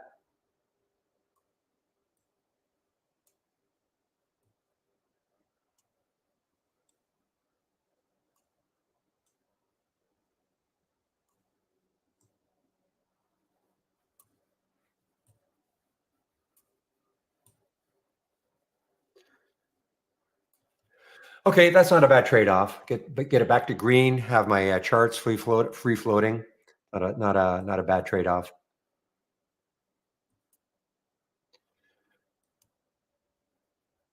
Now you guys are still talking about the BFI. Did that is it still under $1? I know somebody in our YouTube room brought it up first. I believe is it still under $1? Oh yeah.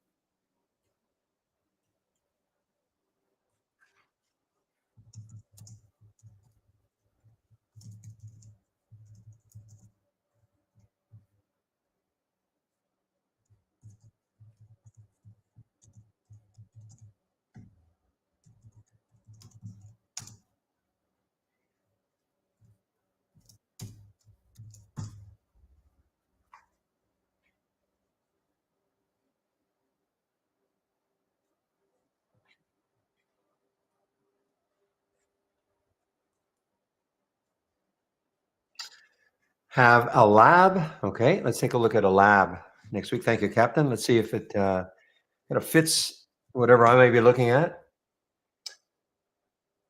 On radar for next week's earnings play, August the 6th. A couple of weeks, right? A couple of weeks.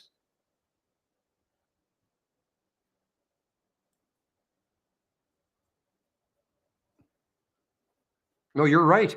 No, wait a minute. What's the date today? The 26th? Yeah, so not next week. Not next week. The week after.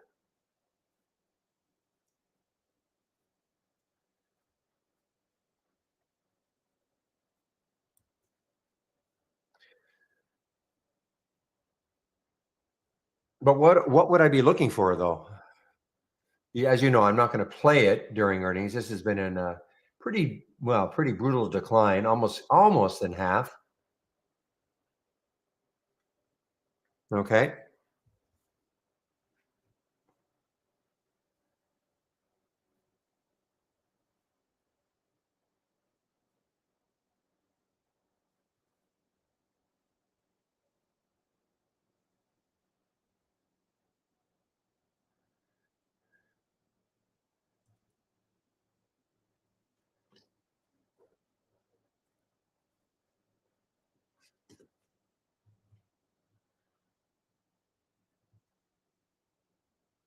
Okay.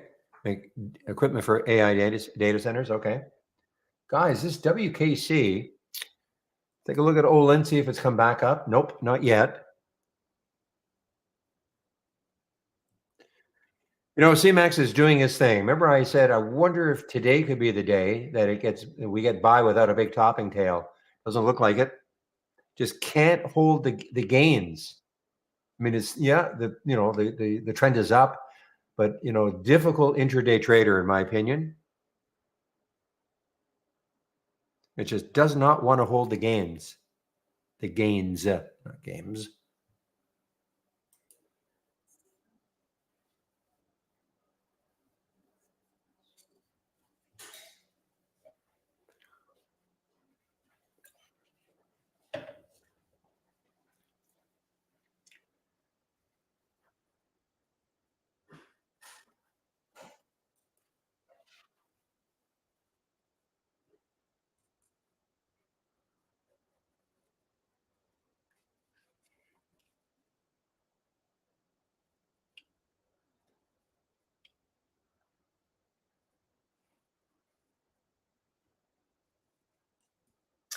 I took a look at this one, guys. This NXGL, but the same thing. Look at all these topping tails. That was like the KIT before, right? We had KIT doing the same thing, KITT, and it had the drop. There are some shares available. Interesting. There are some shares available to short. DAC, get on it with the NXGL.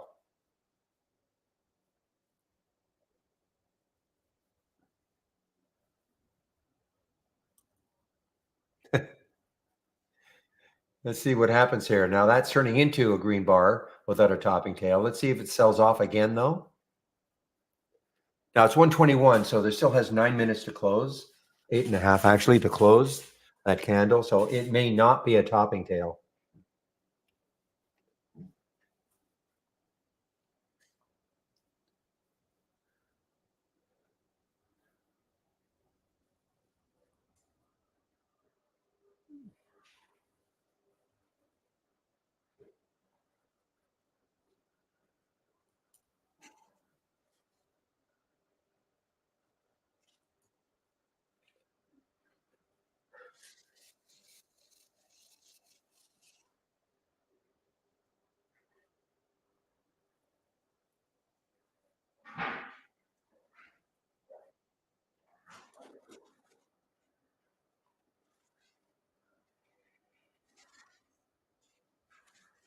For the NXGL, well, I don't know, 13 relative volume.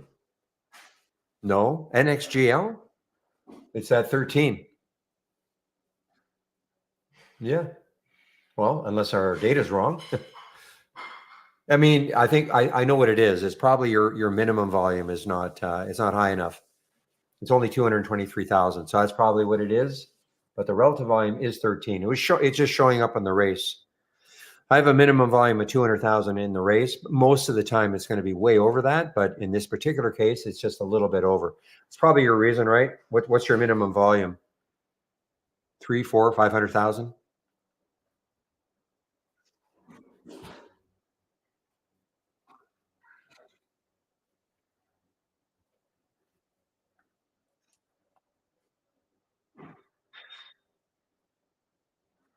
What? Only 25K? Well, I don't know what to say. I mean, you can see if you can see. Well, I don't know if you see my screen, but the relative volume for NXGL is 13.3.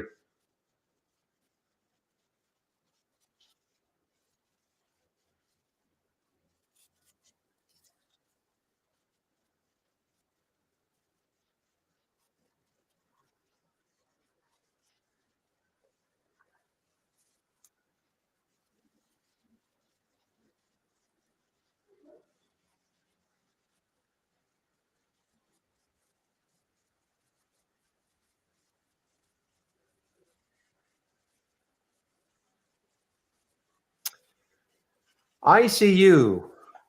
I don't really, but ICU, the symbol, C-Star Medical.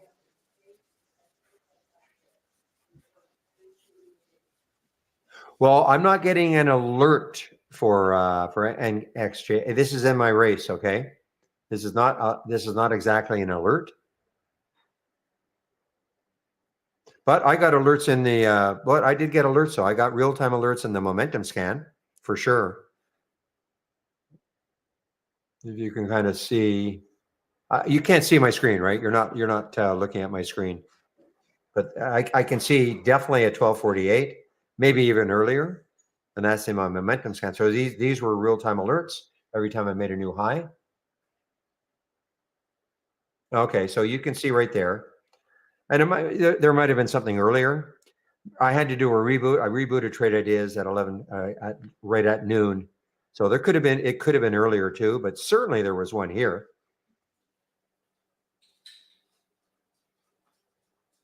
Right there at 12:48.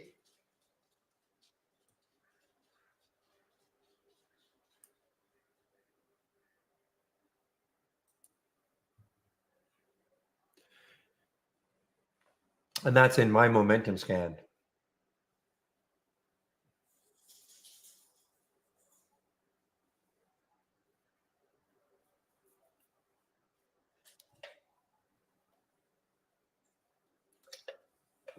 All right, guys. All out of the WKC now.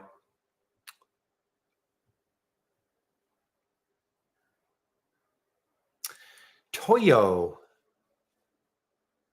Okay, so you got an alert at the same time, really. What did I say? 12:48. So about the same time.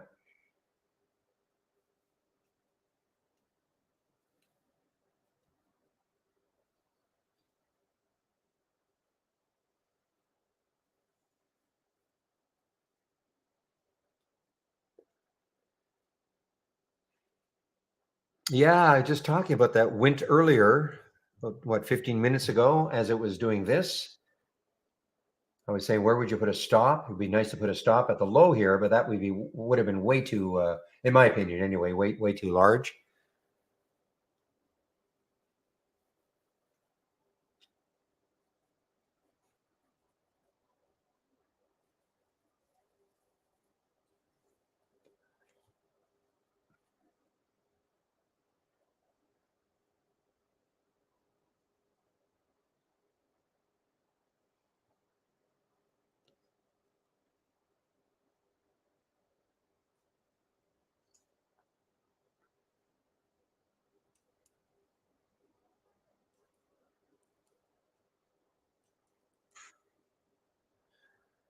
Okay, guys, I can't get rid of my message. That's the issue. So I'm going to have to just give me a moment. I have to get rid of the tool I use.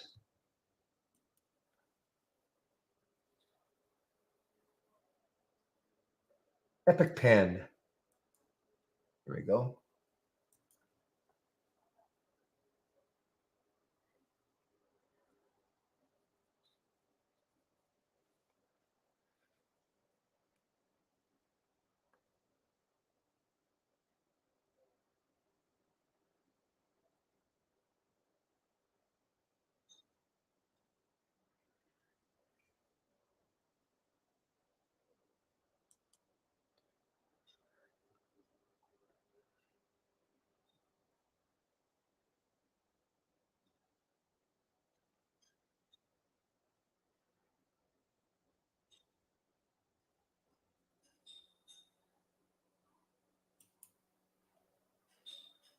Whoa, look at CMTL, guys. A big pop here for CMTL.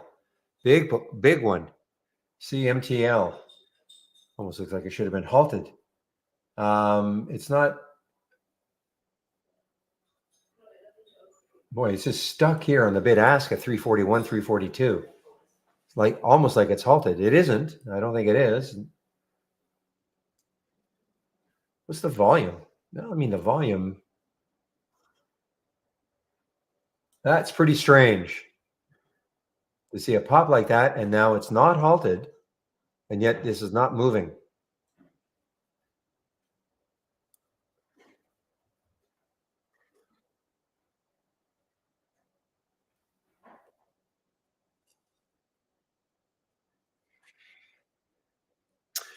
I will pay attention, Captain. Yeah, so in the first week of August, that'll happen, right? For a lab. I'll definitely pay attention. Thank you for that. And anybody else, of course, can take a look.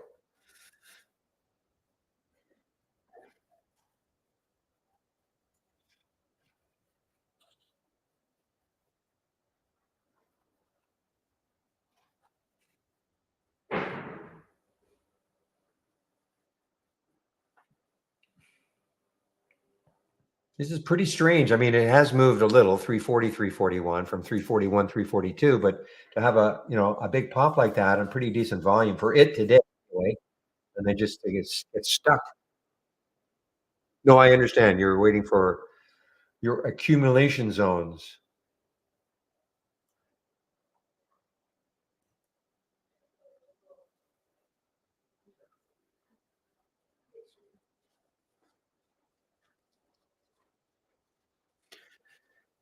Now look at Wint though. Holy smokes. I mean, that's why I backed off it. I just don't I didn't trust it. I mean, yeah, you say it tapped 8, but then it just immediately fell right back down to 7. I'm just gonna leave this one alone.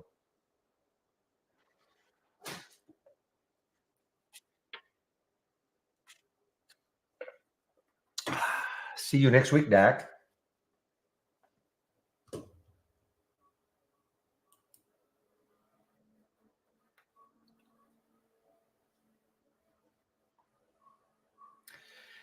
There's another cheap one, guys. TIVC. TIVC, for those of you who don't mind playing the cheap ones, it's a nice big pop here.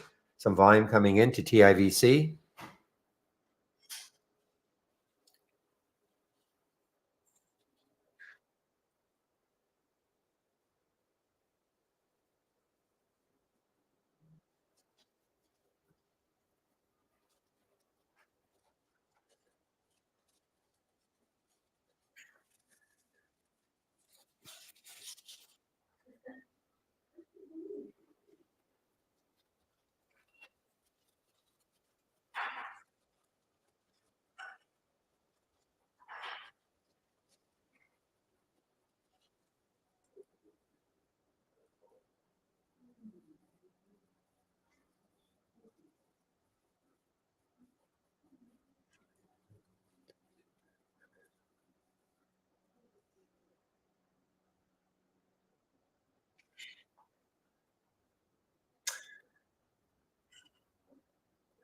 No, normally again on a week that or at the time we're doing a challenge, I would stay till 4 o'clock actually, but there's no point. I just don't see anybody catching Chloe.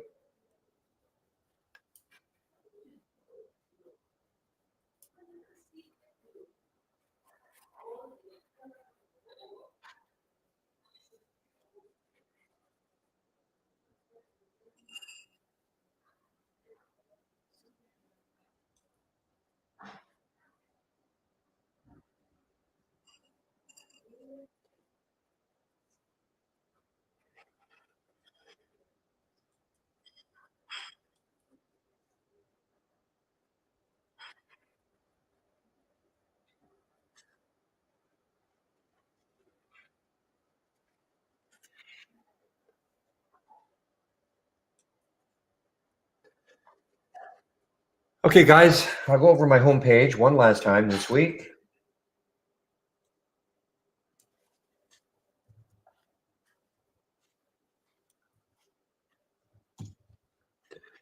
Excuse me, things have really slowed down now for me anyway.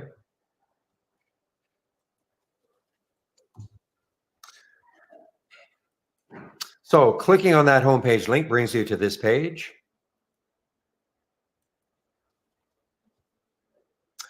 So you can see we've got a nice promo on right now. Barry 25, that'll get you 25% off the first month only or the entire year of Trade Ideas. And as always, if you want to take out a subscription, please use my promo code. This will really help to keep the rooms free, okay? Because the rooms get credit. Yeah, look at that, July sale. Okay, but that's the promo code you can use to get 25% off. If you do take out a subscription, you must do the Get Started.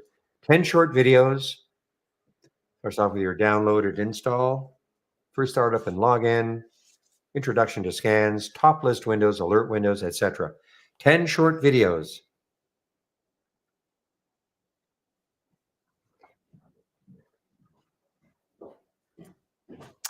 And if you're new to trading, another free service we have, Trading 101, series of videos directed to those who've never traded before or are very new. Okay. Talk of the day video that I do. You can sign up for it here, of course, and it's well, of course, it's free. Trade of the week is also free. You'll get it before the market opens Monday mornings. If you sign up for it and you don't think you're getting it, please check your spam folder. If you have Gmail, check your promotions folder. Big education section is here. We have a user guide. You can take a look at especially alert windows and top list windows. And here are my scans. So if you're looking for my scans, here they are. So you just click on, let me start again because people say, well, where are they? Well, if you click on my homepage link, you just scroll down, okay? And in the middle section, here are the scans. So what you can see, the monitor that I'm sharing with everybody, this is this race right up here. Biggest scanners from the open right here. Halts resumes is right here. The momentum scan is right here. And then the continuation or reverse is here. Okay. I have other scans that I have on my other monitors, but I only really have, the only one I'm really looking at now is maybe the two breakouts, and that's it. But I haven't, to be honest, I really haven't been following anything else other than what's on here. Yeah, something with the SPY. Yeah, you're right. You're right, JK. Something's hitting the SPY right now. So here are my scans, guys. And again, I don't have them all up and running, okay? And neither should you. Be way, way, way, way too many. But the reason I have so many in here, some, when you look at, hopefully I've named them so it makes sense. You can take a look. If it meets your trading style, you can have it. Wow, something hit the SPY.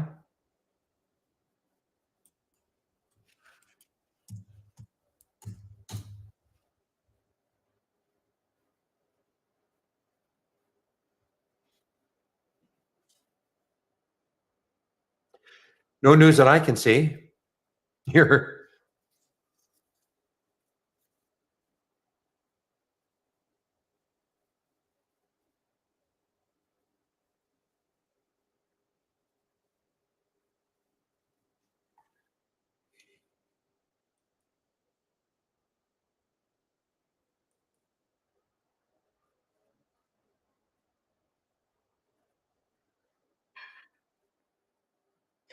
Did it keep going? Okay. I cannot remember the last time I took a trade under $1.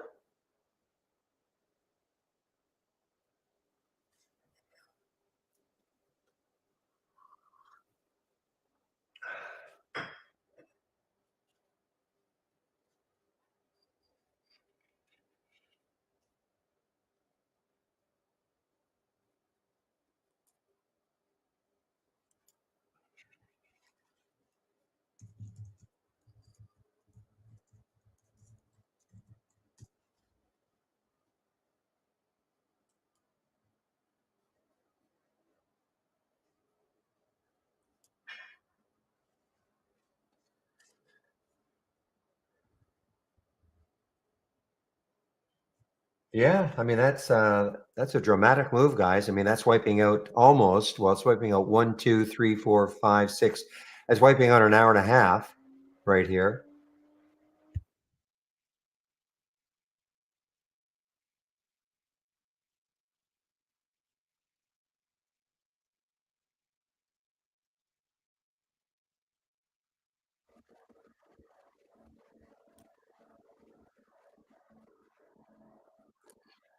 I wonder if anything happened over in Paris. I know the opening ceremonies are on now. I think.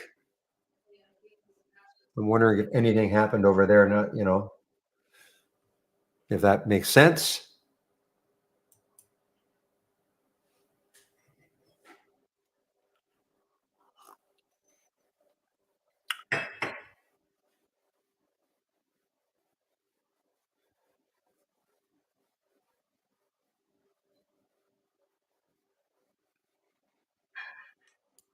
Yeah, that happened yesterday. I know there were some with the train. Yeah, with the trains. Yeah, somebody mentioned the MXL definitely still in a huge downtrend after yesterday's earnings release and continuing down MXL. Yeah, there was some sabotage. Yeah, yesterday I think with the train.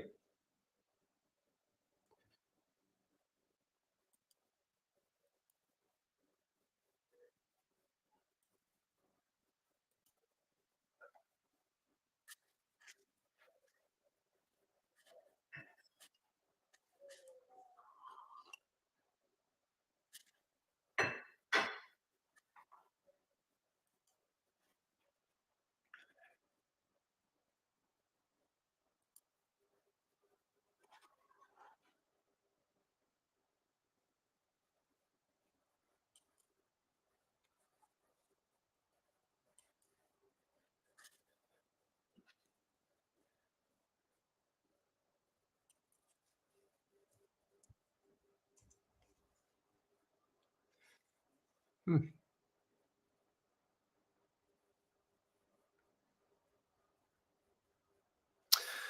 Okay, guys, I got something going on with my headset. It's not retaining the power for some reason. So, I wonder if it's near the end of its lifespan. I'm going to have to change. Okay, I'm going to change headsets. So, give me a moment.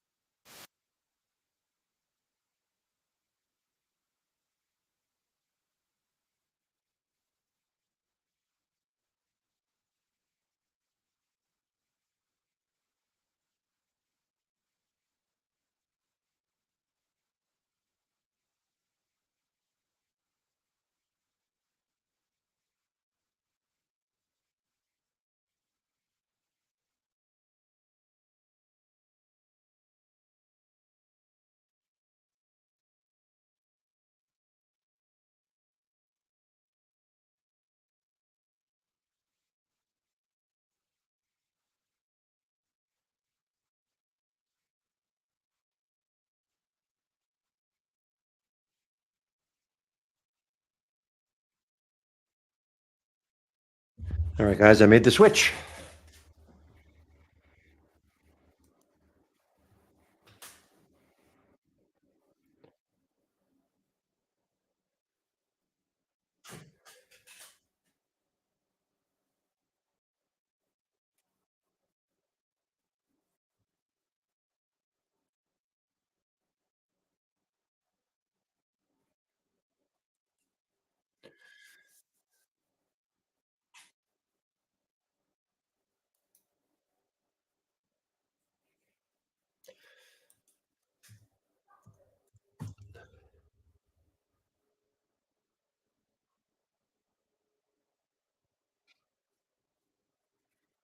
Well, let's take a look at the VWAP actually. 543.94, 543.94. So it's getting close to the VWAP, the SPY, getting closer and closer. It's through that 10 SMA in the 15-minute chart. People who follow that, Steve Gomez loves that one. And that's for the SPY. You can see CrowdStrike. Oh, I'm sure there are a lot of stocks that are going to look like this, though this doesn't need any more bad news. But there's a CRWD. You can see a big red candle, red candle. I'm sure if we bring up a lot of stocks, they're going to look like that. Excuse me.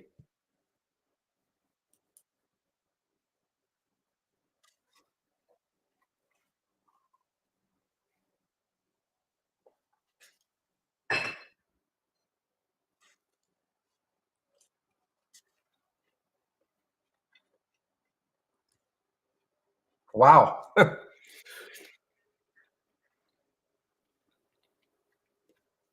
That is a nice move, I have to admit. 45 cents to 70, almost 80 cents. That is a big move. Look at the volume that came in, 10 million. more than half the volume of the day is in this 15-minute candle, and this 15-minute candle still has another 30 seconds to close. So really interesting.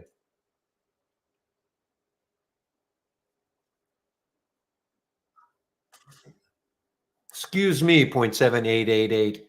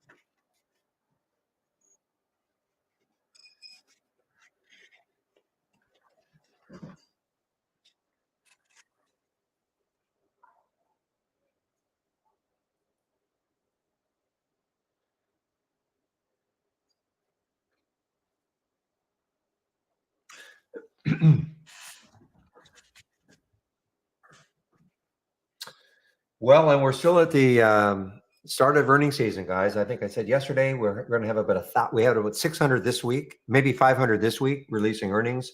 Next week it'll be about 1,000 companies, and the week after probably about 1,000, and the week after that. So we've got 3 big weeks of earnings, and I'm not talking about the big guys. I'm talking about companies that most have never heard of, but the day they release earnings, they can have big days, either up or down.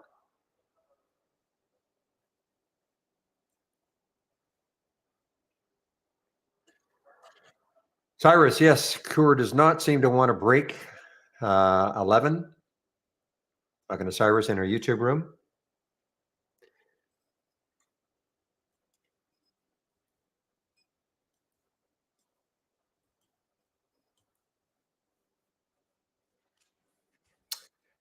Well, I was actually thinking of shorting MXL, but it has a little pop. Maybe now. Let's take a look at MXL.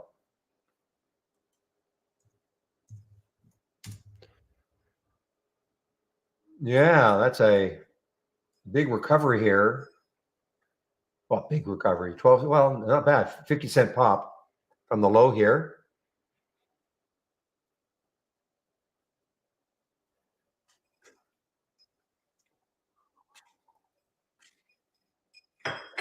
What are we going to do? I'm doing nothing, Cyrus, as far as Coor is concerned.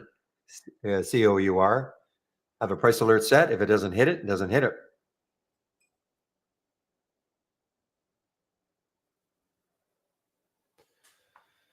Now, let's see what happens with the SPY. Now, the way this market's been going, wouldn't surprise me, get a giant green candle.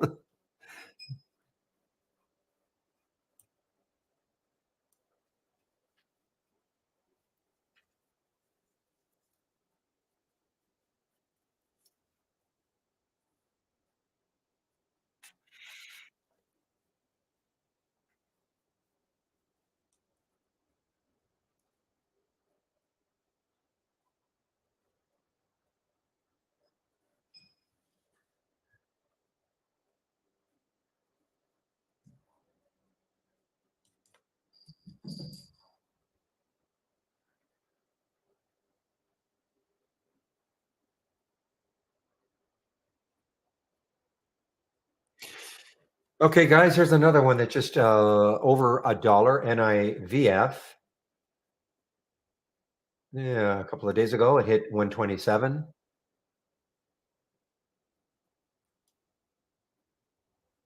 Oh, man, it's hard to look at some of these, isn't it? I mean, look at this ESLA up to 324, big pullback right back down to 2. Not even a crazy low float. I mean, it's 10.5 million. It's low, but it's not ridiculously low. And yet, look what it did.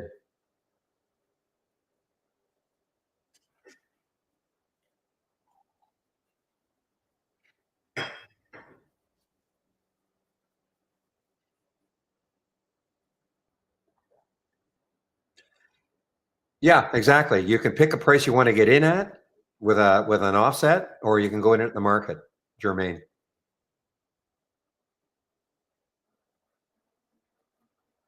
The offset will always be, so for instance, if you say, well, I want to take this trade right now, you're getting an alert at ESLA at $2, okay, as an example. Then all of a sudden it starts to move. How far outside the alert price would you take it? And that's the offset, the limit offset. So you could say, well, you know what? I'll take a trade, a nickel outside of the alert price, up to a nickel outside the alert price. That's why we get a lot of questions. How come I didn't get a fill? Well, when you look at when a person looks at their offset, it might have been very tight, or even if it wasn't super tight, it's just a stock that just ripped, and moved 10 seconds in a nanosecond. So, if your offset is a nickel, you won't get it. So that's why, some will go in at the market. It's a little more dangerous, I suppose, but then of course you're insured of getting a fill, but all depends on the spread.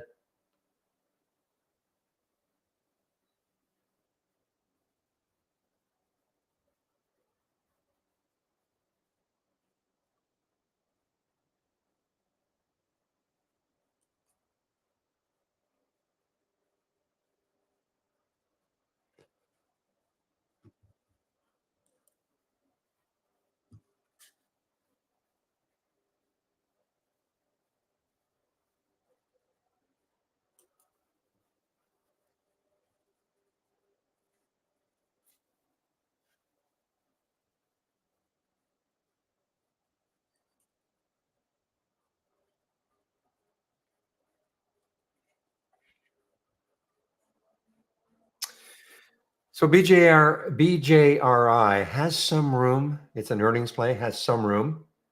Breaking down through the whole number, 32, 31.91 right now, has a little bit of room. 31.49 is the next low looking left on the weekly.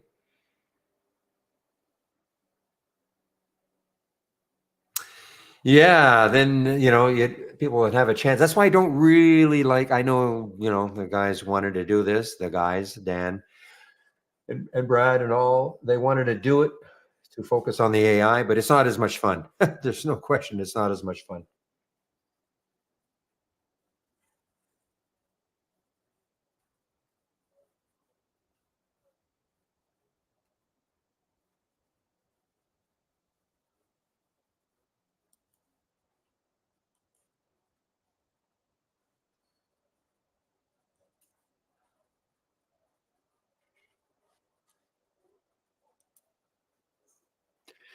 The young lady is still winning. Yes. I don't think there's any way. Well, I shouldn't say that, but I don't think there's any way anybody's going to catch her.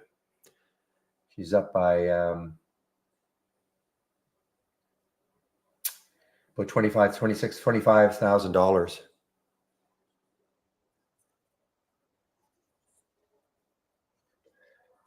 Van Mark, Oliver's friend, is in second.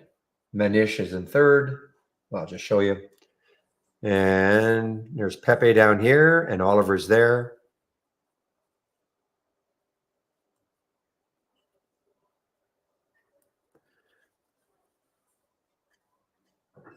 Yeah, it should be special.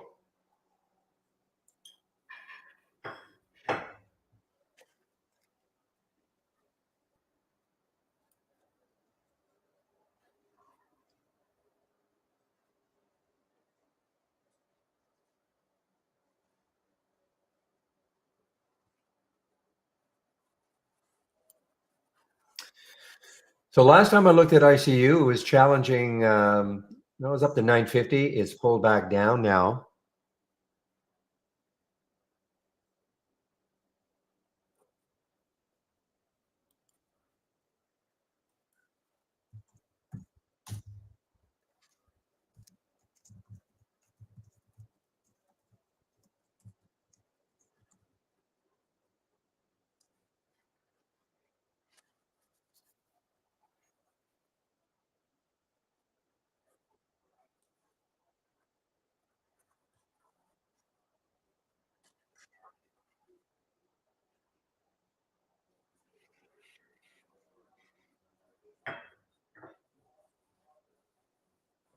No, she's not in the chat. At least I don't think so. She's a sophomore in high school.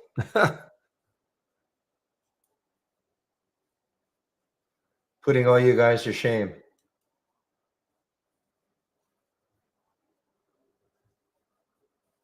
You you read my mind, William.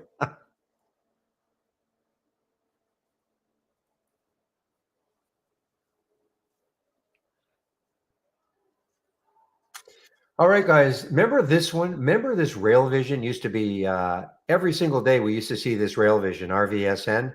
They used to come out. I think there's something to do in Europe. They used to come out and say we've got a new we're partnering with this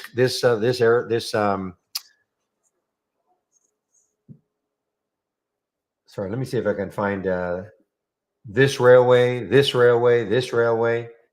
And now, look what happened. But it is starting to resurrect itself, RVSN.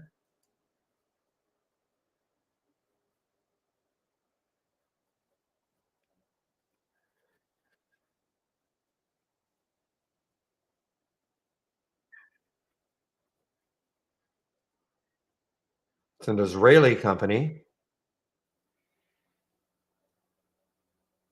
And then it faded to oblivion.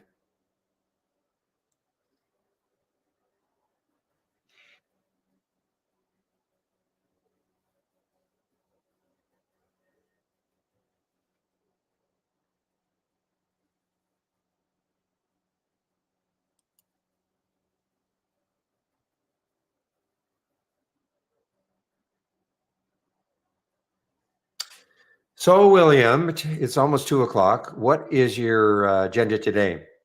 3:30, or nothing?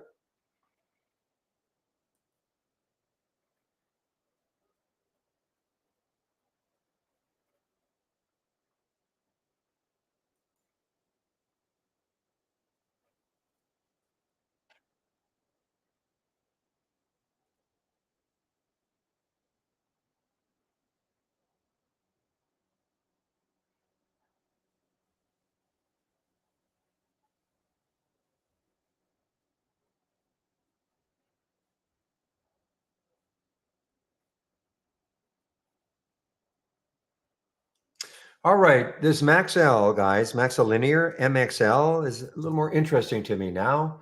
It had the pop up. Maybe if it takes out 1282, I may take that short and see what happens.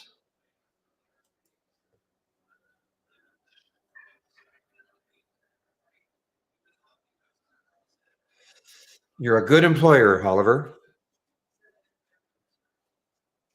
You're a good boss. How's that?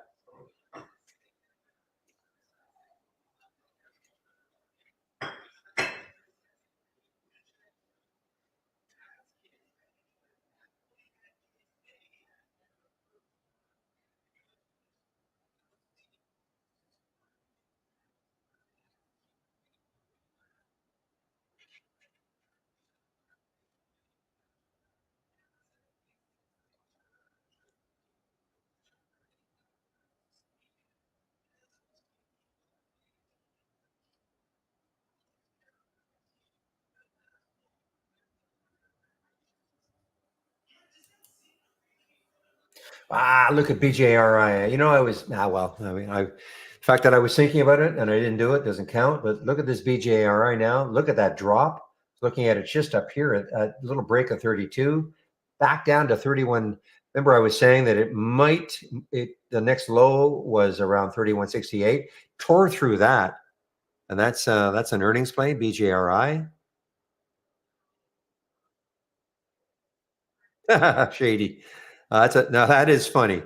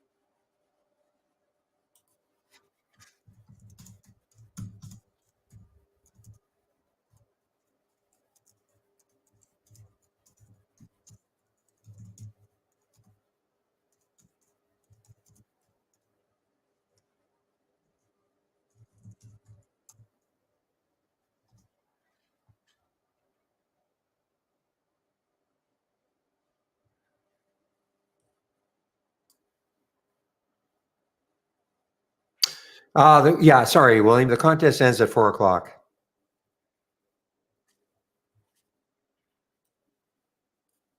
But it's kind of anticlimactic, so I would normally stick around to 4.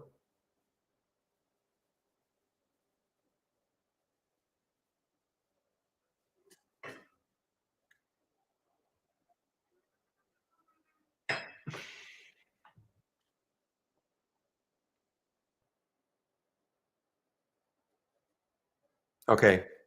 So William, so what time is it now? 2:02. So I'll probably take off and, half an hour or so, I might say a little bit later. But William will keep the main room open until 3:30 or so.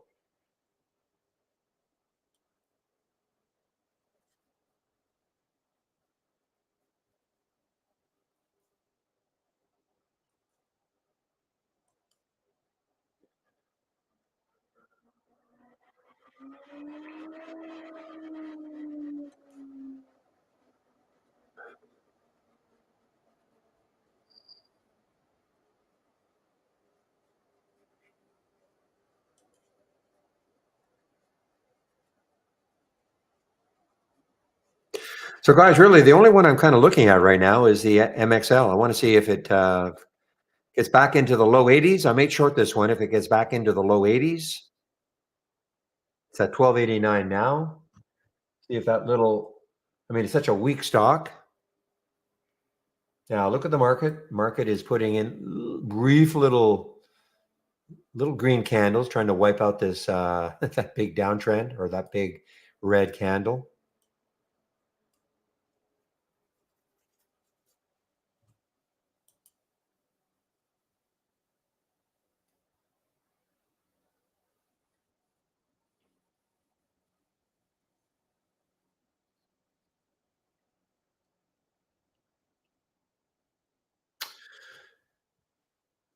Okay, so Cyrus asked a question about the about the go no go charts. Okay, so this is what you have to do.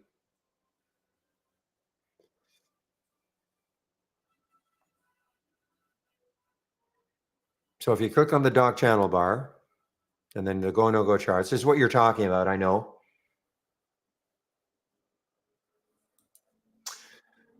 Okay, so the problem is that you don't have this list of stocks here. Okay, you don't have this list of stocks here. It'll be blank, right? Because otherwise, all you'd have to do is just click on one of the stocks, and it'll turn into the go no go charts. So this is what you have to do.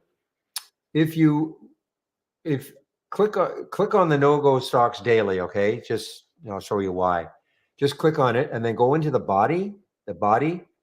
Okay, I know it's all blank. I know it's all blank, but you should see the header. You should see the header. And then right click and click on select strategy. Just give me a moment.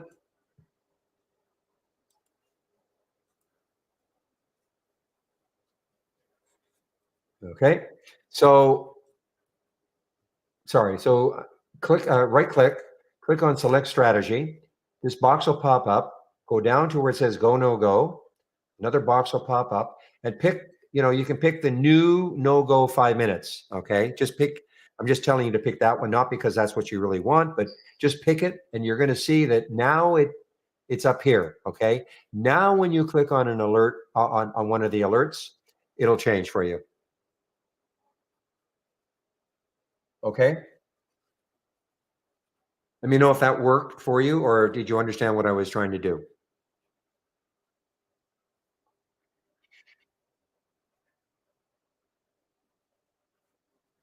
Okay.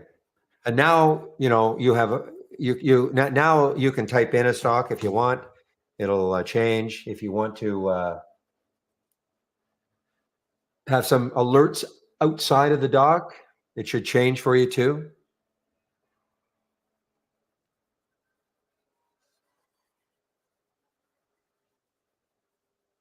Except you might have to change your.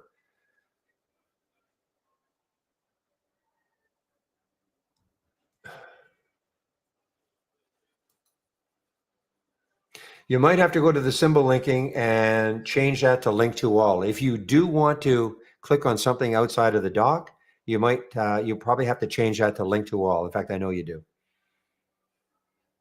Does that make sense? Because then anything you click on outside of the dock will change.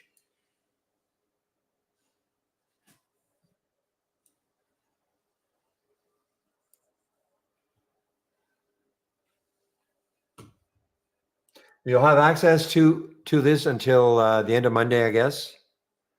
And then after that, it goes away. It'll be about a $50 a month add-on if you want it. But as always, check out the 2 videos that when you launch the channel, you'll see there are 2 videos that you can take a look at to understand what it's all about, to see whether or not it makes sense if you do want it.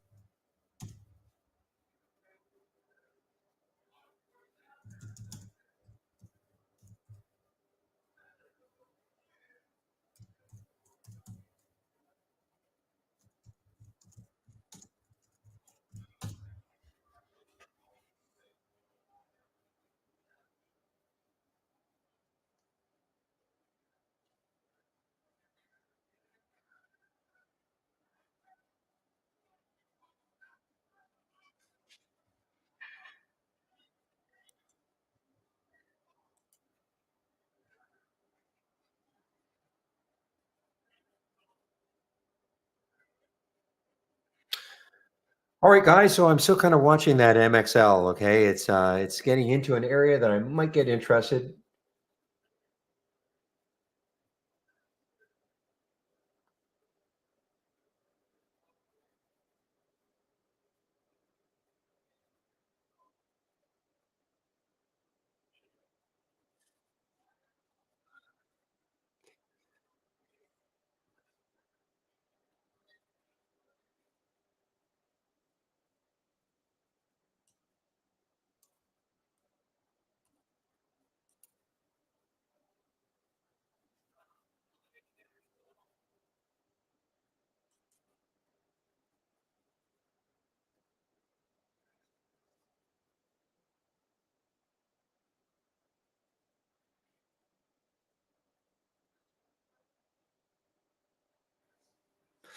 Yeah, I never well, it's outside the price range that most of my scans have, so I did not see MM.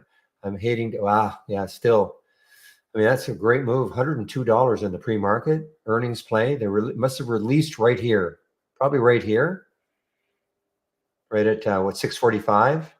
6:30 Eastern time. They probably released right here. This is an earnings play. Had the pop, held. There's 9:15 opening candle, kept going. Yeah, all day.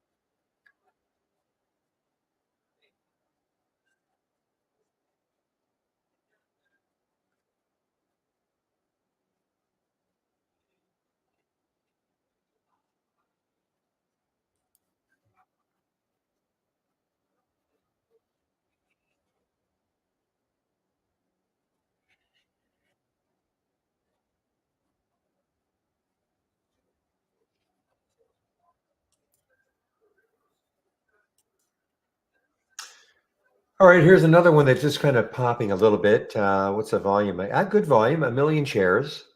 Popping a little bit. When I say popping, out of this little consolidation area, and I'm talking about GTX. GTX, little bit of a pop here. And this was an earnings play yesterday. Yeah, pre-market yesterday. So it was an earnings play yesterday. It's near the high yesterday. I guess if it can take that out as a shot to the 9 level. But it is late in the day. It is late in the day, so I have my doubts.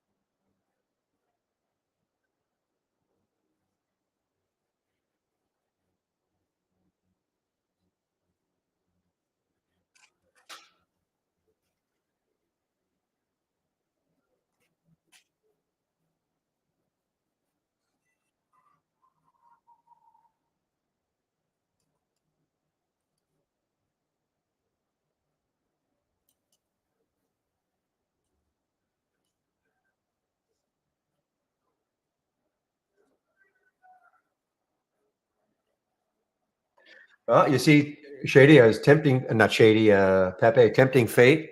We'll try something here now.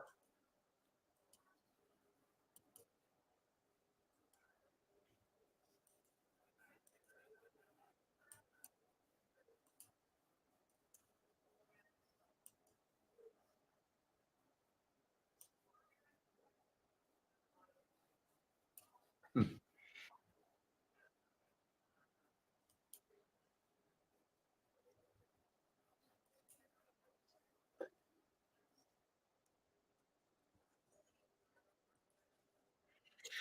I had all my other thumbnail charts up, my free floating ones up. I brought back the doc. Then I deleted the free floating ones one by one. And it only got here though. It did not go green. So it's pretty much, this guy right here, or if any one of the docs is causing the issue.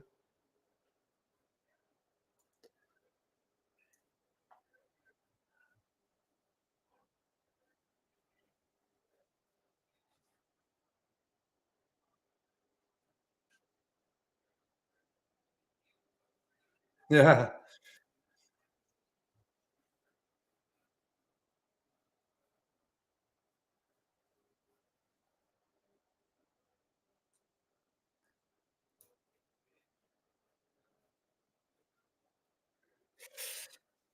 I don't know what's going to happen in here because It only usually is in a chart that it's had multiple symbols all day long, so it shouldn't be a big deal.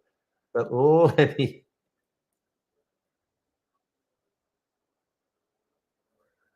me change them all now just for fun.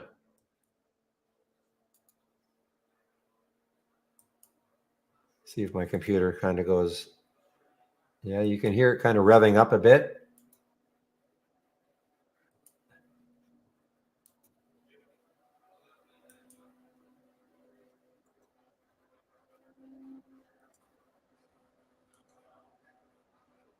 Oh, this one was already.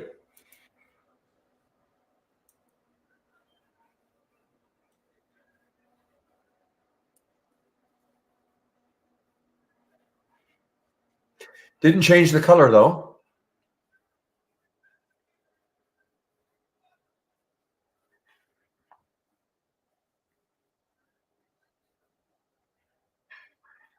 Actually, it's not bad.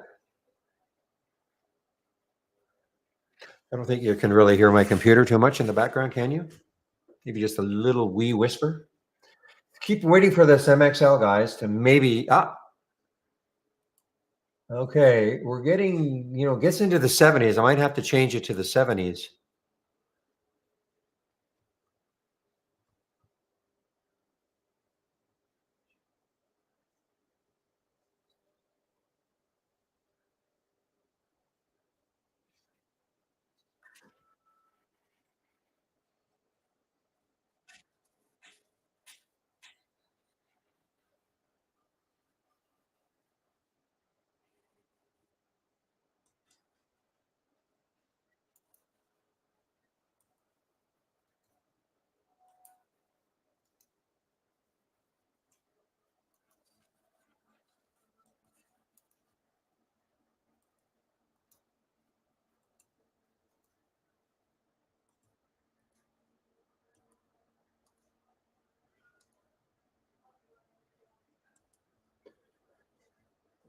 Yes.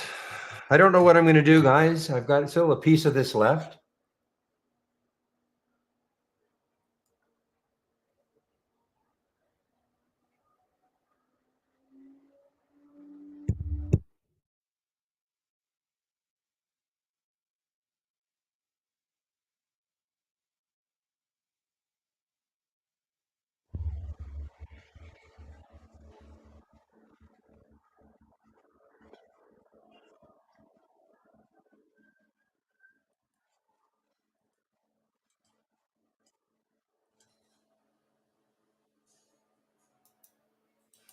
Okay. Okay, give me a moment, guys.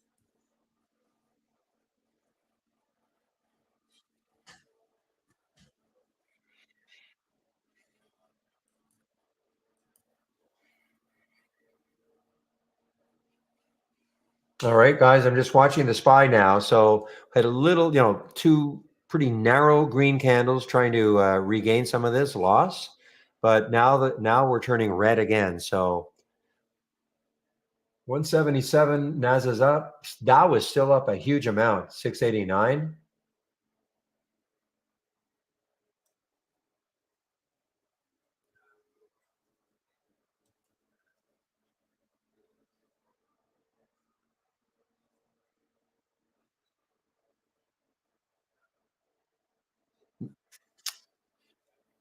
So triple 3M is mover of the Dow. Okay, that makes sense.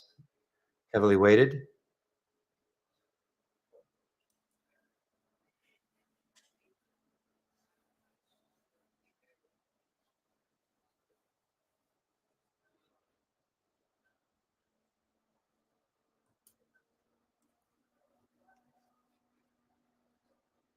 Or you trade it like a little bit of a 3-day holiday from the market and just kind of have fun for 3 days.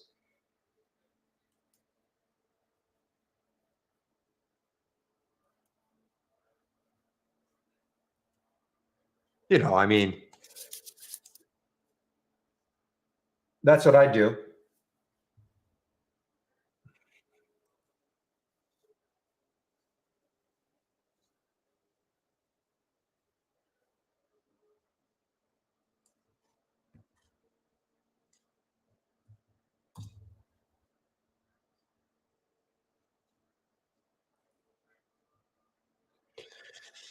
I loves my market holidays. I cannot believe there's not one until first week in September, Monday, the first Monday in September. Way too long, 2 months to go.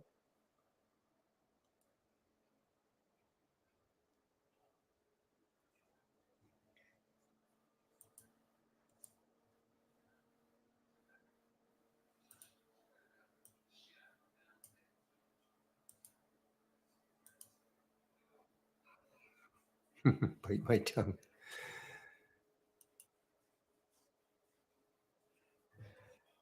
I've seen this TARS. What is it doing? Wow, TARS. This is not an earnings play either. TARS. Tarsus Pharmaceuticals. I've seen this all day long. I have on my other monitor. This is kind of keeping me, especially with the ones that potentially to short. This is what I'm clicking on to find some of these short opportunities, as well as here.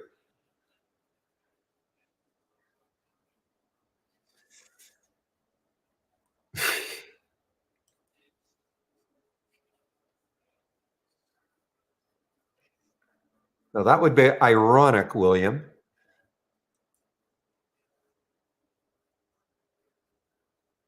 So here's another one, guys, on a gap down in reverse, ZYXI. I think I mentioned this at 866, so it really hasn't moved that much.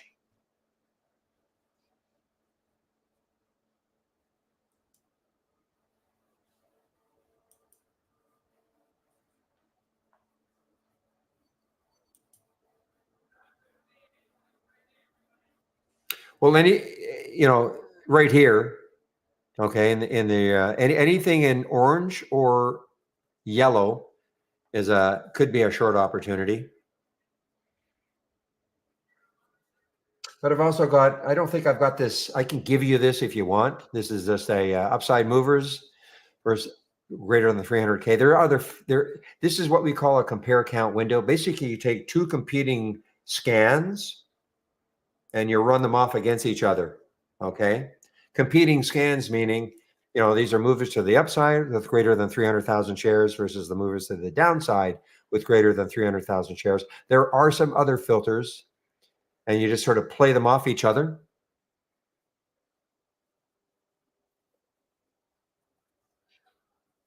And this is a ticker, just a crawl. I brought this back, I don't know, a couple of weeks ago. I hadn't used it for maybe a year.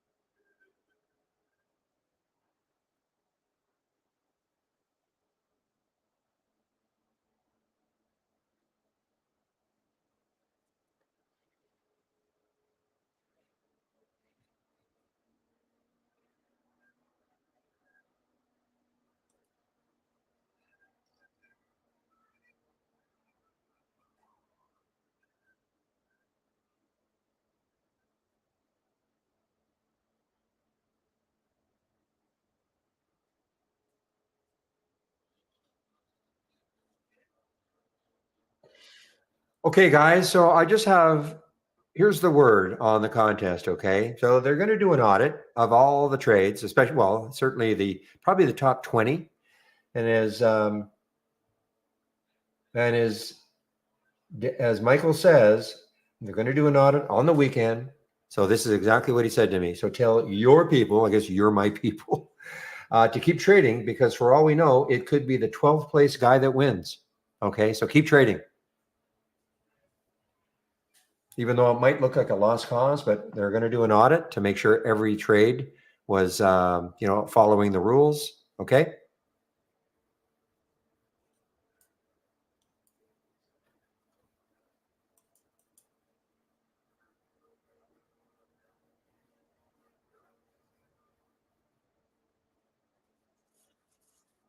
So, Jermaine, this is not a short trade, like in terms of time. We're talking about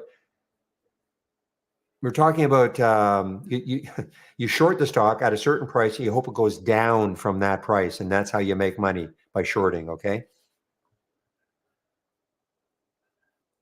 it's not a short term trade like in terms of time. It's got nothing to do with that. It's called shorting. I guess you're so new that I guess you just don't know what shorting is all about. So, for instance, if I thought this was the top for ZYXI, I could create a short watch.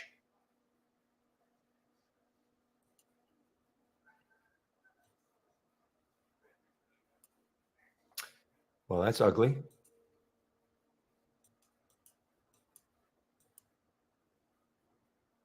There we go. So if I wanted to, I'll click on Z. I'll click on this one. Where are you? Somewhere here.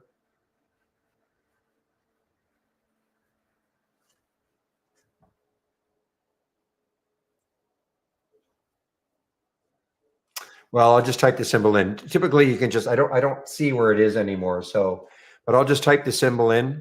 Well, it doesn't matter. You know what? I'll short this one. NX. So NX. So here's NXGL. So if I thought this was going to go down, I'll go 500 shares. Now I don't know why I'm not getting a bid ask. See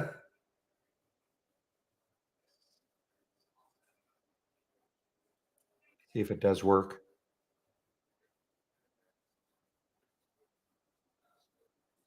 I know why. I'm not connected. See? Well, it did connect me. So you see now I'm short 500 shares. So I entered at 290. What I would hope for now is that this stock goes down in price, okay? Down in price. And that's how I make money because then I just reverse the procedure. I click sell. I'm in this short. That's why it says minus 500. I'm in at 290. I hope it goes down in price. If it went down, say to whatever I want, if it goes down, say to 280, then I would buy it at 280 and I make a dime. Okay, so it's just think in your head. When you buy a stock, you hope it goes up in price. When you short a stock, you hope it goes down in price. That's the mechanics of it. In our, every broker is different. I shouldn't say so different. Sometimes there is a short sell button. Some brokers have that. I know in Interactive Brokers there isn't. You just hit sell. But that's the mechanics of it.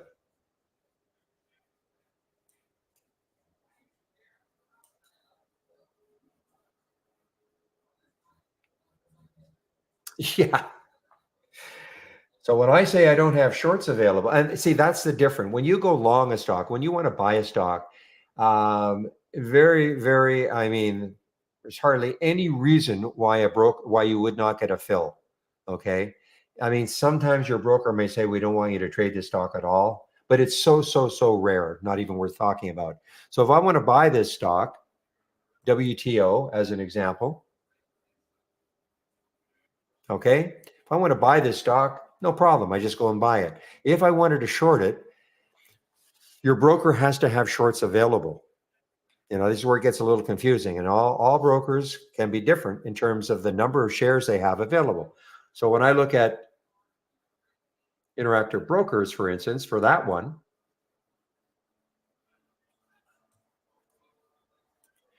it's telling me that there are 1.32 million shares available. Okay, plenty available. Now, your broker may not have the same number or may not have any. I mean, I think it would be rare with that many available that, most brokers won't have some shares available to short. But that's when you hear me say, let me see if I can find one.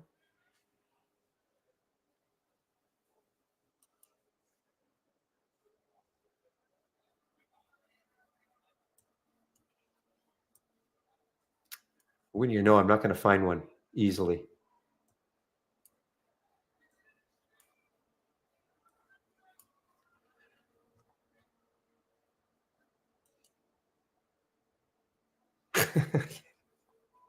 It'll have to be some cheap one.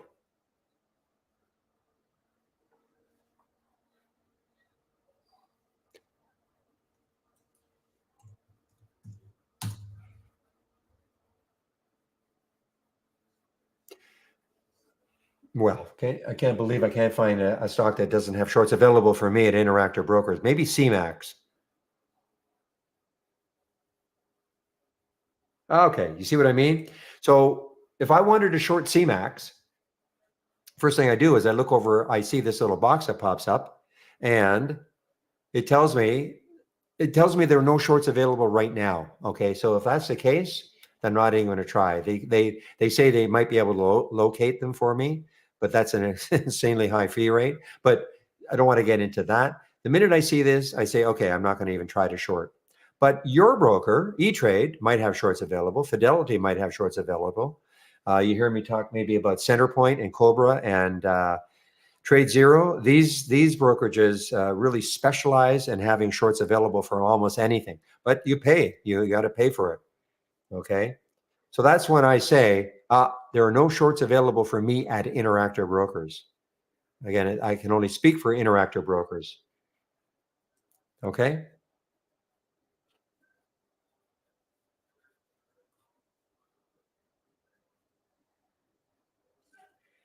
That is from if you have Interactive Brokers, Jermaine, that is from Interactive Brokers. Okay. It's if you do a search, SLB, if you do a search, well, I don't know where it is in E-Trade. I don't have E-Trade. There, as far as I know, there's nothing like that in E-Trade. As far as I know, William has E-Trade, and I think he's told me that.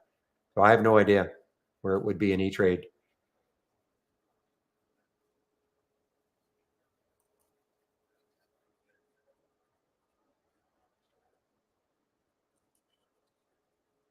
See, I don't have E-Trade, so can only speak for Interactive Brokers.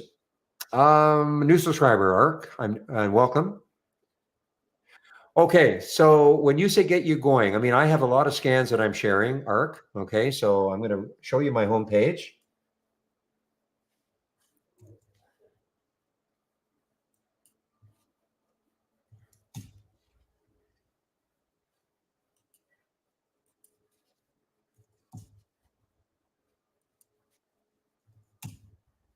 Okay, Ark, where are you?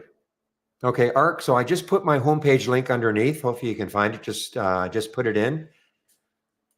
If you click on the homepage link, this is what you're going to see. If you scroll down, these are the scans that I'm currently sharing. Now, this is my style of trading, though. I don't know what your style of trading is. Okay, I'm a momentum trader, so virtually everything you're going to see here on an alert will be at a new high or new low of the day. That may not be your style. But these are the scans that I'm sharing. The ones that you can see, the race, biggest scanners from the open is up here. Halt resumes is, I don't really call it a scan. It's more information, you know, when a stock is halted, when it resumes. The momentum scan, very active scanner. You know, it's a momentum scan, stocks that are having increases in volume. And then the gap continuation or reverse is right here. So these are the ones that I'm sharing that you can actually see, but as you can see, I have a lot of other scans that I am sharing. And so you might want to take a look at some of them. Maybe they meet your trading style. Okay.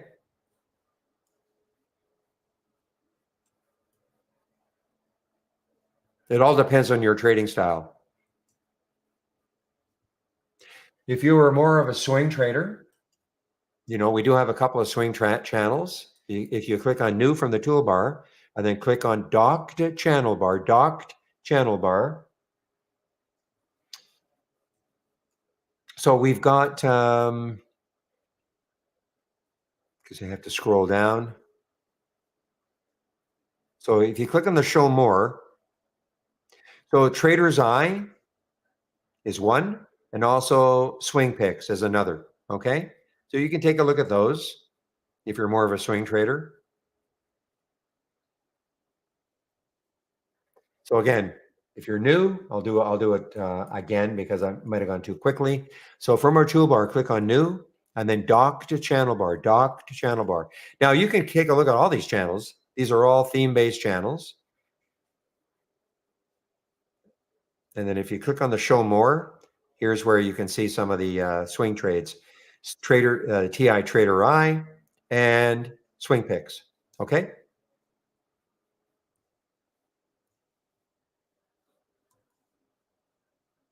Well, are you a premium subscriber?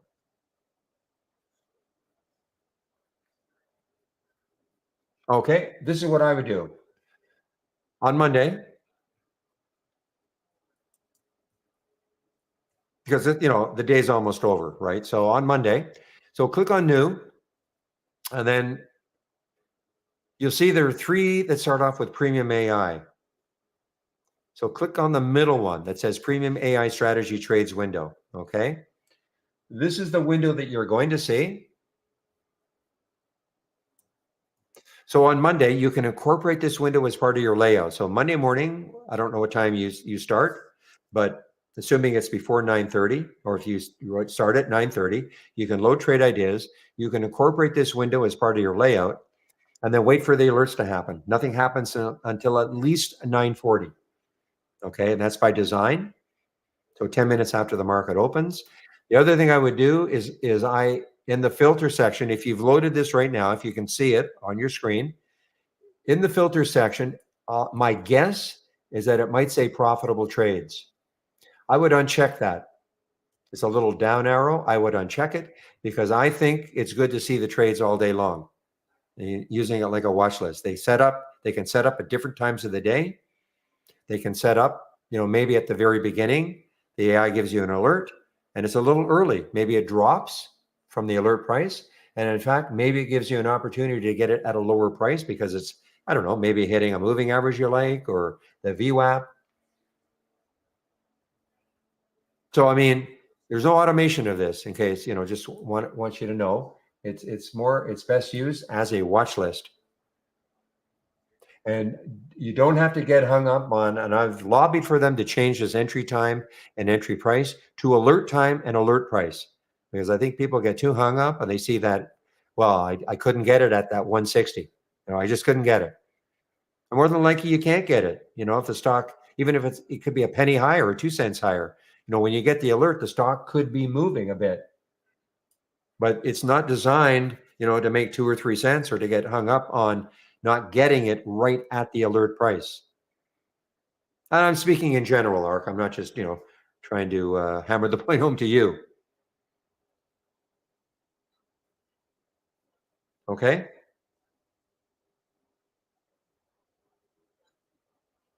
So I don't know if you've got anything on your screen yet, but if you have that, and then you can create some charts with your timeframes that you like. You just have to click on new and then chart window. When you do, a chart window will show up, and then all I would do is just keep duplicating it.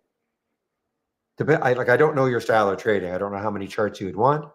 So I have a 15-minute chart, a daily chart, and a weekly chart. You may have a completely different idea.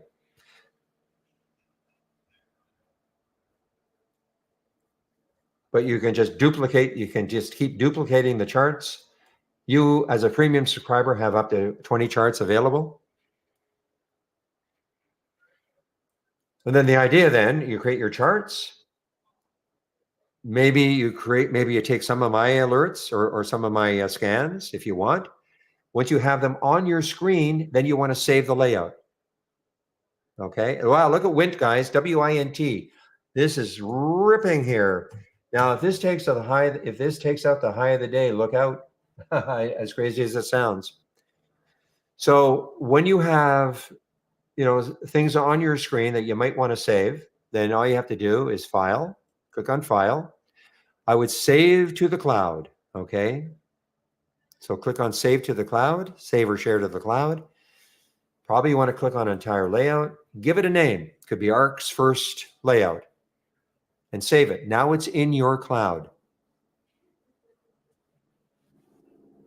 The reason why that's important is that, well, a couple of reasons. You can have trade ideas on as many devices as you want. So if I'm working off a desktop, of course, but I have a couple of laptops, I have a couple of tablets. So I can have them. I can have trade ideas. So if I ran out and bought a laptop right now, okay, I'd load the program and then I just file load from cloud. Okay, so everything that I've saved into the cloud, I can access. Now you can only have trade ideas open one device at a time. And the other important reason, of course, is that if I'm working off a desktop, if that's the only thing I've got, and my desktop, whatever reason, fails on me and I have to go and buy a new one, well, again, the same thing. I load the program and I can just file load from cloud. Okay.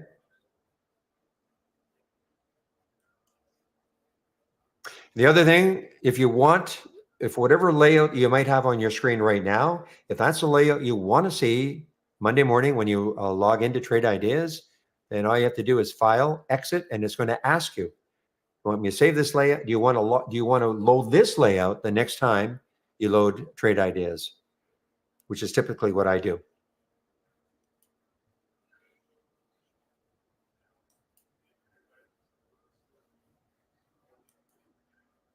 And come into the room. This is a trading room, but it's a support room, as you can probably guess. You can ask me questions all day long. If I can answer them, I will. If I can't, I'll direct you, hopefully, to somebody who can.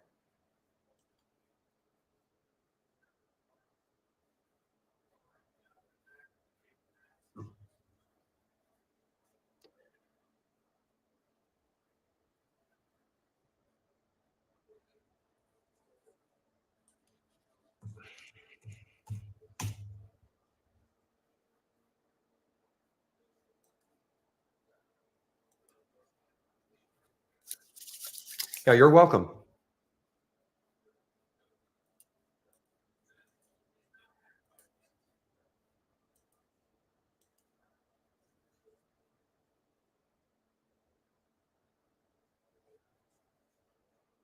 Come on.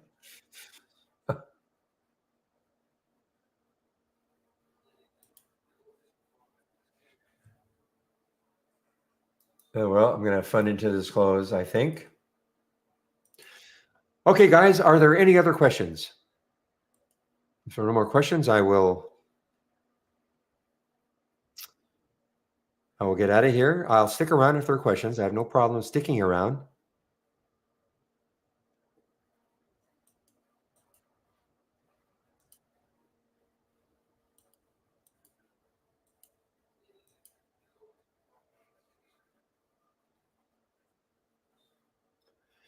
You too, Tank.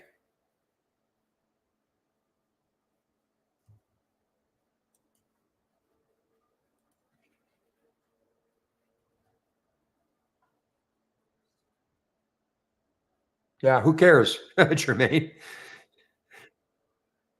First of all, probably not many people have shorts available for, in a normal account. I'll call it IB or Fidelity. But, I don't care what the AI says.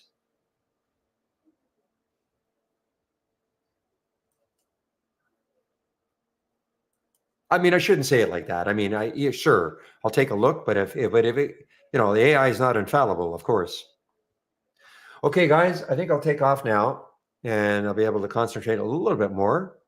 So thanks a lot for all the help all week long. I'll be on the mic at 9 o'clock in the morning, Monday morning. So have a great weekend and we'll see you then. Sorry, guys.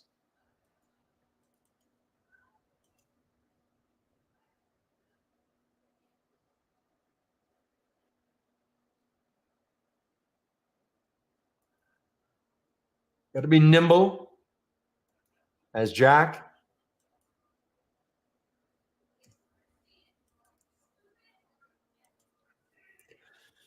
Okay, I got to go. I got to concentrate on this. Okay. So we'll see you guys later. I'll put the main trading room link into the YouTube room. William is going to keep the room open until 3:30, he said, the main room open. So let me just do that. I'm putting myself on mute now in the main room, and I'm stopping the screen sharing.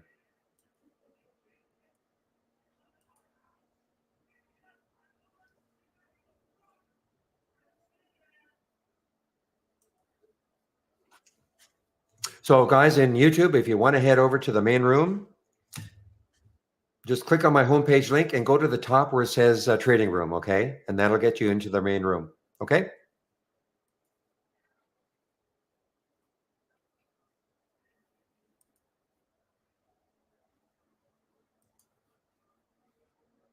Okay, guys, I'm shutting down YouTube now.